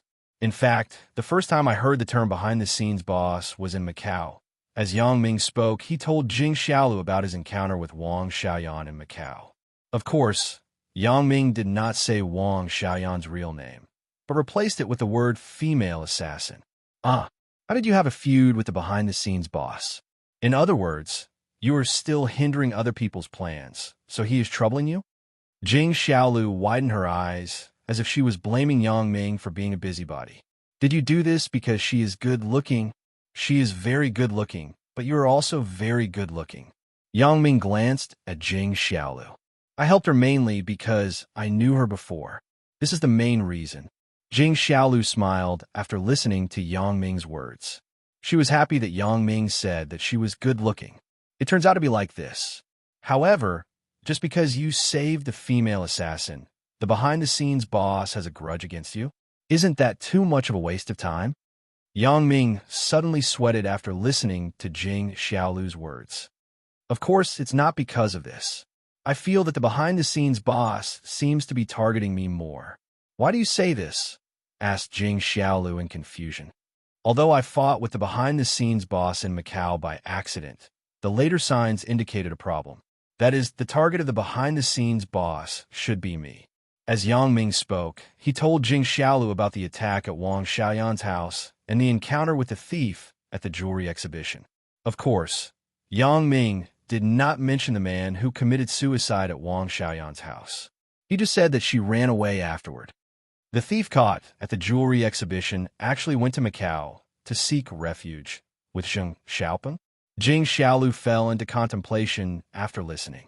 So they're really under the orders of the same boss. But it's strange. He actually targeted you again? This is also where I find it strange. Yang Ming nodded and said, I have never understood. What did I do to offend these people? Why are they always targeting me? You must have hindered their interests. Of course, it's not just because you stopped them from killing the female assassin in Macau. After listening to Yang Ming's words, Jing Xiaolu pondered for a while and analyzed. Perhaps you have inadvertently hindered the other party's interests or wealth. It may not be a logical thing for you, but for them, you have become a thorn in their side. This is the most likely reason. Besides this, I really can't think of any other reason I have inadvertently hindered other people's interests. Yang Ming frowned. He seemed to be recalling whether he had hindered other people's interests. However, since it was unintentional, he certainly did not have much of an impression. Jing Xiaolu was right. Perhaps something that seemed very ordinary or even reasonable to him had hindered other people's wealth. This was the most difficult to detect. He did not pay attention to it and inadvertently offended others. Even if he wanted to find out the reason, he had no way to start. I can only guess like this now. Jing Xiaolu nodded. Is the thief who was caught still around? Since he is a master of theft, then I suddenly thought of something. Is it related to him when your jade stone disappeared and reappeared? According to your story, the jade stone disappeared and reappeared without anyone knowing. In other words, the person who manipulated this matter is definitely a master of theft. So, is there any connection? After listening to Jing Xiaolu's analysis, Yang Ming's eyes suddenly lit up. Indeed, he only thought that the theft of the jade stone in Yunnan must be related to Elder Yu's people. The purpose was to frame Lan Ling and create a gap between him and Lan Ling. But he did not think of something deeper. That was, the person who stole the jade must also be a master. Since it was a master, could it be the same person who stole the jade stone this time? Unfortunately, the person who stole the jade stone had committed suicide. Yang Ming had no way to make a dead person speak. The only clue left was the encrypted mobile phone. He could only hope that there were some clues in it. Seeing that Yang Ming's face was first happy and then darkened, Jing Xiaolu understood that Yang Ming must have thought of something, but the person who stole the jade stone might not be there anymore. The behind-the-scenes boss used the stolen jewelry as an exchange for the return of the treasure thief. Yang Ming sighed and said helplessly, "It turned out to be like this. Then, I can't blame you. If such precious jewelry is really lost, you can't afford to pay for it." Jing Xiaolu didn't know how much money Yang Ming had. She just knew that the treasure that Yang Ming mentioned was worth hundreds of millions of dollars. Even if Ming Yang Entertainment and other companies were Yang Ming's, they were not worth the price of that piece of jewelry. Yang Ming could definitely afford to pay for it, but he couldn't tell Jing Xiaolu that the person who stole the jade stone was dead. Before he had more contact with Jing Xiaolu, Yang Ming would tell her about the murders and deaths. However, according to what you said, these two things seem to be related. Yang Ming frowned. So, it seems that Elder Yu and the mysterious boss have a cooperative relationship from the beginning? It is also possible. Yang Ming felt that things were a bit messy. If the behind-the-scenes boss had a cooperative relationship with Elder Yu from the beginning, then he really couldn't tell who was targeting him. Was it Elder Yu who wanted to target him and cooperate with the behind-the-scenes boss? Or was the behind-the-scenes boss who wanted to target him and cooperate with Elder Yu? Or were both of them targeting him, and then they hit it off? What are you thinking? Jing Xiaolu looked at Yang Ming's uncertain expression and asked, "Are you thinking that in this way, you can't tell who is targeting you?" Yang Ming listened to Jing Xiaolu's words and nodded subconsciously. "Stupid. Why do you have to be so clear about it?" Jing Xiaolu suddenly covered her mouth and laughed. "No matter who is targeting you, now that they have joined forces, they are all your enemies. Why do you have to be so clear about it?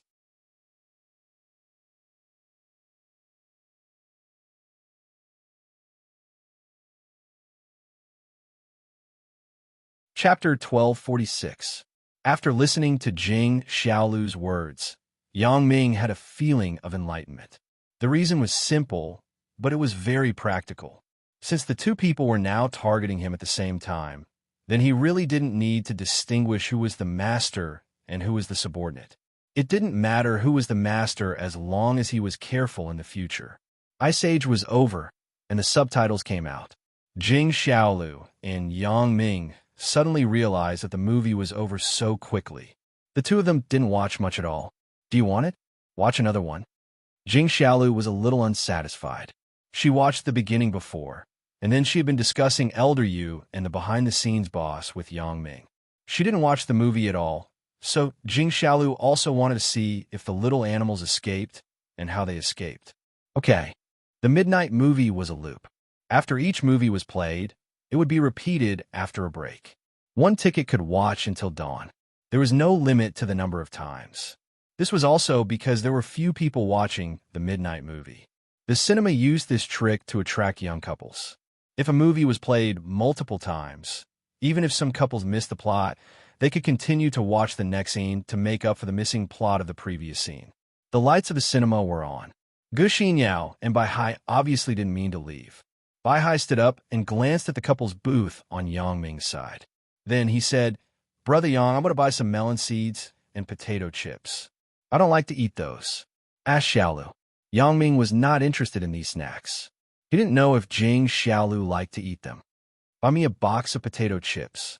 Jing Xiaolu thought about it and said, "And a bottle of drink." Bai Hai nodded and quickly ran to buy food. Obviously, Gu Xinyao also wanted to eat snacks. Before Bai Hai came back, the movie theater's lights were dimmed again. This short light was actually to illuminate those who were leaving the theater. However, the people in a movie theater probably knew that there were fewer people leaving the theater at night, so a few minutes of light was enough. However, the movie didn't open, but some advertisements and new movie previews were played. The 2009 Chinese fantasy blockbuster, Magical Glasses, based on the novel of the same name by the famous online author, Fishman 2, is starring Shuya. This was a new movie trailer, indicating some upcoming movies. The cinema would play some similar trailers during the intermission, so that it could also cultivate some potential audiences. In particular, this movie was the debut of the superstar, Shuya, so the selling point was even stronger. Shuya's fans would definitely not miss it after seeing it. Originally, Yang Ming wanted to continue to talk to Jing Xiaolu about Elder Yu and the behind-the-scenes boss. But after hearing Shuya's name, Yang Ming immediately raised his head subconsciously and stared at the movie screen. Jing Xiaolu was a little surprised. Yang Ming spoke halfway. She was waiting for Yang Ming to continue, but he suddenly stopped. She looked at Yang Ming again, and his eyes were staring straight at the movie screen in front of him. Jing Xiaolu also looked at the movie screen curiously. Shuya's movie? Jing Xiaolu was also a very fashionable girl. Naturally, she had heard Shuya's songs and had a good impression of this celebrity. Seeing Yang Ming staring at the movie trailer, Jing Xiaolu felt a little funny. "It turns out that you're still a fan of Shuya, and she is very similar to my first girlfriend." Yang Ming smiled non-committally. "Oh, your first girlfriend?" Jing Xiaolu was slightly stunned after listening. "However, the distance between Shuya and you is too far. If you want to catch up with her, it will be a bit difficult. Hee, if there's a chance, let's watch this movie." Yang Ming usually didn't like to watch movies, but because Shuya was in this movie, Yang Ming would take the initiative to watch it. However, Shuya's movie, when did she shoot it? Why don't I know? As a matter of fact, I haven't been separated from Shuya for long. Is a new contract signed? It should be. I've been busy in Africa for a while. My phone definitely can't be contacted. Shuya wants to tell me, but she can't find me. Okay, let's go together then. I also like Shuya. Jing Xiaolu nodded. Yang Ming was a little amused. He just said that he would watch this movie when he had the chance, but Jing Xiaolu volunteered. Ice Age started again. Jing Xiaolu had seen it before, so there was no need to watch it again. So, she said to Yang Ming, well, continue to talk about the mysterious boss. Let's talk about it. I'm done talking. These are the 3 most formal encounters with the mysterious boss. Yang Ming said. That's it. Jing Xiaolu was a little disappointed. If it's just these, it's difficult to figure it out. How much do you think there is? Yang Ming smiled bitterly. If I had a clue, I wouldn't be complaining to you here. I would have gone to find the behind-the-scenes boss. However, even if the behind-the-scenes boss can't be found, can't Elder Yu be found? Jing Xiaolu asked. After finding Elder Yu, can't you know the true identity of the mysterious behind-the-scenes boss? How can it be so easy to find Elder Yu? Yang Ming said, Lan Ling's family is much stronger than me, but they don't dare to face him head-on. You can imagine how terrifying Elder Yu is. It's not that I'm afraid of him, but I really can't deal with his tricks. I don't know anything about voodoo. Moreover, it's hard to say whether Elder Yu is still in Songjiang. After Chun Afyu's accident, his identity has been exposed. Besides me, even the police are looking for him. Of course, he has to hide. In fact, it was not the police who were looking for Elder Yu, but the people of the Supernatural Investigation Bureau, which was Xia Shui's brother, Xia Bingbao. As a member of the Supernatural Investigation Bureau, Yang Ming naturally had the obligation and responsibility to assist Xia Bingbao in finding Elder Yu. But this identity couldn't be told to Jing Xiaolu. After all, this institution was a confidential institution, and it was not known to ordinary people. So that's the case. Jing Xiaolu understood after listening to Yang Ming's words. No matter how powerful he is, it is impossible to go against the entire Songjiang police. Choosing to hide is a wise move. Yeah, since that time, I haven't received any news about Elder Yu. It seems that he is really hiding. Yang Ming nodded. Right? You seem to have something troubling you today. Is it related to Elder Yu or the mysterious boss? Asked Jing Xiaolu. Yang Ming was indeed troubled by the Sun family. He had just instigated the Sui family to be enemies with Tianlong, but he didn't expect that when Yang Ming just left the Sui family's group in Mount Jing, Sui Yuejin was assassinated by an unknown person. Yang Ming, who had just had a plan, was caught off guard again. His previous idea could only be ruined. How could Yang Ming not be troubled? It should be the incident caused by the behind-the-scenes boss. Yang Ming didn't need to hide this matter from Jing Xiaolu. Although Jing Xiaolu was giggling, she was a little think tank. Lu Xinyang was not around, so he could ask Jing Xiaolu to see if she had any good ideas. "In? What happened?" asked Jing Xiaolu. "This is the case. The company's incident this time should be planned by the behind-the-scenes boss." Yang Ming thought about it and said, Jing Xiaolu was stunned. She didn't think that the company's incident this time would be related to the mysterious behind-the-scenes boss. Could it be that Lu Chan and Chu Daming are controlled by the behind-the-scenes boss? You can say that. Yang Ming nodded. I don't know why these two people would rely on the behind-the-scenes boss, but this time there is an 80% chance that the behind-the-scenes boss is involved. It can't be, right? Jing Xiaolu was a little puzzled. According to what happened before, every time the behind-the-scenes boss fought with you, he would be very generous. He would either find someone to kill you or create a super big trouble to make you bankrupt.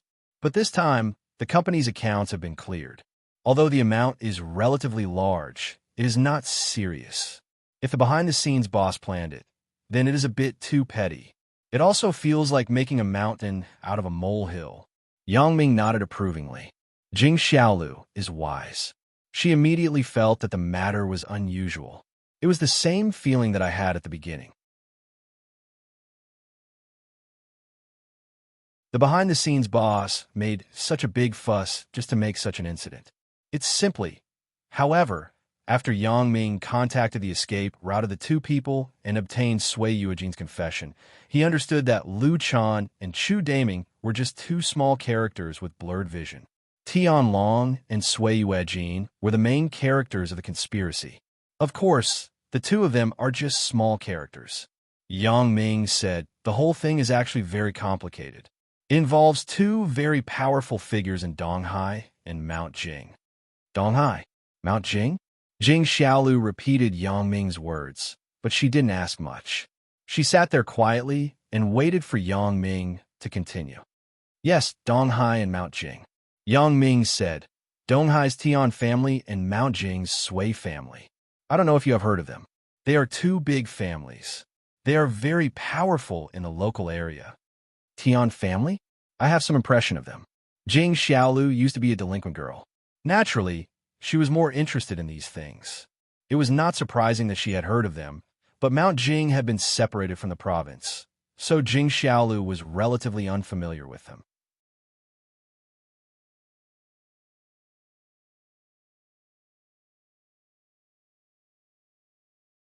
Chapter 1247.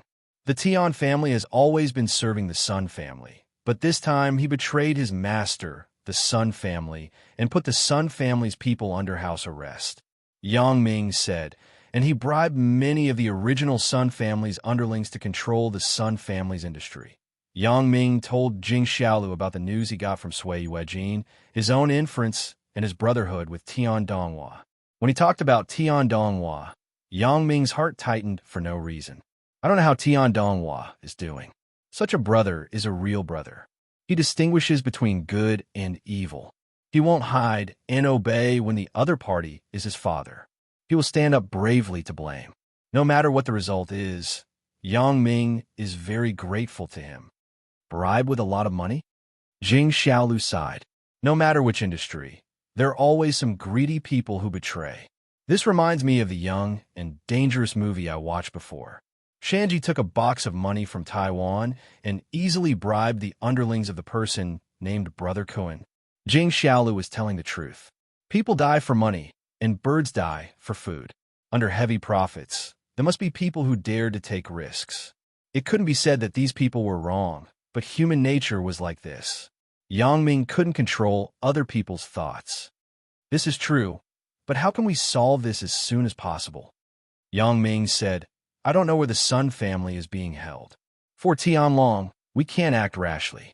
Who knows if he has a backup plan? It's not advisable to trouble Tianlong directly. Jing Xiaolu shook her head. The risk factor is too high. If he has some kind of tacit understanding with the people guarding the Sun family, as long as he is in danger, the people on the other side will harm the Sun family's people or will take the Sun family's people as hostages. Then it will be troublesome. It will be self-defeating. Yang Ming nodded. What Jing Xiaolu said, wasn't it what he was afraid of? From the previous contact, Tianlong didn't seem to be a reckless man. On the contrary, he was very shrewd. Especially with the mysterious boss behind him, Yang Ming didn't dare to act rashly. However, I have a feasible way, but it can only solve the urgent situation. It can't solve the root cause. Jing Xiaolu thought for a while and said with some regret, What way? Hearing that Jing Xiaolu had a way so quickly, Yang Ming was a little surprised. You thought of a way? This can only be the only way out. Jing Xiaolu said Tian Donghua's underlings. In other words, since Tianlong can buy the Sun family's underlings, it means that these underlings are greedy people. As long as you offer a higher price, they will naturally be bought again. As long as you offer a higher price, higher offer, take away Tianlong's power. In this way, Tianlong's orders can't be carried out. His conspiracy and plan will be self-defeating. However, this plan requires a lot of money, and the time and cycle may be longer. After all, you have to buy them one by one through Tianlong's underlings. As long as you start, the person who is bought will help you to buy other people. This is a way. Yang Ming fell into contemplation after listening to Jing Xiaolu's words. Indeed, what Jing Xiaolu said was a way out, but it was indeed the most feasible way at the moment. However, the Sun family's underlings were bought over and over again. Although they could take back the power from Tianlong this time, what about in the future? There is no guarantee that these people would not be bribed again. Jing Xiaolu probably thought of the same problem. Seeing Yang Ming frowning, she said, Are you also thinking about what to do if these people are bought over again in the future? How do you know? Yang Ming was slightly stunned. This Jing Xiaolu was quite smart. That's why I said that this is a way out. It treats the symptoms, but not the root cause. Jing Xiaolu was also very distressed. If it is like in wuxia novels, you can give these underlings a 3-carrion brain magic pill, and they won't dare to mess around. 3-carrion brain magic pill? The speaker didn't mean it, but the listener meant it. Jing Xiaolu was probably just joking, but Yang Ming thought of a very important thing, which was voodoo. Yang Ming didn't know what the 3-carrion brain magic pill was, but according to the introduction in TV series or novels, this should be something similar to voodoo. After eating it, the voodoo would lurk in the body. If the drug to suppress the toxicity was not taken regularly, then the poison would kill the person. Yang Ming remembered that Lan Ling seemed to have said that voodoo had a similar effect. Moreover, I have Zhang Jishan by my side. Thinking of this, Yang Ming suddenly had a wonderful idea. However, this was also because of Jing Xiaolu's inspiration. If these voodoo were given to Tian Long's underlings, they probably wouldn't dare to be disloyal, even if they were beaten to death. This was also a way to get it done once and for all, so that they wouldn't dare to betray him casually in the future. It also saved a lot of trouble for the Sun family. Xiaolu, thank you for reminding me. I really thought of an idea. Yang Ming thought of this and was suddenly a little excited. Although Yang Ming could completely coerce the Sun family's underlings, and even hit their acupoints to make them suffer a fate worse than death, this could only be temporary. However, this could only be limited for a while, not for a lifetime. Once Yang Ming left, it was hard to guarantee that they would not be disloyal again. However, if they were given voodoo, how would they dare to have any other thoughts without the antidote? Thank me? Thank me for what? Jing Xiaolu was stunned by Yang Ming's words. My suggestion is not very mature. In other words, it is quite troublesome to implement it. Not everyone can be bought over a second time. I'm not referring to this. Yang Ming smiled and shook his head. I'm talking about the 3-carrion brain divine pill. 3-carrion brain divine pill. Jing Xiaolu was stunned. This kind of thing is just in the novel. How can it be real? Otherwise, will you make this? I won't, but someone will make something similar. Yang Ming said. Don't you remember what I told you before? Lan Ling's family is a family of voodoo. They are best at using voodoo. The 3-carrion brain divine pill that you mentioned should be similar to voodoo. When the time comes to make some medicine, you don't need to spend money. Just force it on those people. They won't dare to stand on the wrong side. Right? Jing Xiaolu was very happy to hear what Yang Ming said. How could I forget this? I also read a novel about voodoo by Wesley. It said that there's a voodoo that can prevent others from betraying. As long as they betray, they will explode and die. I don't know if there is really such a voodoo. If there is, then the matter is easy to solve. I don't know whether there is a voodoo specifically, but there must be a slow-acting voodoo. Every once in a while, it needs an antidote to suppress it. Once the antidote is not taken on time, then the voodoo will attack and die, said Yang Ming. This is also possible. Jing Xiaolu nodded and said, if I knew you had this kind of convenience, I wouldn't have to think so hard. If you give him the medicine, let's see who dares to listen to Tian Long. Then, Tian Long will become a commander without an army. Everyone will betray him, huh? Jing Xiaolu and Yang Ming guessed correctly. Tian Long was not a fool. After learning that Tian Donghua had informed Yang Ming, Tian Long became more cautious. Little Wang, come in. Tian Long pressed the intercom system on the desk and said to the person outside. Not long after, there was a knock on the door of Tian Long's office. Please come in, said Tian Long. Little Wang pushed open the door of the office and walked in. This Little Wang was not someone else. He was Sun Hongjuan's driver and the mole that Tian Long had placed beside Sun Hongjun. In general, the people around the boss were very difficult to bribe because the boss treated them well. So, if Tian Long wanted to bribe them directly, it was likely to backfire and expose his purpose. Therefore, Tian Long directly arranged for Sun Hongjuan's closest driver and bodyguard to be one of his people, Xiao Wang. In this way, once Tian Long made trouble, Xiao Wang could coordinate with him from the inside and quickly help him seize power. Moreover, Jing Xiaolu was right. It was obviously very difficult to bribe Little Wang a second time. Little Wang was originally one of Tianlong's people. He had betrayed Sun Hongjun once, so it was impossible for him to betray Tianlong again. If Yang Ming tried to bribe Little Wang and failed, then it would be difficult to back down. If he killed Little Wang, it would alert Tianlong, and the bribe plan would be ruined. If he did not kill Little Wang would still tell Tianlong about him trying to bribe people. The plan would still be ruined, so the bribe plan would not work. "President Tian, are you looking for me?" asked Little Wang respectfully. "You find time to go to the place where the Sun family is being held and tell the person in charge there, Zhang Jinhua, that if you or I don't contact them for a day, let them kill the hostages." Tianlong hesitated for a while and ordered faintly. Tianlong was also afraid that Yang Ming would come over with some tricks, so he had to prepare in advance. If the Sun family had the help of Yang Ming's forces in Songjiang, then it was not impossible to regain power. Therefore, in the face of morality and interests, Tianlong could only violate his promise and kill the Sun family's people. He would not allow any changes to happen. Everything he had now was not easy to come by. He would not allow these things to be lost from his hands again. Therefore, Tianlong had to take precautions in advance. Once Yang Ming really brought people over, he must get rid of the Sun family. In this way, the original subordinates of the Sun family could be completely loyal to him and would not change sides because of the Sun family's reappearance.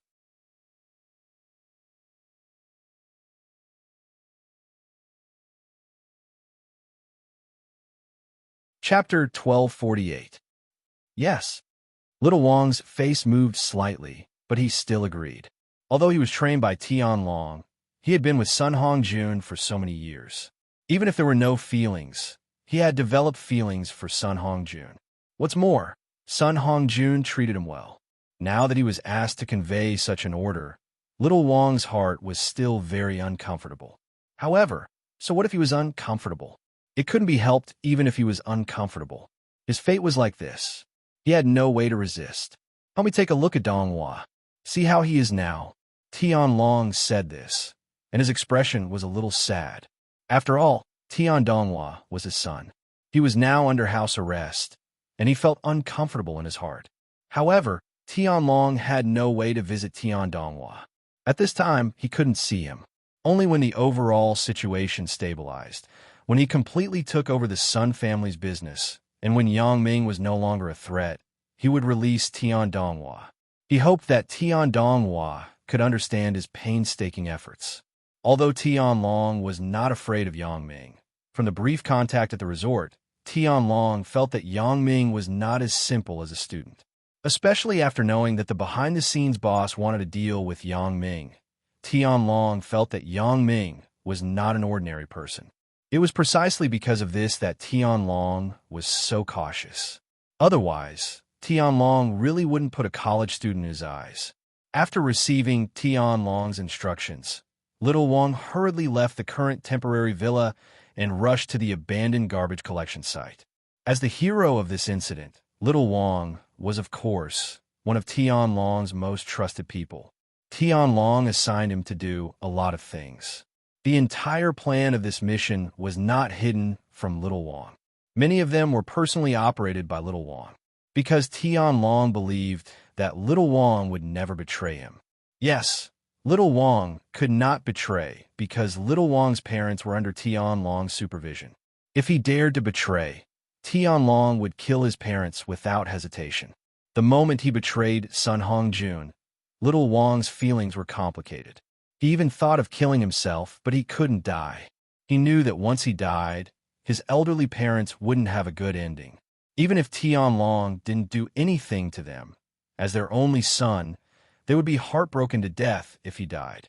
Therefore, Little Wang had to stay alive and do his job well.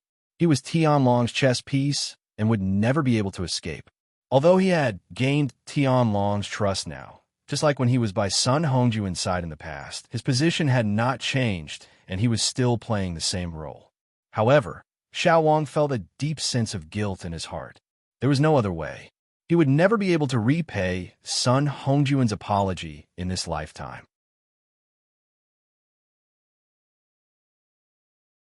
He always hoped that the car would arrive a little slower, but they soon arrived at the abandoned junkyard, the place where the Sun family and Tian Donghua were under house arrest. The person in charge here was Zhang Jinhua, a brother who trained with Little Wang. Now, he had become Tian Long's right-hand man. However, his status was not as high as Little Wang. Little Wang was now Tian Long's spokesperson. What he said also represented Tian Long's meaning. So Zhang Jinhua did not dare to neglect. "Brother Wang, you're here?" Zhang Jinhua greeted him with a smile. "Do you have any instructions?" Little Wang sighed and said faintly, "Let's talk inside." Although this was an abandoned junkyard, the rooms were still very good. Zhang Jinhua's office was like this, and the rooms where the Sun family and Tian Donghua were under house arrest were also good. President Tian gave a new order. After entering the office and closing the door, Little Wang said to Zhang Jinhua, "President Tian and I will contact you every day. Once there is a day when neither of us has contacted you, kill the Sun family." "I understand." Zhang Jinhua had no feelings for the Sun family, so when Little Wang said that, he agreed. "Let President Tian rest assured. I will handle this matter well. In this way, before you kill them, call me or President Tian first. If you really can't get through, then do it." Little Wang was also afraid that he or Tian Long would forget to call because they were too busy. Then, wouldn't the Sun family die in vain? In Little Wang's heart, he did not want anything to happen to the Sun family, so he added another sentence. "Okay, I will remember." Zhang Jinhua naturally did not know if this was said by Tian Long or Little Wang, but since it was said by Little Wang, it meant that it was said by Tian Long. Zhang Jinhua naturally agreed. Little Wang nodded and said, "How is young Master Tian?" "AI." Speaking of Tian Donghua, Zhang Jinhua was a little worried, and his brows were locked up. Since young Master Tian was locked here, he did not eat or drink. When I talked to him, he ignored me. It has been a long time, and he has not eaten anything. At that time, Little Wang also heard the argument between Tian Donghua and Tian Long behind the scenes. For Tian Donghua's mood, Little Wang could naturally understand. For friends and justice, Tian Donghua was determined to fall out with his father. How much determination and courage did this require? Therefore, from the bottom of his heart, Little Wang admired Tian Donghua. At least he dared to fight. However, admiration did not affect Little Wang. Because of Tian Donghua's special identity, Tian Long could not do anything to Tian Donghua. In any case, Tian Donghua was Tian Long's son. This could not be changed. But Little Wang was different. Little Wang could only accept the arrangement of fate. "I will go and see him." Little Wang and Tian Donghua were still familiar. Little Wang used to drive him to and from school. At that time, the most trusted person around Sun Hongjun was Tian Long, so Tian Long could also order Little Wang to do something. Naturally, Little Wang was also familiar with Tian Donghua. When he came to the door of Tian Donghua's room, Zhang Jinhua waved his hand, and one of his men opened the door of the room. Tian Donghua was lying on the bed at the moment. When someone came in, he didn't look because he knew that even if he opened the door and let him run, he couldn't run away. His father's men were all around. How far could he run? He was afraid that he would be caught before he could run out. Therefore, Tian Donghua was too lazy to do those laborious and useless things. "Donghua, why don't you eat?" Little Wang walked in, sat on Tian Donghua's bed, and asked kindly. Tian Donghua heard Little Wang's voice, turned his head, and glanced at him. Then, he lay flat on the bed and asked, "What are you doing here?" "President Tian, your father asked me to come and see you." Little Wang sighed. "Donghua, you can't not eat. Your body is your own. If you are hungry, you will suffer. It turns out that my dad sent you to be a lobbyist." When Tian Donghua spoke, he didn't have any expression. "However, you tell him that he can't change my mind. I don't want to participate in your affairs, but for my affairs, the friendship between me and my friends, I hope you don't meddle in it. You go back and tell my dad to behave himself." Little Wang could only smile bitterly after listening to Tian Donghua's words. Behave himself? Of course, he couldn't tell Tian Long otherwise. Wouldn't Tian Long be furious? However, in front of Tian Donghua, Little Wang still said, "Okay, I will try my best." Tian Donghua glanced at Little Wang and seemed to want to judge whether what he said was true or not. However, his eyes were very dull, so Little Wang didn't understand the meaning. "You go. I am hungry. I will eat, but I am in a bad mood now. I don't want to eat. I don't need to be angry with such a father. You know what I mean? Okay, if you can eat, then I am relieved." Little Wang nodded. Tian Donghua had already ordered him to leave, so he didn't need to continue to stay here. Little Wang came here to let Tian Donghua eat. He didn't think about anything else. Tian Donghua was safe and sound, so he completed the task given by Tian Long out of Tian Donghua's room. Zhang Jinghua asked people to lock the room. Little Wang walked along the corridor to the door. After passing by the room where the Sun family was under house arrest, Little Wang paused slightly, but then he quickened his pace and left quickly. Little Wang wanted to see Sun Hongjuan's family, but if he really saw them, Little Wang didn't know what to say. It was better not to see them than to be embarrassed. Zhang Jinghua also roughly understood Little Wang's thoughts. He was familiar with Little Wang's experience over the years. Seeing that Little Wang was a little sad, Zhang Jinghua patted Little Wang's shoulder to comfort him. Little Wang nodded. He could understand Zhang Jinghua's meaning. People like them could only let fate choose them, and they had no right to change their fate. "Xiaolu, brother Yang?" Yang Ming and Jing Xiaolu were talking when they suddenly heard Gu Xinyao's voice. When they looked up, Gu Xinyao was looking over from the booth next to them. "What's wrong, Sister Xinyao?" Jing Xiaolu turned and asked. "Baihai has been gone for a long time. Why hasn't he come back yet?" Gu Xinyao was a little worried. "Why don't you accompany me to take a look?" "Ah." Jing Xiaolu looked at the movie that had been playing for a long time and realized that Baihai had been gone for a while. It stood to reason that he should have come back long ago. "Let's go together. It just so happens that the movie is almost over. Let's find Baihai and go together." Yang Ming listened to Gu Xinyao's words and stood up. Jing Xiaolu already felt happy enough tonight. She had dinner and watched movies with Yang Ming. The most important thing was that she knew a lot of Yang Ming's secrets. She could also help Yang Ming with strategizing. This was the most exciting thing. Jing Xiaolu's goal was to be a woman who was helpful to Yang Ming, not a vase. Only in this way could Yang Ming rely on her. Once there was a day, Yang Ming might be surprised to find that he could no longer leave Jing Xiaolu.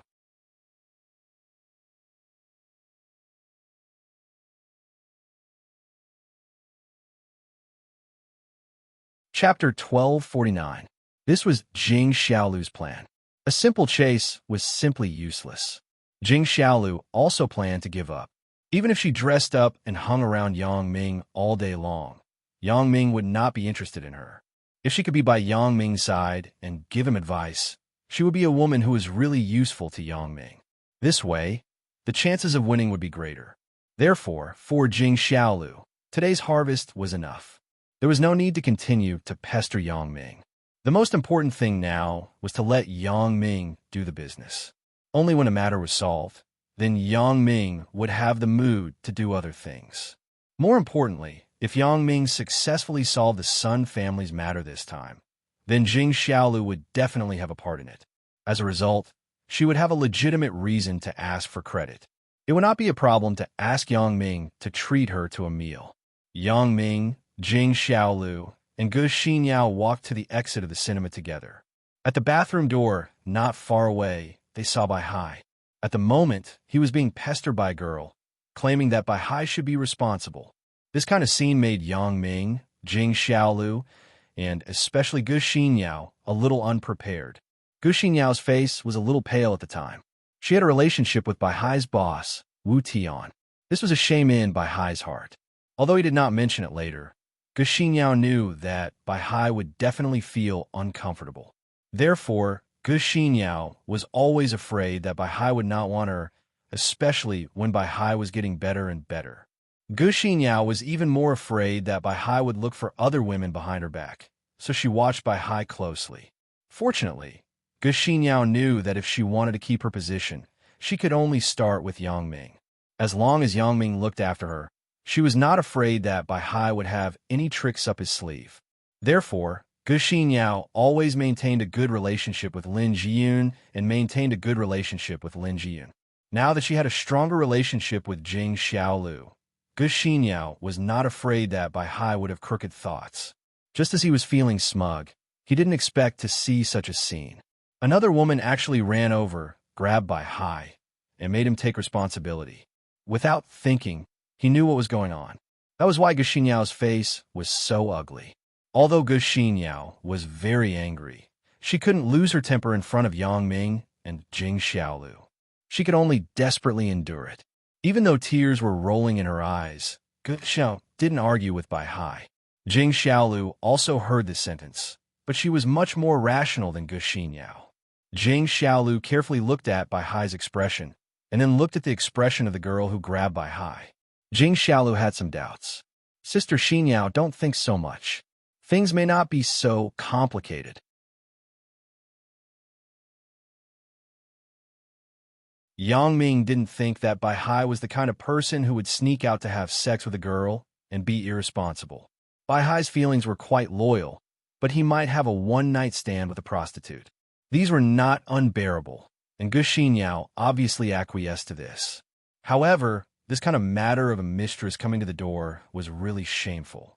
Therefore, Yang Ming's idea was the same as Jing Xiaolu's. That was to be patient and see the situation clearly first. Bai Hai obviously also saw Yang Ming and the others coming over. Bai Hai's face suddenly turned red when he encountered this kind of thing in front of Yang Ming. If it were in the past, he would have slapped this girl twice. But now it was because this was a public occasion. Secondly, it was because Bai Hai's temper had improved a lot.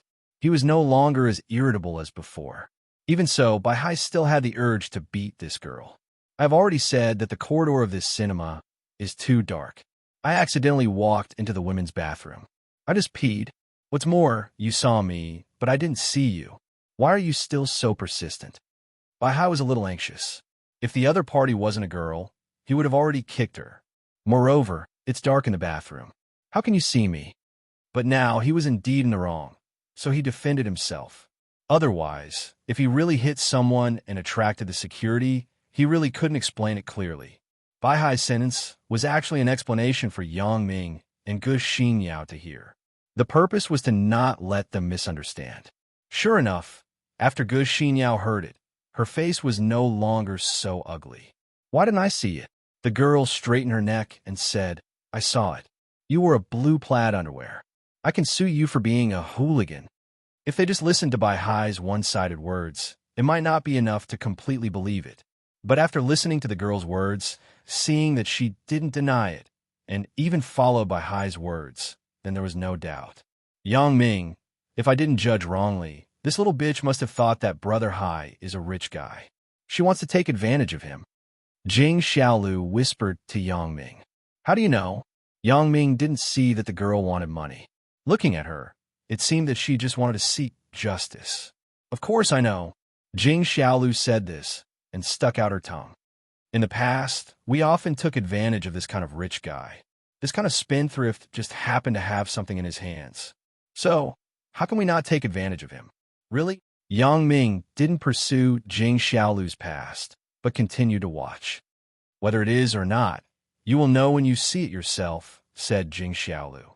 However, just as Jing Xiaolu's voice just fell, she heard the girl yell, How about this? You compensate me for the mental damage, and this matter will be over. You want to extort? Bai Hai frowned. No one dared to talk to him like this, but Yang Ming was on the side. He didn't know what Yang Ming's attitude was, so Bai Hai didn't dare to use violence to solve the problem easily. After all, his identity now was not the little punk of the past. My boyfriend is from the newspaper. The girl said, I see that you are also a person of status. You don't want to be in the newspaper because of a hooligan, right? When Yang Ming saw this, he didn't need to watch anymore. He was sure that Jing Xiaolu was right. This girl just wanted to extort some money from Bai Hai. Gu Xinyao couldn't watch it anymore. She knew that Bai Hai didn't find a woman outside, but he was being extorted. She couldn't help it, but Yang Ming didn't speak, so Gu Xinyao didn't dare to make a decision. Do you know him? Yang Ming smiled and walked forward this time. He asked the girl who was yelling, "I don't know him. Of course I don't know him. How can I know this hooligan?" The girl snorted. "Oh, since you don't know him, why do you say that he is a hooligan?" Yang Ming continued to ask. "He went to the women's bathroom to take off his pants. If he isn't a hooligan, then what is?" The girl frowned. "This has nothing to do with you. What are you doing? I'm his friend. Even if you want compensation for mental damage, you have to ask me. His money is in my hands." Yang Ming said faintly. "Then you can give it to me." The girl reluctantly continued to talk to Yang Ming. Yang Ming's words made by Hai, Jing Xiaolu, and Gu Xinyao somewhat inexplicable. They didn't know why Yang Ming interfered. "Then what evidence do you have to prove that he went to the women's bathroom to take off his pants?" Yang Ming continued to ask. "Why? Do you want to deny it?" The girl suddenly became anxious. The other party had many people. At this time, if she denied it, then no one could testify. "I'm asking if you have evidence." Yang Ming frowned and interrupted the girl's words. "Everything must be based on evidence. If you don't have evidence, then there is no need to talk about compensation for mental damage." "Evidence?" The girl hurriedly said. "Of course there is. I saw his underwear. His underwear is blue plaid. Moreover, there is a birthmark on his left, but that is half the size of an egg." Bai Hai's face suddenly turned red, but Gu Xinyao glared at Bai Hai with resentment. "Peeing and showing off your butt, isn't this showing off?" "Oh." Yang Ming nodded, but he did not express any doubts. Instead, he continued to ask, "Then do you know me?" The girl didn't know what Yang Ming meant, so she shook her head and said, "I don't know you." "Well, since you and I don't know each other, then I'll say that I saw you taking off your pants in the men's restroom." "Then, are you also being a hooligan to me?" Yang Ming asked faintly. "You." The girl suddenly became annoyed. "Are you trying to be a hooligan? What did I go to the men's bathroom?" Not only did the girl have a strong reaction, but Jing Xiaolu and Gu Xinyao also widened their eyes. They didn't know why Yang Ming said this. "Isn't this being a hooligan?" "Don't be noisy. If I say so, of course, there is evidence." Yang Ming frowned. "You are wearing pink underwear with an open crotch. There's a green bow on it. Oh yes, you don't have a birthmark on your left, but there's a big boil." "Ah."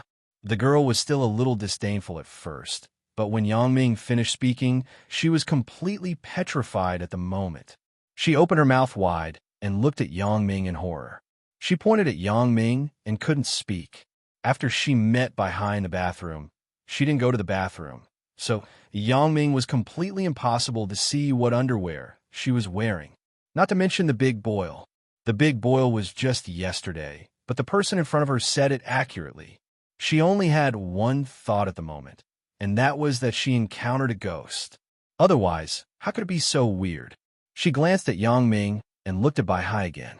The girl simply ran away. Such a supernatural thing actually happened next to the dark bathroom in the cinema. It was a bit like Zhang Zhan's story. She left just like that? Did you guess it right? Jing Xiaolu looked suspiciously at the direction where the girl fled. She was a little confused.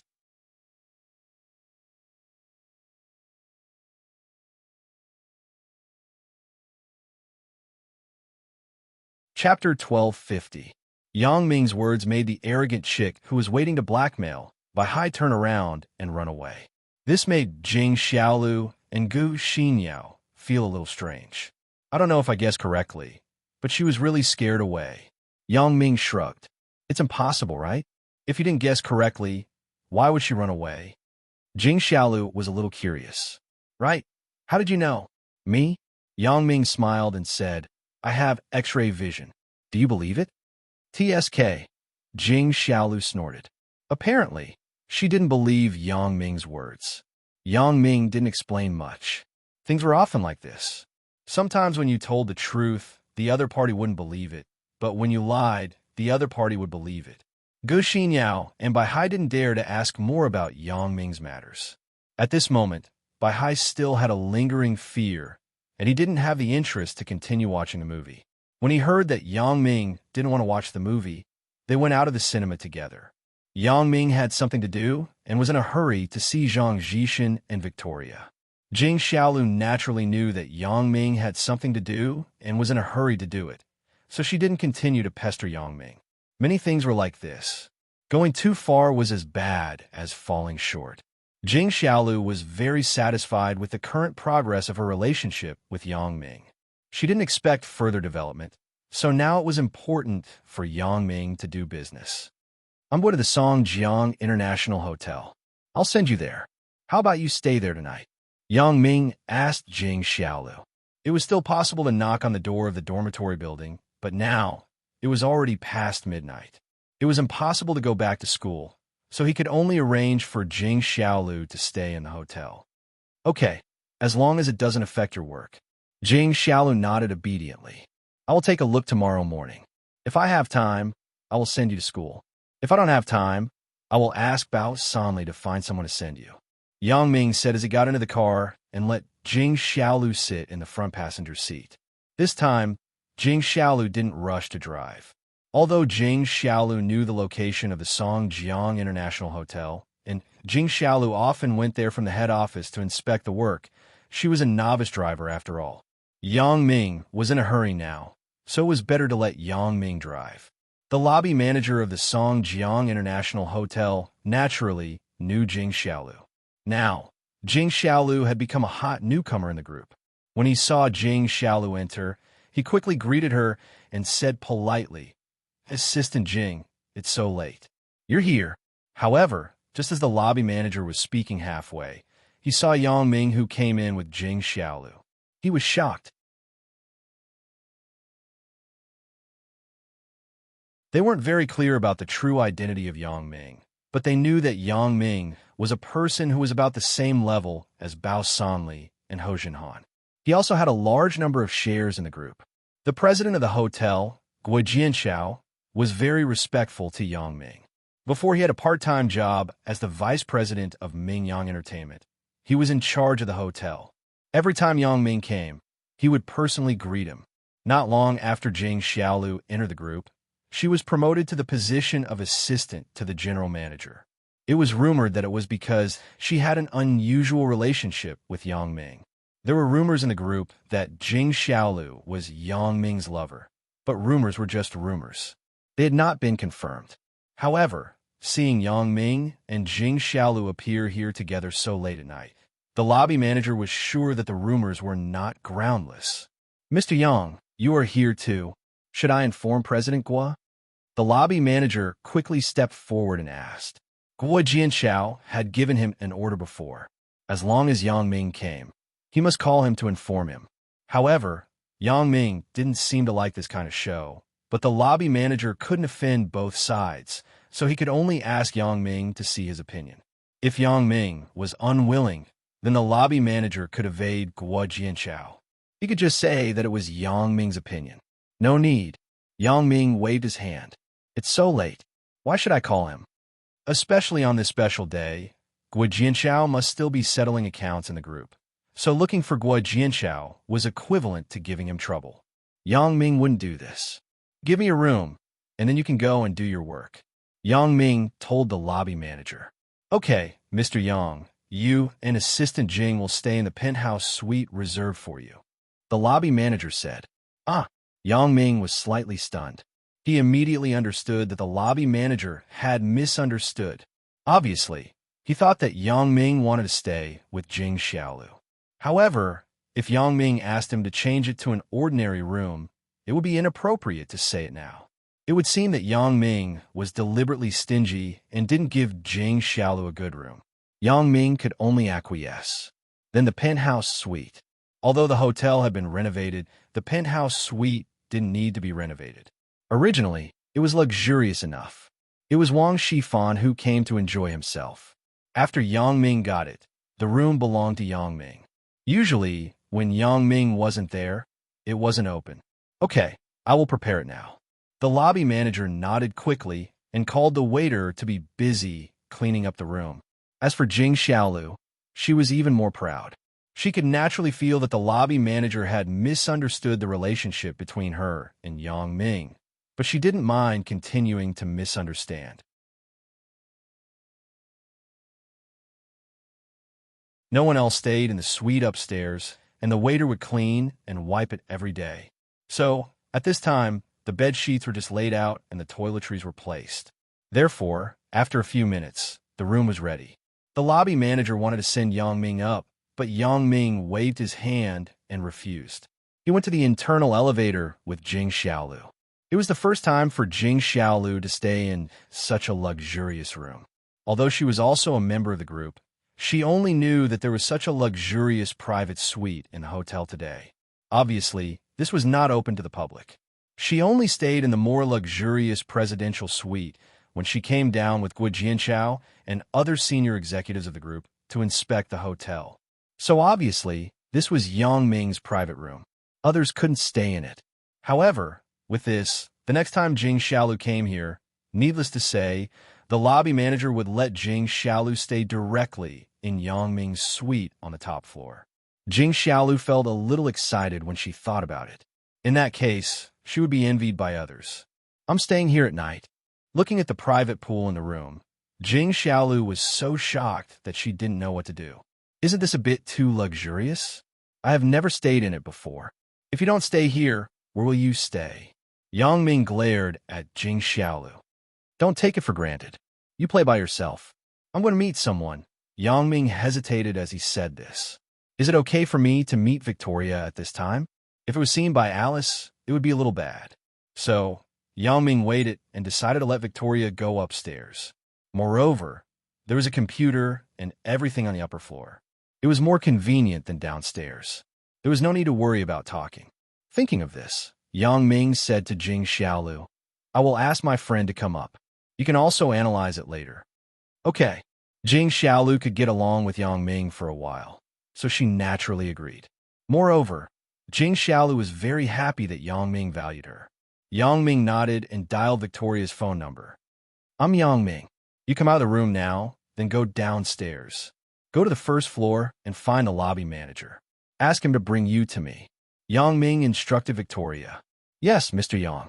Victoria did not ask much and responded directly. After Victoria hung up the phone, she took the digital camera out of the room, went downstairs, and came to the service desk. Is the lobby manager here? Please wait a moment. The waiter at the front desk naturally knew that Victoria was arranged to stay in the hotel by Yang Ming. Her identity was not ordinary, so he did not dare to neglect and quickly called the lobby manager. The lobby manager then came out and saw Victoria. Miss, is there anything I can help you with? Mr. Yang asked you to take me to him. Victoria was not polite and said concisely, Okay.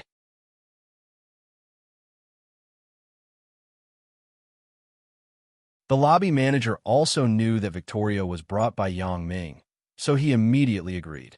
Please come with me. The lobby manager took Victoria to the elevator and came to the suite on the top floor where Yang Ming was. However, the suite had an intercom system from the outside. The lobby manager pressed the intercom system. He still had to confirm whether Yang Ming let Victoria come up. Mr. Yang, Ms. Victoria said that you're looking for her. She is now at the door, said the lobby manager. Let her come in. The door is not locked, said Yang Ming. Okay. After the lobby manager finished talking to Yang Ming, he made a gesture to Victoria. Please come in, Miss Victoria. After Victoria entered, the lobby manager retreated silently. He was not qualified to enter this room. However, the lobby manager was secretly envious. Yang Ming actually had two beautiful women accompanying him in one night.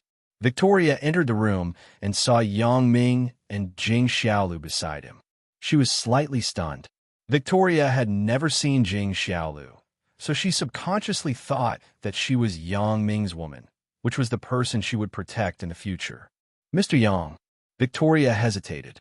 Although she guessed the relationship between Jing Xiaolu and Yang Ming, she didn't know if she could say what she wanted to say in front of Jing Xiaolu. This is Jing Xiaolu. She is also one of us. You can say it. Yang Ming made a gesture to Victoria and then said to Jing Xiaolu, This is Victoria. Miss Jing, hello. Victoria nodded to Jing Xiaolu and said, Mr. Yang, I have taken the photo. It is in the memory card of this camera. Xiaolu, you go and take the notebook on the table over there. Come and look at it together. Yang Ming instructed Jing Xiaolu. You're tuning in to the Romance Rendezvous YouTube channel. We're so grateful for your support, and don't forget to subscribe to join us on this incredible journey through captivating stories. Your generosity through donations truly makes a world of difference, as it's the primary source of revenue that allows me to expand and enhance this channel for you. Thank you from the bottom of my heart for being a part of this adventure.